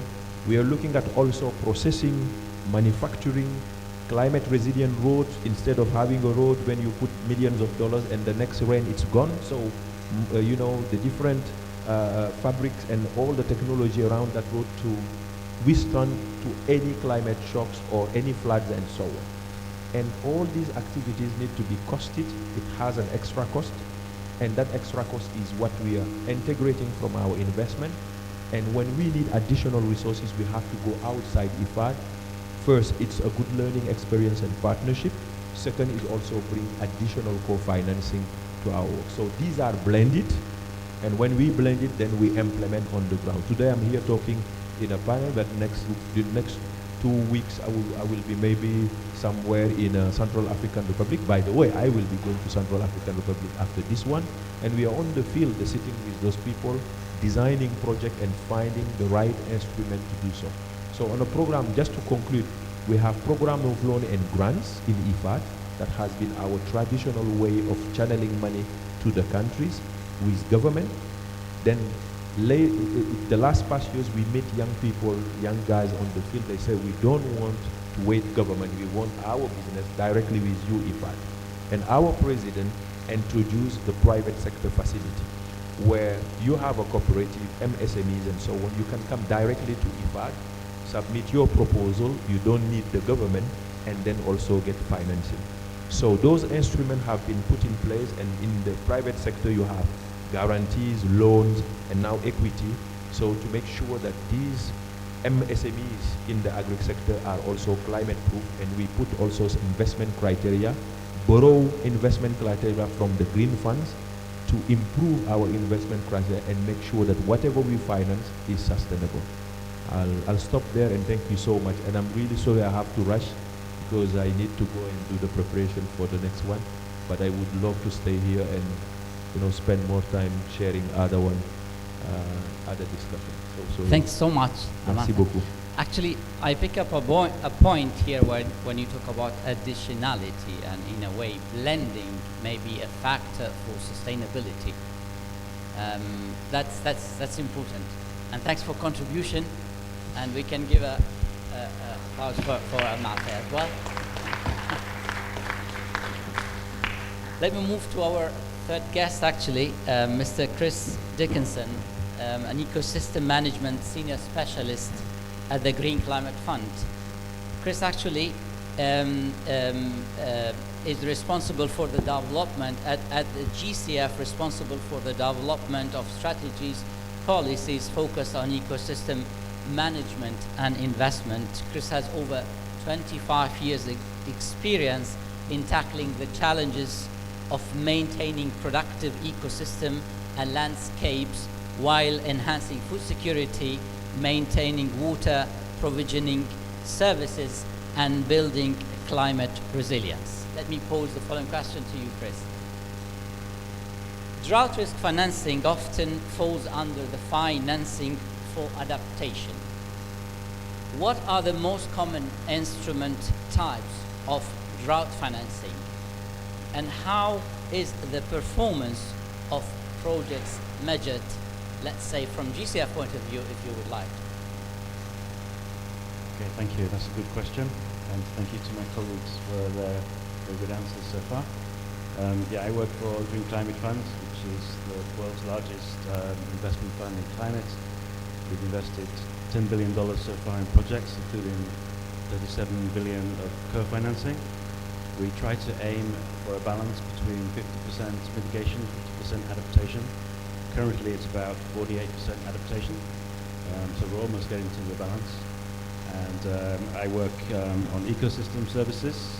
However, if we look at landscapes, as Camilla also said, you need to look at agriculture, water, forests, health, roads, all sorts of different issues when you're tackling droughts.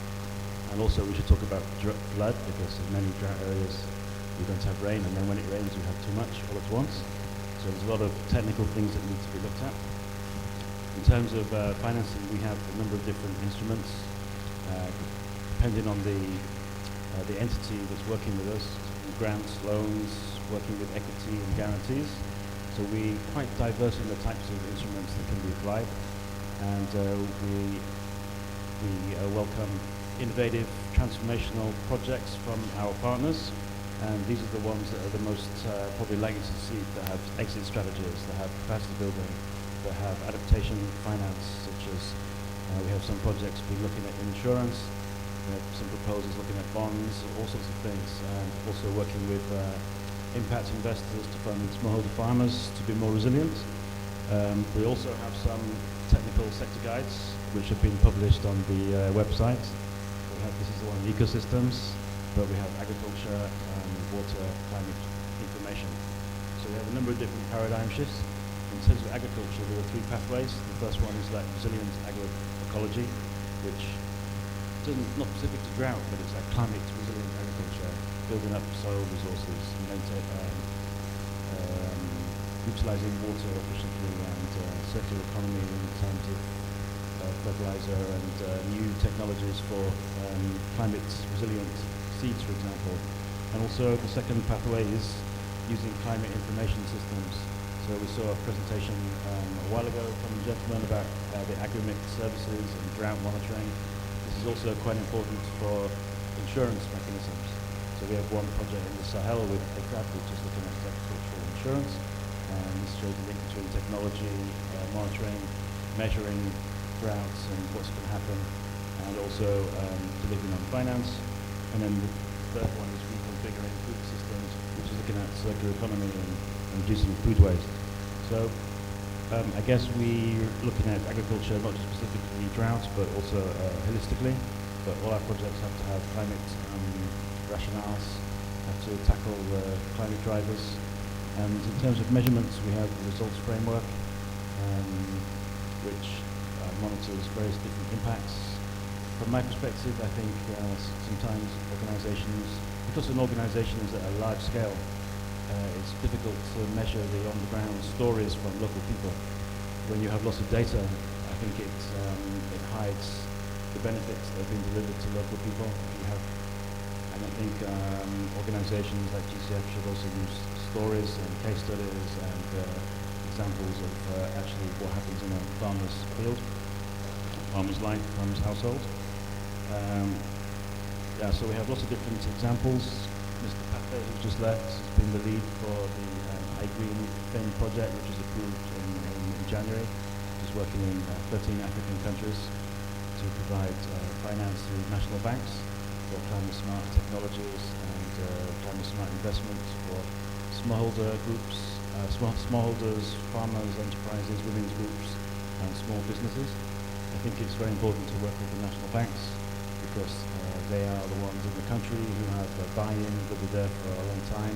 And the idea of iGreenFin is also to build the capacity of, I think it's 3 banks, so that in the future they can be accredited to the Green Climate Fund.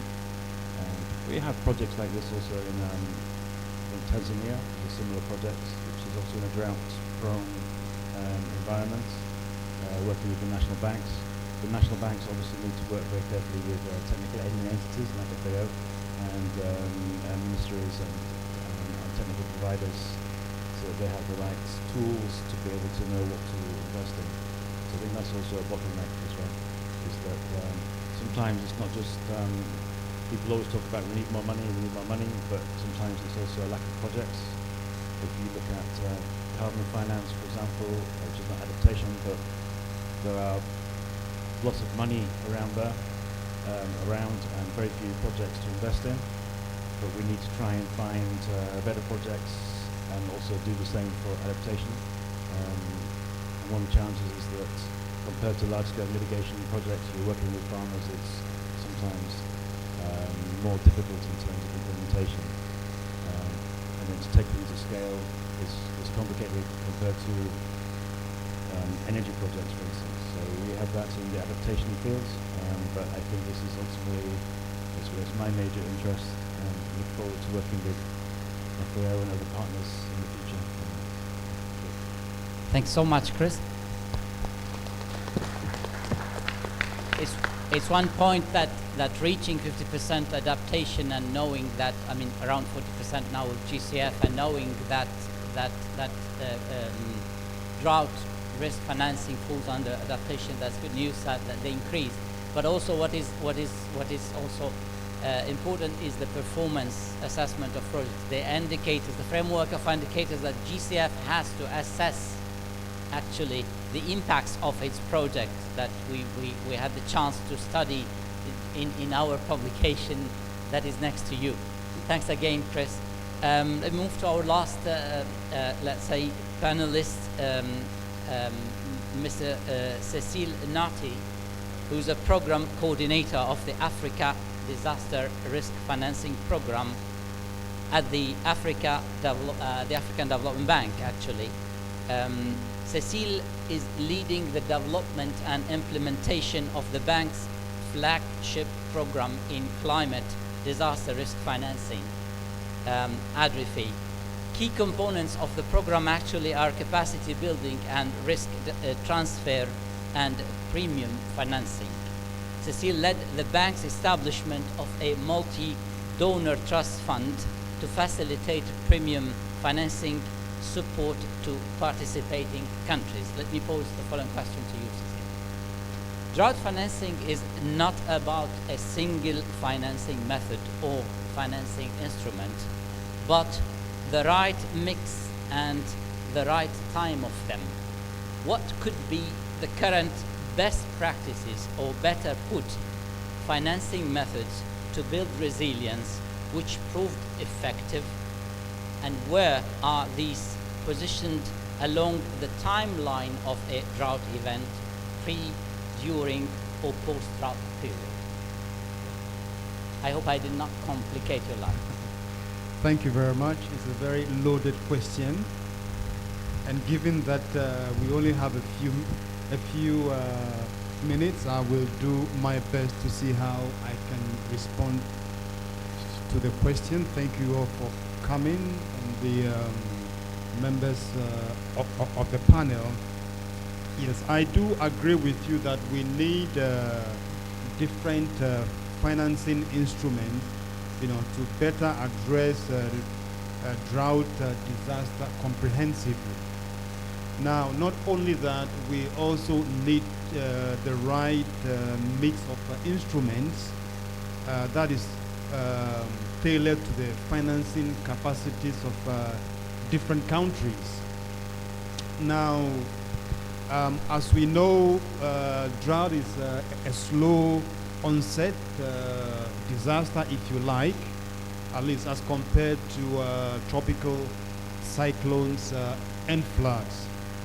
And so drought is treated, with a mix of instruments to address the financing needs of the various countries in Africa. It depends on the nature or the profile of the drought. We have instances where we have a high impact and low frequency depending on the country. And then we also have a low impact and a high frequency depending again on the country. So the risk continuum can actually help us to identify the right mix of instruments. Now, in the bank, before I go into a couple of instruments, I would like to say that we also invest in preparedness, so that drought risk reduction and ultimately the risk transfer for the residual risk. So those that the risk that can be retained, risk that can be managed, and the one that cannot be managed by a country, we support them to transfer to the insurance market. But as part of the preparation or supporting the countries in their preparedness, the bank has established different ways of supporting the countries. One is we have a project called the ClimDev, and what it does is it supports the regional member countries that we are working with in climate information. So basically climate information services. You would agree with me that for any insurance, particularly parametric insurance, data is very important. So the ClimDev initiative in the bank, do work with the countries to ensure that we strengthen the climate information services and reinforcing early warning systems at the national level. Now, Secondly, we have investment projects which we invest in both hard and soft infrastructure. You would agree with me that those that are mostly affected by drought are farmers, particularly small-scale farmers. So some of the investment we do in agricultural sector is on dams, irrigation, and how to support small-scale farmers, to apply irrigation and, to be able to be resilient to droughts. Now, thirdly, and perhaps the one that I want to talk about, I'm mindful of the time, is the ADRIFI, which is the Africa Disaster Risk Financing Program, which is the program that I manage. Now, we work with the countries to enhance their resilience to the shocks of the change of the climate. And so we have two components. One is capacity building, where we work with them to identify or build their risk profile, and then develop early warning systems, and come up with the contingency plans, where in the event of a payout by insurance, we have already prepared plans that they can use to address the issue. Now, the second part of the ADRIFI is premium financing. We work with the countries to part of their ADF allocation, which is equivalent to the World Bank's IDA, to finance insurance. So we have insurance, which we work with African risk capacity to provide sovereign insurance to the countries. And whenever there is, a drought, there is a payout to the countries to address them. Before I stop, I'll say that there are other instruments like a contingency plan, which normally, a contingency fund. Some of the countries will prefer that, but of course, given the challenges in meeting the developmental needs, they find it very difficult to save money over time. So we work on all these different mix to see which one will best suit the a level of risk that we are talking of. I'm mindful of the time. Do I have another minute? Otherwise, I will stop here. Thanks so much. If you like another minute, but go ahead, please. Okay. So taking another minute, the question talked about pre, during, and post.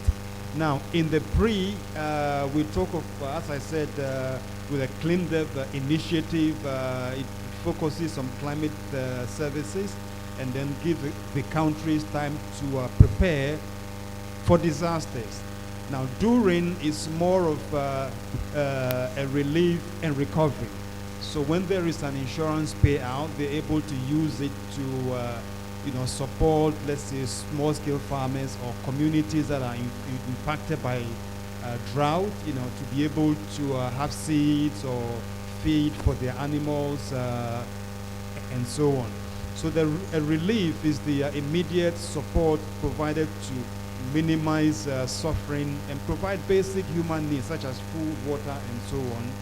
And the recovery focuses on restoring the quality of life to the pre-disaster areas or level. So these are, the pre and the during, and the post is more of a reconstruction, which we do less of that in drought, but more of a tropical cyclone and floods and so on. So I guess I've given a flavor of the financing instruments. If there are any questions, I'll be very happy to answer them. Thank you very much. Thanks so much, Rhys. That's a very comprehensive mapping of instruments by AFDB. We're appreciating that. And also the good point that the mix, let's say, the right mix is tailored context, it's country context, it's sector context, as you're saying. And the key point that this investment should reach the community, that's when you talk about small-scale farmers, and so that's a critical point. Otherwise, yeah, we need that always. Let me turn to the audience and make the dialogue and ask if any question, any comment to our guest, please feel free to, and I will go around.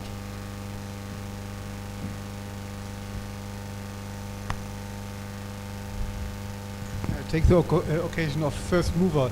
I have a question to this our fund and bank participants. Are there channels from your funds to microfinance or agricultural community banks? Because I think these are the organizations which provide most normal funding to agriculture. So if they could, for example, profit from such climate funds, that would be sustainable and near to, let's say, near to the smallholder farmer solution. So the question is, what would be channels from your funds through national banks or whatever to these microfinance organizations? Thanks so much, Michael. I guess addressed to both, perhaps. AFDB, Cecile, and perhaps could be by Chris. Would like to respond? Yeah. And then Okay, that's fine. I think it's a very good question, particularly the one on the microfinance and whether we provide funds for the communities. We do have another program which is not necessarily ADRIFI, but within the bank, we have all kinds of financing instruments that are tailored to SMEs. We can talk more of that offline, and these funds, help them to be able to respond to the needs at the level. Not only that, we come to this kind of business that we are working in, we promote also agricultural insurance, and this particularly to small-scale farmers, if you like. So depending on your interest, we have guarantee funds for SMEs, we have lines of credit that goes through banks in the country for on-lending to SMEs. And then when it comes to the issue of climate, the agricultural insurance also provides a kind of a support in terms of subsidy for the premium payment for small-scale farmers when they're very well organized. Thank you. Chris?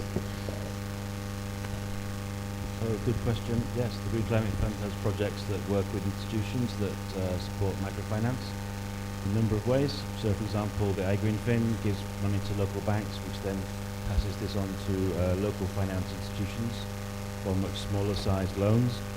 We have projects that work in parallel with microfinance.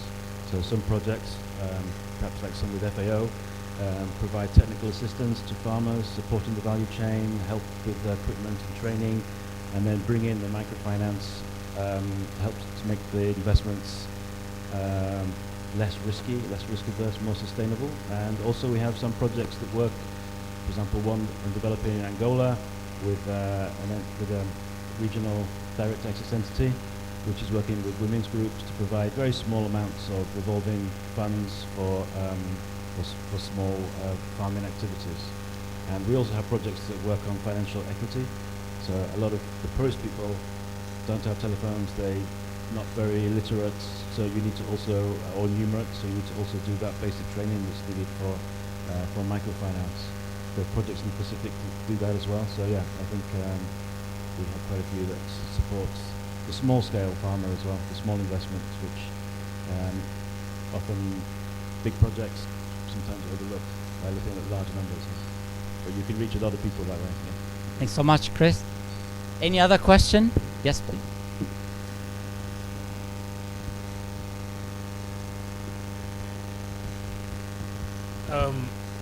Thank you so much.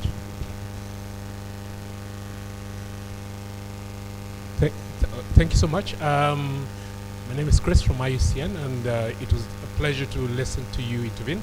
So my question comes in where we talk about investment, especially within the livestock sector, looking at the pastoralism sector specifically.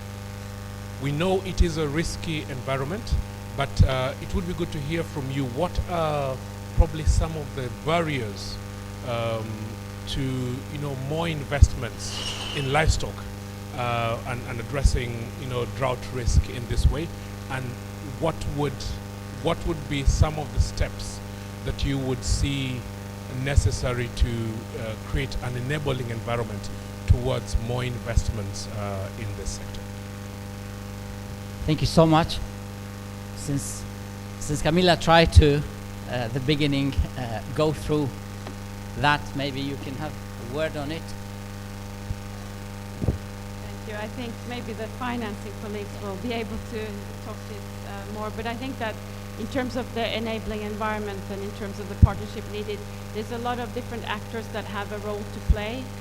National banks, credit unions, various microfinance institutions, as well as an international finance, government. So I think that in terms of helping households with savings at the more micro level, and then more at the higher risk level, risk insurance, etc. This is more general around Drought, but I think that in general there's various financing actors, and what we've seen from the national drought plans, which is not looking specifically at livestock management, is really this need to explore various financing instruments from various actors. So maybe, I don't know, Chris or... Yes, I wanted to touch on the investment in livestock and pastoralists. Now, Camila has just indicated that there is a wide range of enabling environment. So perhaps I will go directly into the risk management. This has been, a very big problem in Africa, in a lot of countries. Currently, we're working on an initiative in the Horn of Africa, where we have a lot of problems with regard to the pastoralists and the farmers, and this kind of situation also creates a tension between the small-scale farmers and pastoralists. Now, the program that we have developed and we will soon start implementation is a kind of rangeland insurance, which is quite different from drought insurance. Drought insurance is tailored more of the small-scale farmers, but rangeland insurance is tailored to pastoralists, so that it addresses their needs, so that they can even a pastoralist is unique in terms of the way they live. It's a lifestyle. So the rangeland insurance is also designed in such a way that, being nomadic and so on, they always move the animals to go and look for food and so on. The rangeland insurance has been developed particularly to address this kind of insurance. Once again, I'm available on one-on-one. I can give more details on this. Thank you. Thanks so much, Cecil. We can take a very last question. I can take that one just for the sake of time. I had a question about monitoring. What do you think is the role of new ways of monitoring through satellite remote sensing, digital apps, and things like that, and how could that reduce, perceived risk and ongoing risk monitoring?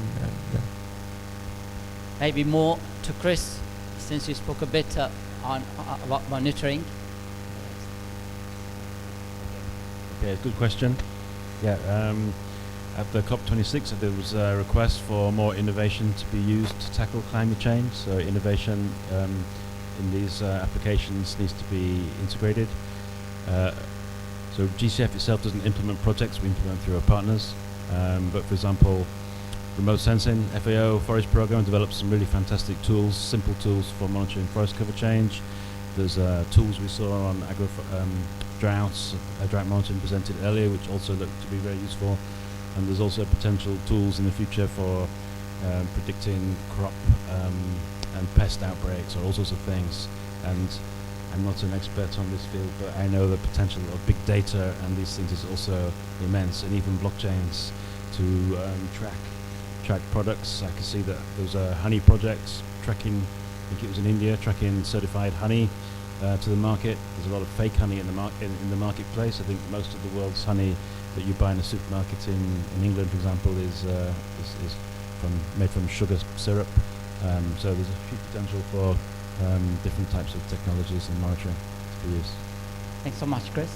Like to add more, Camilla? Just, I'm also not an expert, but just to say that we have been piloting a project now with FAO in the context of the UN Decade on Ecosystem Restoration, where we are combining planet satellite data, so very high resolution data, with drone flights to map economic opportunities around tree, including baobab and moringa in this region actually, and really training, using AI to train the recognition of the tree species and really using that for monitoring of degradation but also reforestation. And we hope that this can in the future be turned into a more of a carbon verification mechanism as well.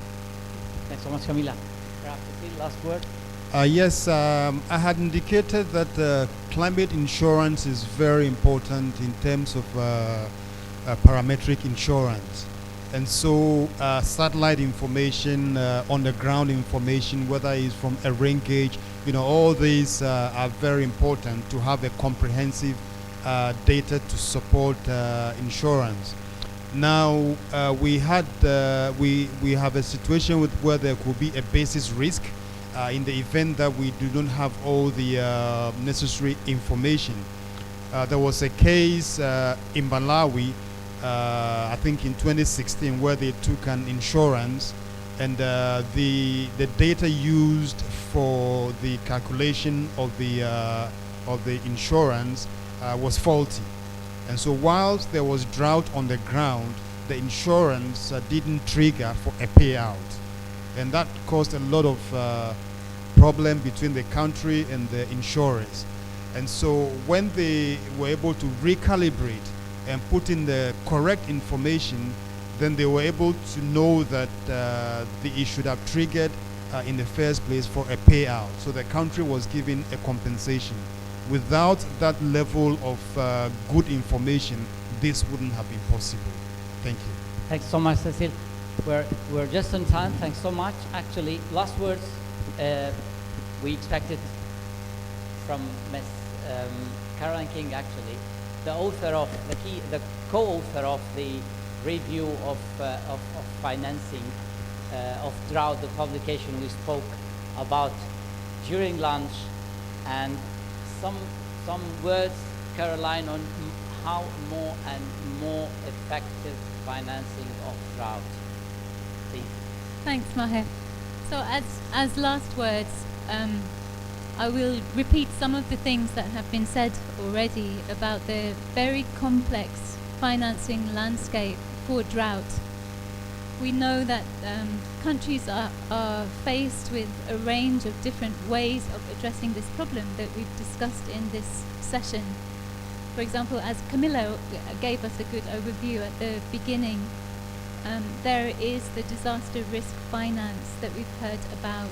There is the climate change finance, which is very important for many countries to finance what they need to do on drought.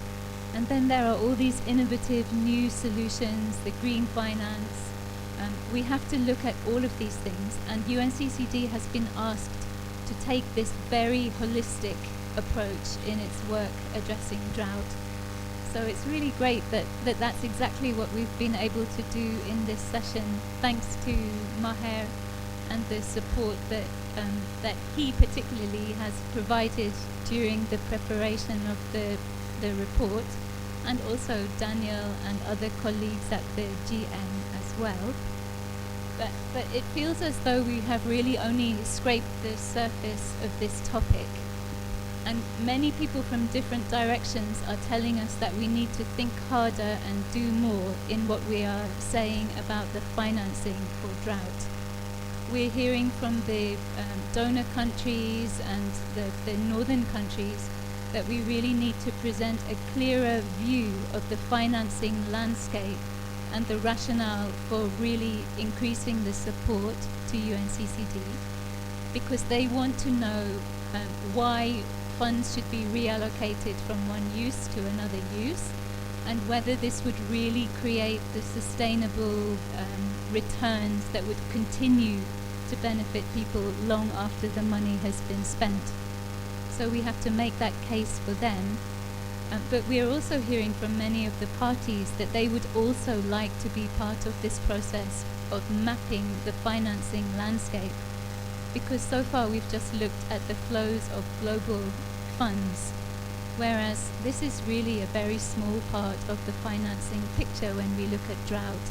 And we need to understand better about the national level and what's happening at the national level to finance drought, but also particularly, as Maher has already said, we need to focus on the community level, and we need to think about the people who spend a lot of their own resources and their energy, and that's their life is investing in these things.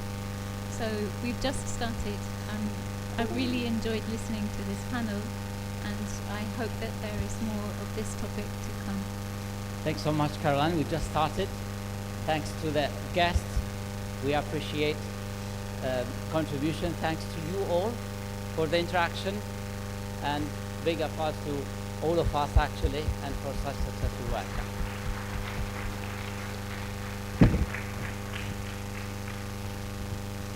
Great, thank you very much. So we're going to take a short break now, about 10 minutes, enough time for everyone to get some coffee, get some tea, have a quick discussion of what you just heard on the panel for sustainable financing for drought and drought resilience. And then we're going to move to our last session for the day, which is towards a high-level meeting on drought in 2023. So remember that there was the high-level meeting on national drought policies in 2013, and so we'll talk about that process moving forward and what's going to happen in 2023. So stay with us, get your drink, get your conversations, but come back to your seats in 10 minutes so we can still move forward. Thanks so much.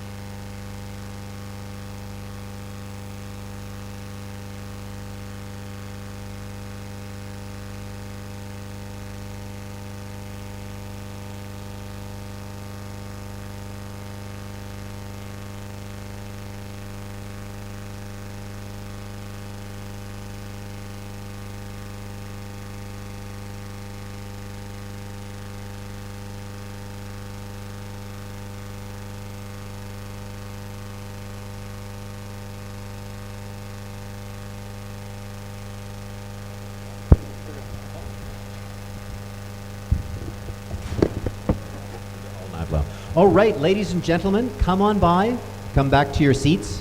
Let's start the last panel of the day. Panelists, I'll invite you to come to the floor.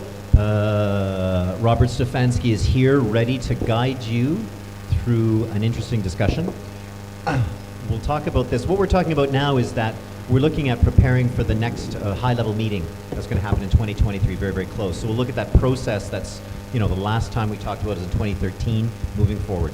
So everybody take your seats. I see a couple of panelists here, and we'll begin.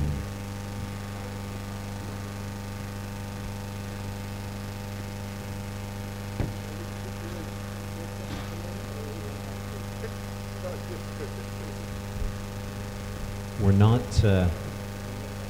at 50% yet as far as the panelists I see.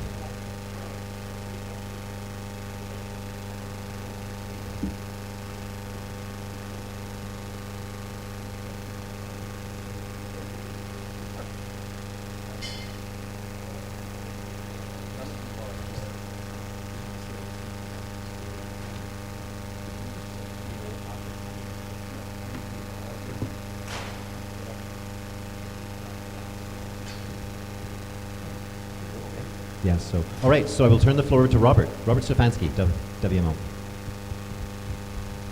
Thank you all, and let me know if I'm too loud or too soft. And I'm going to do, my name is Robert Stefanski from WMO and also the co-lead of the Integrated Drought Management Program. I'm going to do some climate adaptation and not wear a suit coat. So the last session, and thanks for everybody sticking around. So this is an announcement of many partner organizations on developing what we call the +10. So back in 2013, we had a high-level meeting on national drought policies, and so a lot of the organizations here in this room and here in Côte d'Ivoire and Abidjan decided to do a +10 in 2023. So this session is to introduce this to you and try to get some of your feedback. We're going to have a process for we're hoping to have this meeting in September, October of 2023. So this is really the kickoff announcement. So if we could have, and I just want to identify all the partners, Katrine and Valentine as well. Next slide, please. So you've seen this slide before. Just to go into a bit more detail, back March 11th to 15th in 2023 in Geneva, Switzerland, we had the high-level meeting on national drought policies. And one thing I want to stress is that there's always has been a partnership among among many agencies. About 10 years ago, we had WMO, UNCCD, FAO were the primary sponsors, co-sponsors. I want to stress, though, you can see on the link on the slide there, many, many others. So we're trying to be as inclusive as possible. The key message back then was how to help countries move from reactive to proactive drought policies. And what we're going to do in this session is highlight from the panelists what has happened in those 10 years. And then talk about what we should address next September, October. We have some ideas. We'll be doing there's many events coming up. We have the World Water Week in Stockholm, for example. We have this UN Water Conference in March of 2023. So we want to have a number of, let's say, listening or input sessions from stakeholders and from countries. Next slide, please. And this is all online. I apologize about the long URL. When agencies redo their websites, sometimes it's not the most easiest, but we can send it around as well. Just a reminder, and you'll see the origins of the 3 pillars here. So we had a high-level segment and a scientific segment. We produced some science and policy documents, and you can see there we listed back then, about 10 years ago, national drought policy should include effective drought monitoring early warning systems, vulnerability impact assessment, preparative mitigation, and implementing emergency response. And those have evolved into the 3 pillars we have today. So this is where it started. And again, it was a group effort among many, many other agencies and colleagues. Next slide, please. We did a final declaration, and that's on the website. And basically, you can see here, help developing proactive drought mitigation, preventative and planning measures, public outreach, and all leading to effective national drought policy. Promote greater collaboration to enhance the quality of the local, national, regional, and global operation networks and delivery systems. Improve public awareness on drought risk and preparedness. Next slide. Consider wherever possible the legal framework of each country, economic instruments, and financial strategies, including all the risk reduction, sharing, and transfer tools. Try to establish emergency relief plans, and again, link drought management plans to local, national development policies. And so that's just a brief overview of what happened, 10 years ago. I just have a couple more slides of what happened, things that were born or grew from that meeting in 2013. Again, I want to highlight all the partners there, WMO, UNCCD, FAO, CBD, and the UN Water Decade on Capacity Development. Next slide, please. We did a series of workshops, you can see here, on capacity development on drought policies. Again, the usual suspects. I think one more slide. I think that's the list of, next slide. Oh, no, go back, sorry. Can you go back one slide? Go back one slide. So I thought I had this. So we had about 6 workshops, regional workshops, in Latin America, Asia Pacific, North Africa, Sub-Saharan Africa, and the Pacific. And a lot of these things also help evolve the 3 pillars. Next slide. Also, this is where the IDNP started as well. And Katrine, my colleague, will talk more about that in detail. So I think that is, we'll keep it there as the last slide. And then I do want to introduce the panel one by one as we talk. So again, the goal here is to have each panelist talk about what has happened since then related to national drought policies and drought work. So I'd like to introduce Ms. Miriam Medel, the Chief of External Relations, Policy and Advocacy for UNCCD. So Miriam, the floor is yours. Thank you. Thank you very much, Stefan. And it's really very nice for me to be here. I know it's the end of the day, and yet we are probably coming to the most important outcome of this drought day. So for us, the idea to have another high-level meeting on national drought policy is actually music to our ears. Back in 2013, when the first day was launched, I was not part of the UNCCD yet. I was working for the Mexican government actually in another capacity. But I do recall, and I can see now in the work that I do now, that it was really a turning point for drought management planning and for the approach that we do, our policy approach at the UNCCD. So the high-level meeting helped us to revamp our drought policy approach around 3 pillars, which are monitoring and early warning systems, vulnerability and impact assessment, and practical and risk mitigation measures. And these 3 pillars have actually been the bulk and the core of all the work that the UNCCD has been doing throughout these years, both on the Secretariat side, on the policy side, and I would also say from the global mechanism side, supporting countries directly. Why these 3? Well, monitoring and early warning systems, it could be declaring a drought too late can be deadly, and we have seen it. And it's just a change in mindset that, yes, it can be considered a natural disaster, but it is low onset, and there are many things that we can do to deal with it if we actually have the early warning system in place. Vulnerability and risk assessment, because some people and some sectors are more vulnerable to drought as a result of social, economic, and environmental factors, and no amount of early warning will work without action to protect the most vulnerable. And that was true then, but it is truer now, where we are seeing droughts in places that were not hit in many, many years. And I would even argue that the most vulnerable in developed country parties are actually also suffering the effects of drought. So it's no longer a problem of developing, it's a problem for everyone.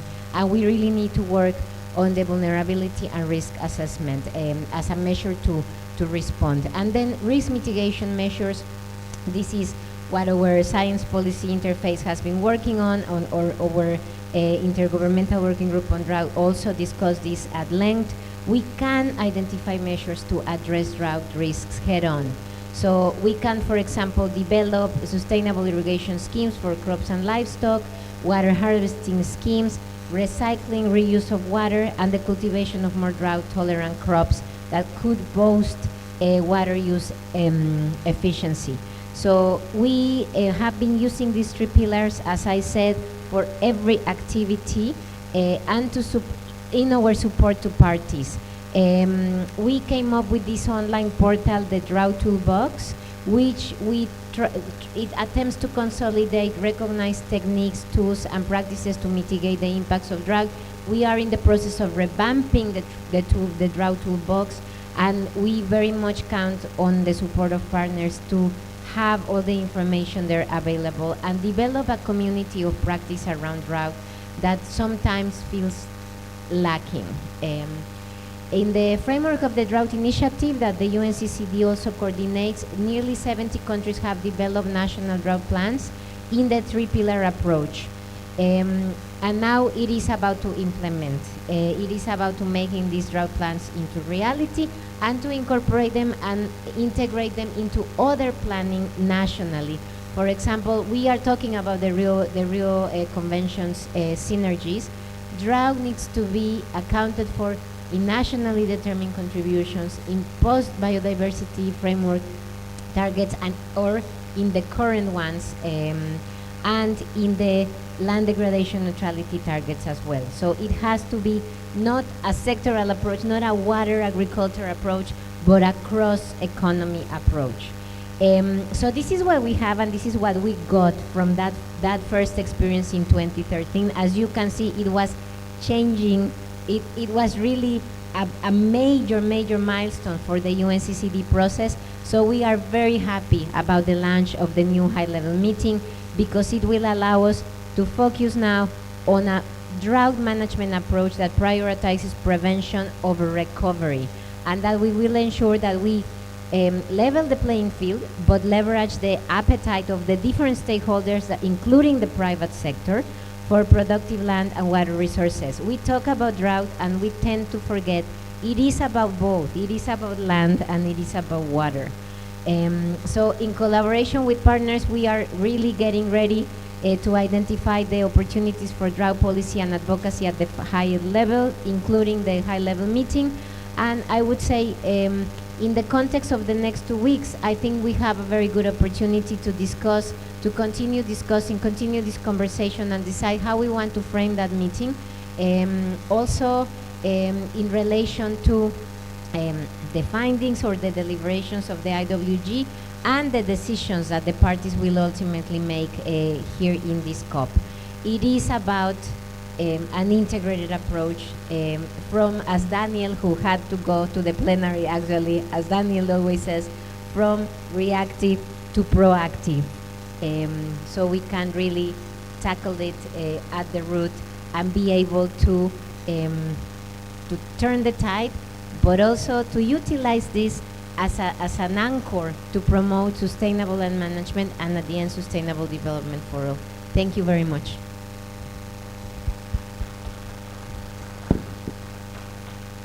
Thank you, Miriam. And just to point out that, 10 years ago we weren't speaking the same language among the UN agencies even, into the national countries. So I think we've made a huge step forward, and at least at an international level, regional, and hopefully local level, of trying to speak the same language, the three pillars, integrated drought management, and letting all of us organizations, in a way, do their own thing, but it's connected.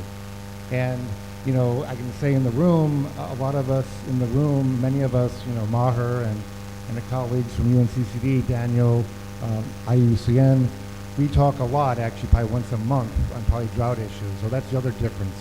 We're much more connected nowadays. So I'm going to go to my colleague, Katrin Ehlert, who's Associate Scientific Officer in WMO and helps us with the IDMP. And so really the question, you know, to you, Katrin, as well, is what has happened in the last 10 years with the IDMP? Yeah, thanks very much, Bob. It's really a great pleasure to be talking about the IDMP here again in this context of what has been happening in the past years since the 2013 meeting of the high-level meeting on national drought policy. So I'm going to really go along these achievements that have been going on in the context of the IDMP and really joining forces for integrated drought management.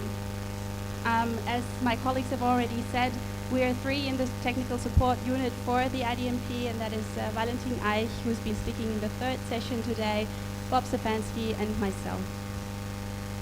So I really don't want to repeat a lot of what has been said already, but the IDMP has been one of the major outcomes of the 2013 conference, and just a tangible result to tackling the issue of proactive drought management, really getting that paradigm shift towards proactive drought management. And so the objective of the IDMP is to support stakeholders at all levels and everywhere by providing policy and management guidance, but also, very importantly, by providing a platform for scientific knowledge exchange and best practices. And we've been showing these partners that we are working with a lot of the times today already. I really want to point out that there's really a lot that we're getting from this joint approach and sitting amongst the IDMP partners actually, and they're guiding the work of the project, the program, but also they're essentially the technical agencies, organizations, universities and institutes that are providing technical guidance to the stakeholders. And here, this you have already also heard about a lot today, the three pillars of integrated drought management, which have essentially come out of the 2013 conference. Bob was mentioning the conclusions of that conference, and they have been turned into these three pillars to really guide the process for the formulation of proactive drought policy. I'm just going to quickly repeat them again, but I think also Miriam has made a really nice and clear presentation of them. So we have monitoring and early warning, risk and impact assessment, and also risk mitigation, preparedness and response. And so one major achievement is really that a lot of the organizations that we're working with, and that also just really across the board, this is now an approach that has been widely adopted.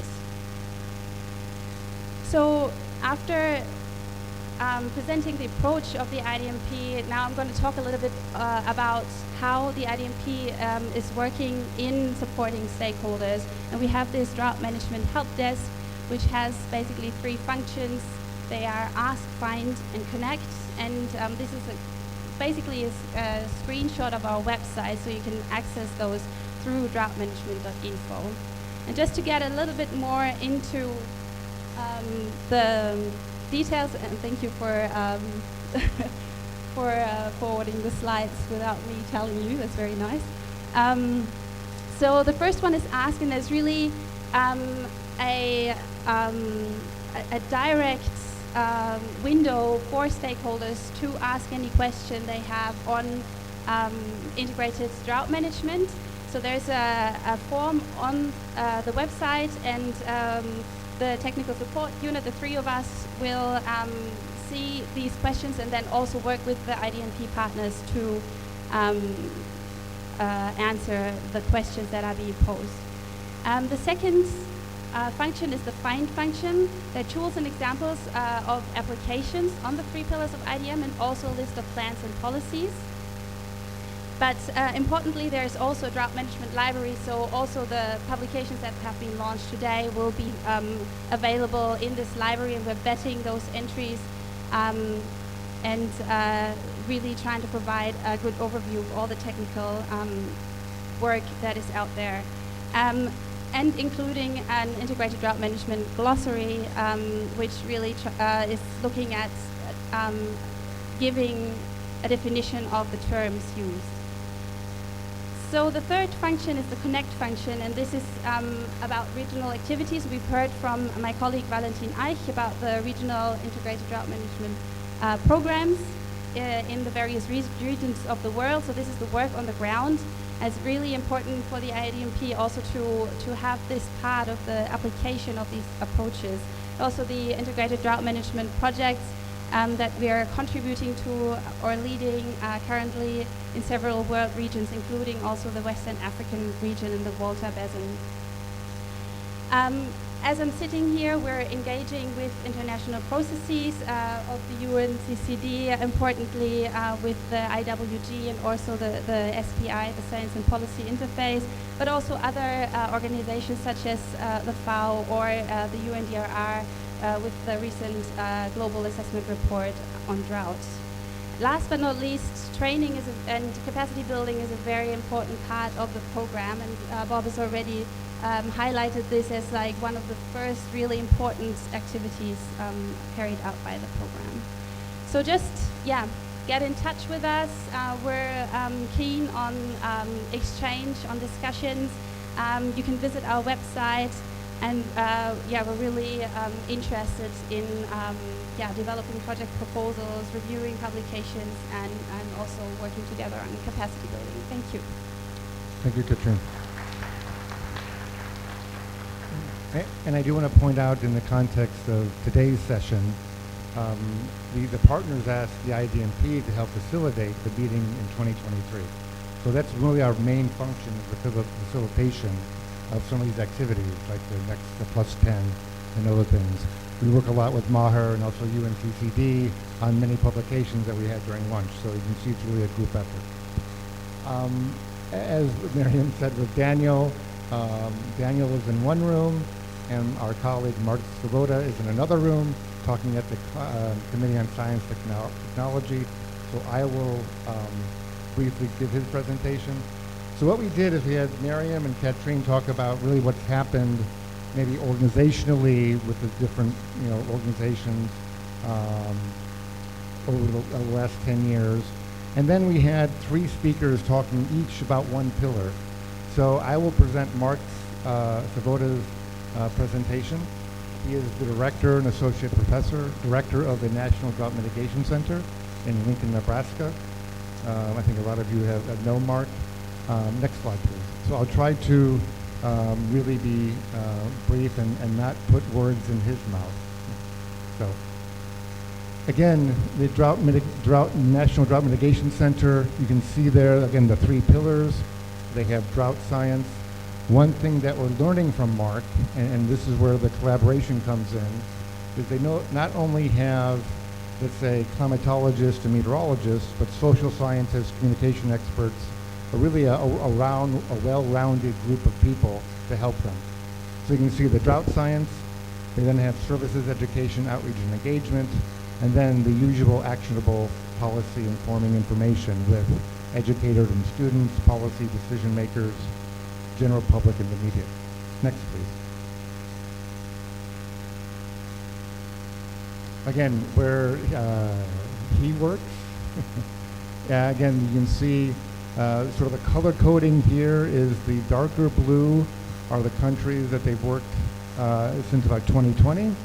And again, a lot of work in the United States, but you can see things in Southern Africa. I know Morocco, Australia, and then that lighter shade of blue is where they've worked previously. So they have a quite good extensive experience around the world. You can see they've developed a composite global indicator in several countries, Tanzania, Zimbabwe, Botswana, and Eswatini. The Middle East, also doing some monitoring. And of course, the big issue this week is the Intergovernmental Working Group with UNCCD. You can see all the organizations they work with, not only nationally, but internationally. USAID, the U.S. Agency for International Development, the World Bank, IDMP, etc. So they are a very good resource and a very good partner, among other ones as well. Next, please. And one thing they really started with was this U.S. Drought Monitor. Again, it says they're Science for Policy. This started in 1999. And I think this is an example for many countries of just trying to do a collaborative effort between national agencies or ministries. So for people who don't know, NOAA is part of runs the National Weather Service, the meteorology. The U.S. Department of Agriculture is the Ministry of Agriculture. Actually, I used to work there about 25 years ago. And the National Drought Mitigation Center. So again, they take these composite indicator plans. They do this every week. They have a dedicated author from one of those agencies, and they will start the map on Tuesday. They'll send it out to about 500 people around the United States, get the information back by Thursday to do the ground truthing, and it's published, I think, at noon on Thursday. Key point here, though, are the policy implications. So connected to policy, the U.S. agricultural policy it's connected to, even the IRS, taxes, the Federal Reserve, Centers for Disease Control in Atlanta, and many other task force. So you can see that's been growing over the years, where they can really have the linking the science to the policy. Next, please. And there's the U.S. And again, key point here, all the different collaborators there at the bottom, USDA, the Drought Center, the Department of Commerce, and NOAA. And you can see there, actually, you can see that's May 3rd, 2022, and it's valid at that time, but released on Thursday, May 5th. Next, please. They also are one of the groups, along with the European Drought Observatory, of trying to get user information, impact information. So they have this conditioning monitoring observer report, where they help us see more drought, a crowdsourcing effort. They can submit this via a browser or app. It includes a 7-point dry to wet scale, an impact checklist. So just, I know Mark will say this as well as I will. So we all talk about lack of data. We have a lot of weather and climate data, but it's the impact data that's really lacking, especially on drought. It's not standardized. It's really, each country either doesn't do it or it's not coordinated. So there are a few efforts, and I know within the IDMP partner community, we're trying to address that. Next slide, please. And they've also been developing a composite drought indicator, where you can see there, sort of graphically, they have the vegetation health. This is probably remote sensing data, evapotranspiration, precipitation from the standardized precipitation index, soil moisture, and they come up with a composite. So they use this in several other countries. Next, please. And this is an example, also the work in Zimbabwe. I think this is a key statement for us in the drought community, is that all inputs serve as independent indicators, tell their own unique story, but we need to use them together to identify areas where they tell a common story. So this is where he talks about a convergence of evidence.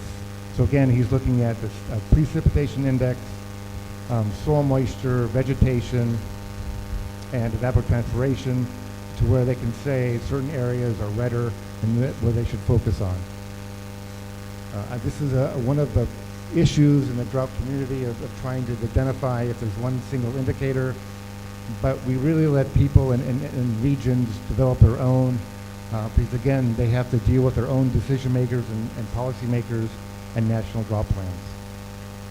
This is just some of the work they've done around the world, across Northeast Brazil, Africa, Australia, and Morocco on that combined drought indices. Next, please. And again, looking at this is a cumulative drought index as well in several countries.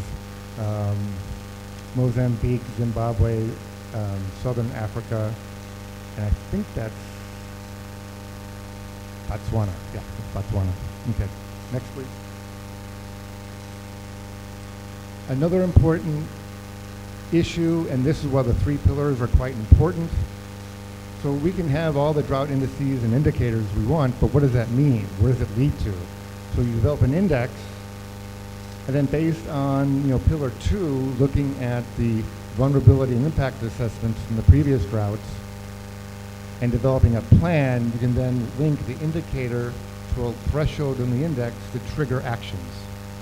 So you can see there, this is an example, I think, again, I believe in northern Botswana, I'm not sure, but you look at that and you can see those are the actions with the thresholds. Activate drought committees, make an inventory of water utilities, coordinate access to emergency sources of water, issue target water shortage ratings, warnings. Of course, in the news, you see this in California right now in the United States. They're already seeing that the winter rainfall has been quite low. It's the rainy season and now it's ending, so they're implementing water saving measures now, and that's triggered to these indices. So that's a good example of what we're trying to do in the drought community, of linking those 3 pillars, and that's how it works with the drought policy. So indicator, index, trigger. Next, please. So, lessons learned. For early warning and risk management relationships, there's a cycle. As drought monitoring early warning systems improve, the need for better risk management strategies increase. As planning and mitigation strategies are implemented, the need for more improved drought monitoring and early warning increases. So if the information is value added, and the need for the triggers drives the cycle. So again, all those are linked, the 3 pillars. And I think that should be the last one. Next one. Final thoughts. So again, this is from Mark's point of view of seeing a shift globally towards more development of remotely sensed, modeled, gridded and or combined composite indices are being integrated to drought early warning information systems and or standalone decision support tools, applications and services, which will bridge the gap between monitoring early warning, prediction and preparedness, and again, these triggers for decision support through proactive drought risk management planning. So that's sort of the work of the National Drought Mitigation Center in Lincoln, Nebraska. Thank you. And you can contact Mark for more information. So we will then go to, we're queuing it up already. So let me make sure. Just need to get my notes. So we now have pillar 2. Again, the question we pose to all the panelists is, what have you been doing in the last 10 years? And so this is the question we asked to Dr. Rachel McDonald, Deputy Director of the International Water Management Institute, and her focus was on pillar 2, on the impact and vulnerability assessments, but everything else also that IRMI is doing the last 10 years. So Barris, if you can run the video. This is about 5 minutes. Good afternoon, everybody in Abidjan. I'm Rachel McDonald, Deputy Director General of the International Water Management Institute, and it's an honor and pleasure to join you today, and I'm sorry I can't be there in person. So in this framework, as we're looking at the 3 pillars of drought management, which we all use in everyday life as we engage with governments to build drought capacity, drought management capacity, drought risk management capabilities, we've just heard about pillar 1. But pillar 2 is equally as important and is often quite difficult to undertake. Here, within this, we are capturing the impacts and the vulnerabilities of different sectors, of different businesses, of different geographies, and what has been the impact of past droughts on them, and what is it that leads to their vulnerability to those impacts of droughts. It means lots of disparate data sets bringing together, often projectized, captured in all sorts of hidden reports. But it also means that we, in the work that we have undertaken, we've done focus groups and key informant interviews, because we want to build that picture of what is what and why have been this impacts of drought. If you bear with me, I'm going to share my screen because I want to give you an insight on some of the work that we have been doing. So I'll just put this into slide share mode. So I'd like to share with you the MENA Drought project. This is a USAID funded project. It's been 6 years, and it's needed those 6 years to really move the dial on the drought management in the 3 countries working in Morocco, Jordan and Lebanon.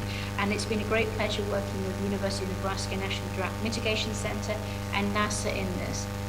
And I'm just giving you an example of 2 of the reports of Pillar 2. These have come out in which they're 100-page reports where we have captured in detail what has been the impact of previous droughts and why. Now you can see the access to the websites. We're of course bringing out policy briefs, much shorter versions that decision makers will use. But for the first time, these reports really bring together that insight and knowledge that is needed to then continue in the development of drought management. It's been wonderful that other agencies, such as World Food Programme and UNICEF, are also finding these reports very useful as they too try and tackle drought, but from different standpoints in that work. We've taken the drought Pillar 2 reports into the Drought Action Plan preparedness. Here's a picture on the left-hand side of a write shop as we're developing that, co-developing that Drought Action Plan for Jordan, building on not only the maps from Pillar 1, which act as triggers for the Drought Action Plan, but it also, that Pillar 2 is helping prioritize what are the actions, which are the sectors that really we need to respond to when there is a drought, and that prioritization of all of that. That includes not only the responses for different classes of drought, but also the mitigation to try and ease the challenges of drought. A second area I wanted to highlight was the work that we've been doing with the World Bank on the South African Drought Resilience Initiative. Through these, we've created drought risk profiles, drought resilience profiles we call them, in which we very much focused on Pillar 2, bringing in the vulnerability and impact, but linking it to capabilities of Pillar 1 and what is needed to deliver in Pillar 2. So you can see the website for this, and on the right-hand side, you can see one of those drought resilience profiles. These are very easy to access, 6 pages, in which it really can help inform governments and other organizations looking to support drought resilience building in Southern Africa, in the SADC countries, as we're doing this. Let me just stop sharing my screen. And hopefully this highlights just 2 small case studies of why Pillar 2 is important as part of the whole 3 pillars input to developing drought risk management. Thank you very much for including me in this session today. As EMI, we're delighted to be part of this group, and we were happy to share our experiences on Pillar 2 work. Thank you. I want to say thank you, Rachel, but she's not here. Very good. And then we'll talk to Dr. Lifeng Li, the Director of Land and Water Division, FAO, and along with UNCCD, FAO has been a long-standing partner on all these activities. So, Dr. Li, over to you. So what has FAO been doing on Pillar 3 on drought risk mitigation, preparedness, and response? Please. Thank you very much for this opportunity to share some of the work we have been doing. It seems to me very challenging because I just joined FAO in August, still on the learning curve. But as you know, drought firstly and mostly affect FAO's business and mission, right? So if you look at the impact of the drought on agriculture, on food systems, and that's one of the major challenges that we are facing. And it's probably I could share with you a few areas of work that FAO did in the past 10 years. I think as part of the integrated drought management program, FAO also contributed to the lots of effort in terms of capacity building, with a focus on some of the really challenging countries, especially like countries in Africa, organizing the capacity training for the constituencies and to help them to really learn some of the best practice in terms of how to really build back better. But probably you also heard that FAO also in the year 2017 and set up a global framework to address water scarcity, and which is an initiative that's endorsed by the UNFCCC COP in Marrakesh, and then we formed that sort of a partnership to really include lots of organizations here as the member of the WASAC, and to work together to develop specific knowledge management products. For example, how to address water scarcity, how to address drought, how to address salinity, as well as to try to mobilize resources together with the partners, together with the countries to address such a challenging. We also have a program, for example, at the regional level, especially for North Africa and the Near East, regional water initiative that is funded by Norwegian Development Agency, SIDA, Swedish SIDA, which covers 10 countries with a specific project. But then the project really also build up a very good platform that brings both the water and agriculture two sectors together, and they set up at the highest level the platform, the ministerial dialogue between the Minister of Agriculture and the Minister of Water. At the end of the day, agriculture used more than 70% of the human water withdrawals, and that's the big elephant in the room. If we really want to address the challenge of facing Earth. So that's the ministerial dialogue at the regional level. Really have to advance the thinking. How to really to think about out of the water box, and then really to address the sectoral challenge in terms of agriculture, in terms of energy. We also have the dryland major GCF dryland program, again focus on many African countries, and try to help those countries to address specifically in that dryland context, how to restore the land resources and then promote the sustainable agricultural practice in Africa. And certainly, we also contribute a lot in terms of the monitoring. FAO is the SDG 6 custodian, and in terms of monitoring the water stress and reporting the water stress indicator 6.41, 6.42. Both look at the national water stress, but also at the basin level. And if you were here today at this pavilion, you probably already heard that the two publications we put together with the UNCCD regarding the drought financing and the risk management, and exactly to say how we can build on the existing knowledge, practice, and really to move ahead, from the reactive to proactive, drought risk management mapping, and proactively to help the institutions, help the constituency to say, get prepared.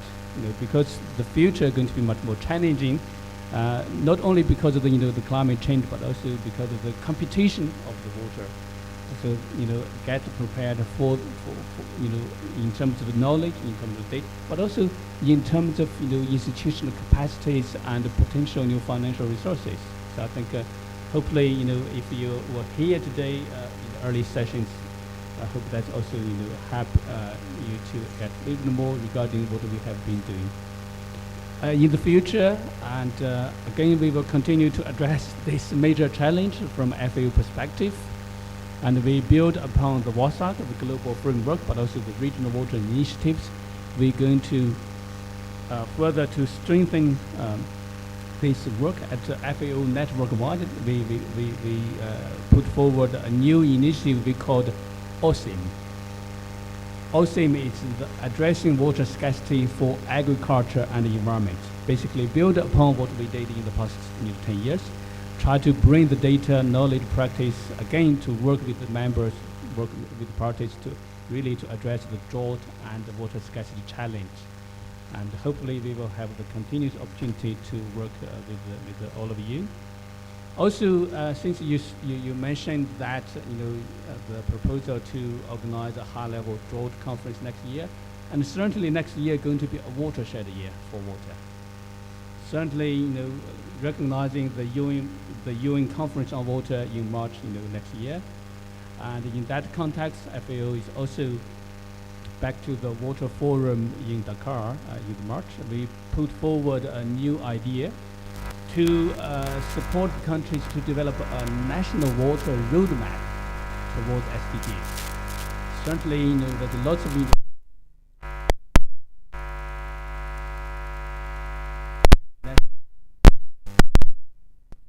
Agenda Sustainable Development Goals regarding the water. But we hopefully this would be sort of a process that we can encourage countries to say, okay, how the water is going to be sustainably managed and used in the national context to achieve both SDG 6, but also look at how water will be used to achieve all the other relevant SDGs, agriculture, and the biodiversity, and also the energy, and also the climate change. So we hope we will work again with the partners and be able to assist the countries to develop such a national water roadmap. So many of them, they could present such a roadmap in New York during the UN conference on water. So thank you very much for your invitation. Thanks. Thank you, Lifang. Thank you, Lifang. No, very good. So, and actually I want to reiterate, it's not only this session, but the whole Drought Day, you actually heard a lot of things going on the last 5 to 10 years that could try to contribute to that. So the question to us now is, what do we do? So we put together a very small organizing committee. You can see some of the organizations there. And we've come up with a high-level meeting on national drought management and policies. We call it HMNDP plus 10. Proposing to have it September, October of 2023. And a lot of discussions, maybe a subtitle of, last time it was reactive, can go from reactive to proactive. Now I think it's policy to action, I think is what the countries need. And all of us have been supporting the UNCCD Drought Initiative. So we're planning various input sessions at various meetings. I do want to open it up and get people's input, but I mean, there is an African proverb. If you want to go fast, if you want to go far, our adage for all of us in the drought community of what we're trying to do. So I just want to see what people's thoughts are. Again, the actual structure of the meeting next year is still being worked on in very draft form. But I'm just wondering if anybody has any questions. I want to try to focus it on going to the future. Again, we had the whole day of looking what organizations are doing, which was a huge amount of work. So if people have any ideas on what they think the next meeting should focus on, again, we want to focus this more on the action part. Again, I think as UNCCD knows, and we've been helping them, there's a lot of countries with policies, but are they putting them in place? So we can try to help the countries do that. So I'm going to stop talking and see if there's any questions. I'm going to go in the back.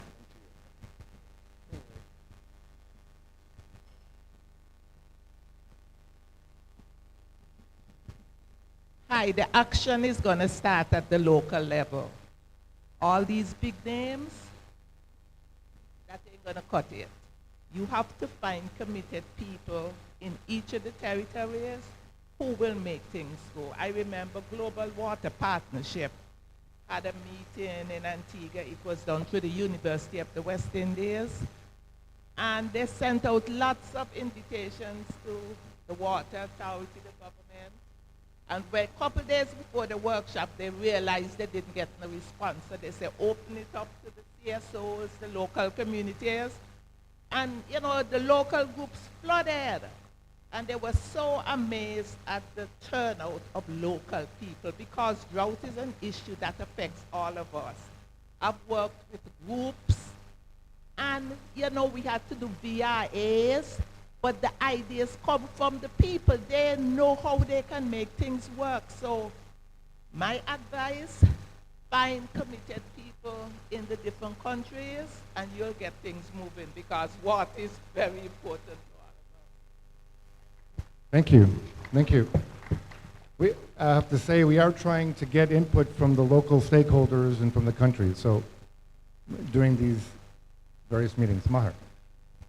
Thanks, Bob. Actually, it's just we have been discussing that, and as the PPT saying, the slide is saying, 10 years we had the high-level meeting on policy, but now plus 10, the subtitle actually policy to action. So we have to think after 10 years, what is the roadmap? What is from policy to action? And I think this would be the right direction. And the subtitle should include action in it.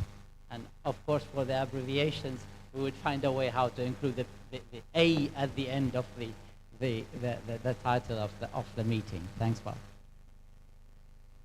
Thank you, Maher. Any other comments? Questions? We are planning not to have it in Geneva.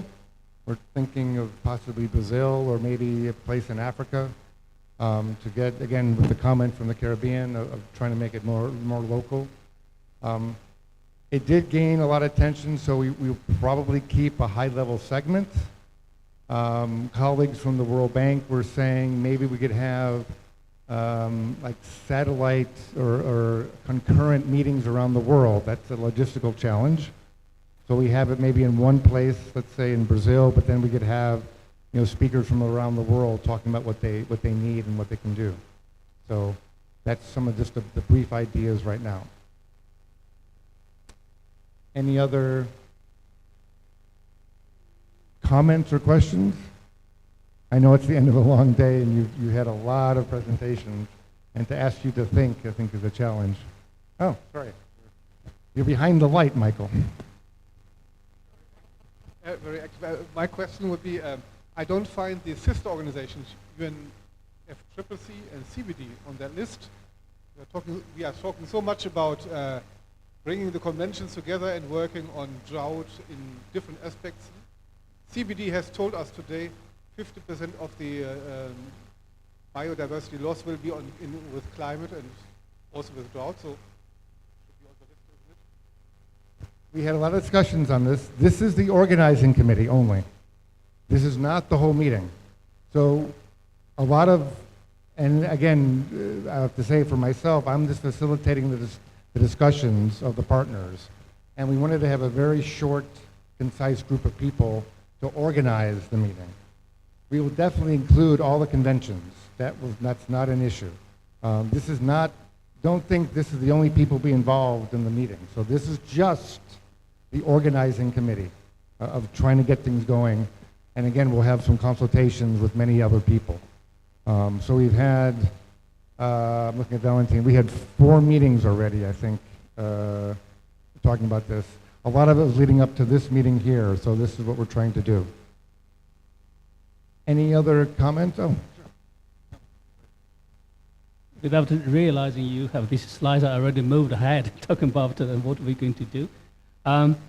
Yeah, realizing next year is really, you know, the UN Water Conference. How will you build the, you know, connectivity with the event in New York in the March? And certainly, you know, if we have this in September, October, so it's sort of, you know, natural sort of a process that these two processes need to be linked up together. And also, I think the past 2 years, certainly because of the COVID challenging, and lots of meetings have been organized virtually. But I think this is also, the virtual meetings also create so much added value, because if you organize an in-person meeting, you have a lot of the, you know, constraints in terms of, you know, how to finance, you know, those travels.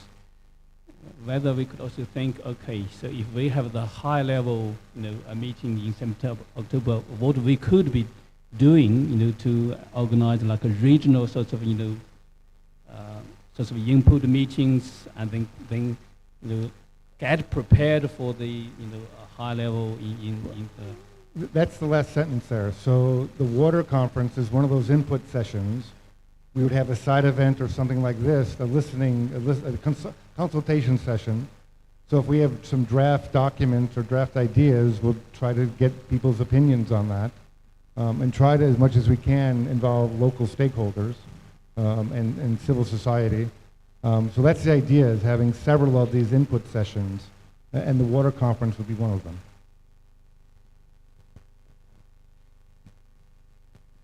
Thank you. I actually fully agree with Li Feng.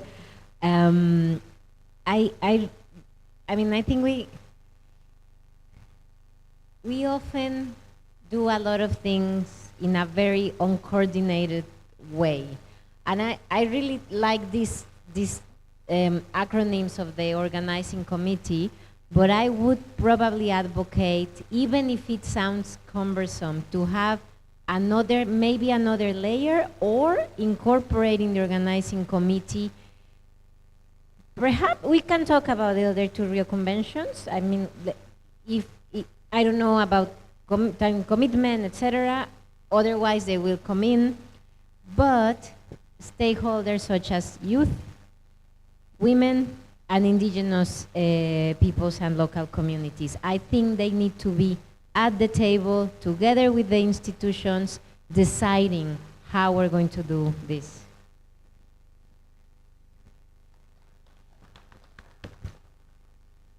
We definitely will involve all those groups. Just getting started, we wanted to be a bit concise and small and compact.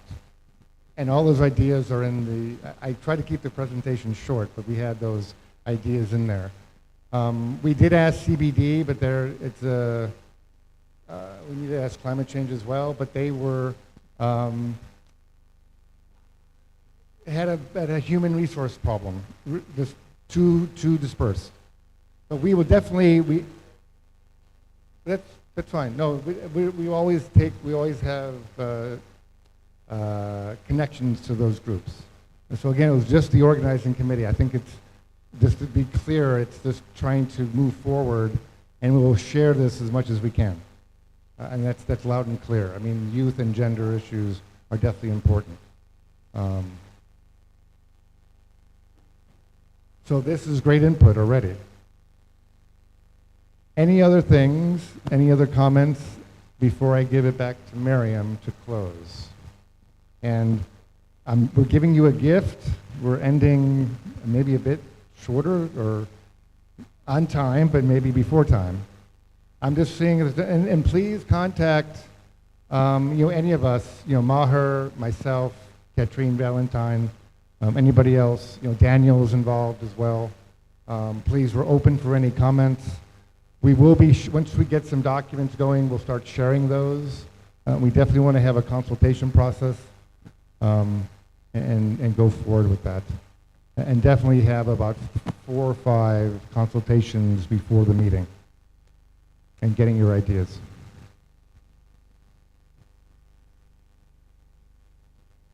Just to add that on our IDMP website, droughtmanagement.info, we will continue to update the latest news. So you can follow that, or on social media, and you will get always latest updates about that. Thank you, Valentine. So with that, and I see people wilting, I'm going to give it to Miriam to do the final closing. Thank you. Thank you very much. And I would like to apologize on behalf of our Deputy Executive Secretary, Andrea Mesa. She was supposed to be here, but she's in the plenary following the proceedings of the Committee of the Whole, and she cannot move from there. I don't want to take a lot of your time. I mean, it's the end of the day. You have worked through the day in several sessions. I was in and out. The morning was very inspiring, actually, with even personal stories from our principals, which I thought was really important, because at the end of the day, I said earlier, this is about land and about water, but at the end it's about people.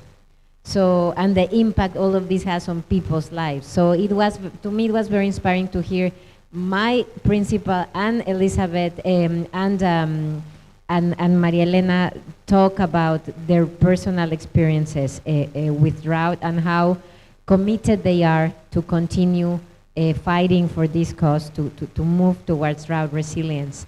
Then we had sessions on policies, we had a session on technology, we had the important session on financing, which I think is one of the issues that really requires a lot of attention, and that is in everybody's minds here at the conference, and will definitely be an important issue to discuss at the negotiators level.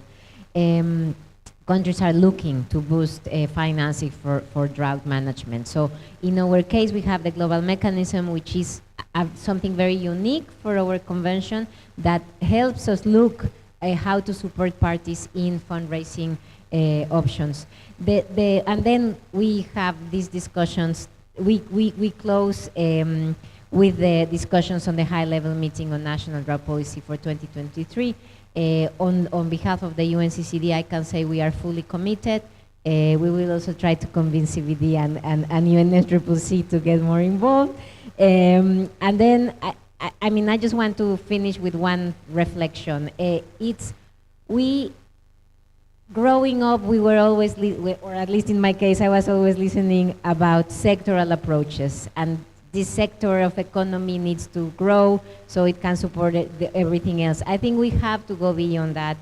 We really have to go into integrated approaches. I love this idea of having the Ministry of Agriculture talking to the Ministry of Water, which one would think is the most normal thing in the world, and it doesn't really happen back in national context. So it is about, it's very difficult to coordinate. It's very, very difficult.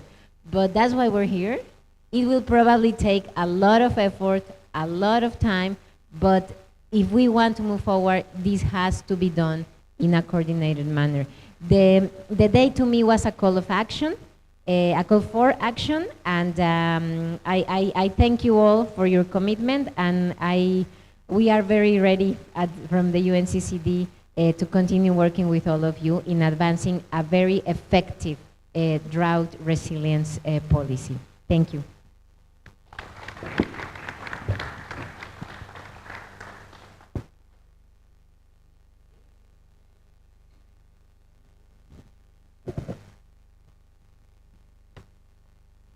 Well, thank you very much, everybody, for the whole day. You've been troopers. Very, very well done. Thank you, Miriam, for the closing remarks. And thank you, everybody, for reminding the CBD that we need to be involved in the process. I'll talk to Jamal and Elizabeth right away about that. So congratulations on the Drought Day. It was great to see all the communities together. I won't talk for much longer, but just note that on the website, we've added links to the publications that were launched today. So if you go to riopavilion.org, you can actually get access to those publications. It was web streamed. You'll have access to all of these recordings for the day as well. And of course, we'll have an ENB summary coverage for the day. Thanks to all the organizers. Thanks for being here. Thanks for bringing the global, the national, and the local together, as our colleague from Antigua keeps reminding us. Have a great night. Tomorrow is Food Day. So if you want to continue this discussion and look at the way that food systems, issues of drought, issues of climate change and biodiversity loss are integrated, come on board and we'll have another day of intense discussions. Have a good night, everyone. Oh, for those who love the Rio Pavilion, we have another session at 6 o'clock. We will tell you about the status of the land and water resources of the world, and please to come back if you would like to join that session. Look forward to see you. Thank you.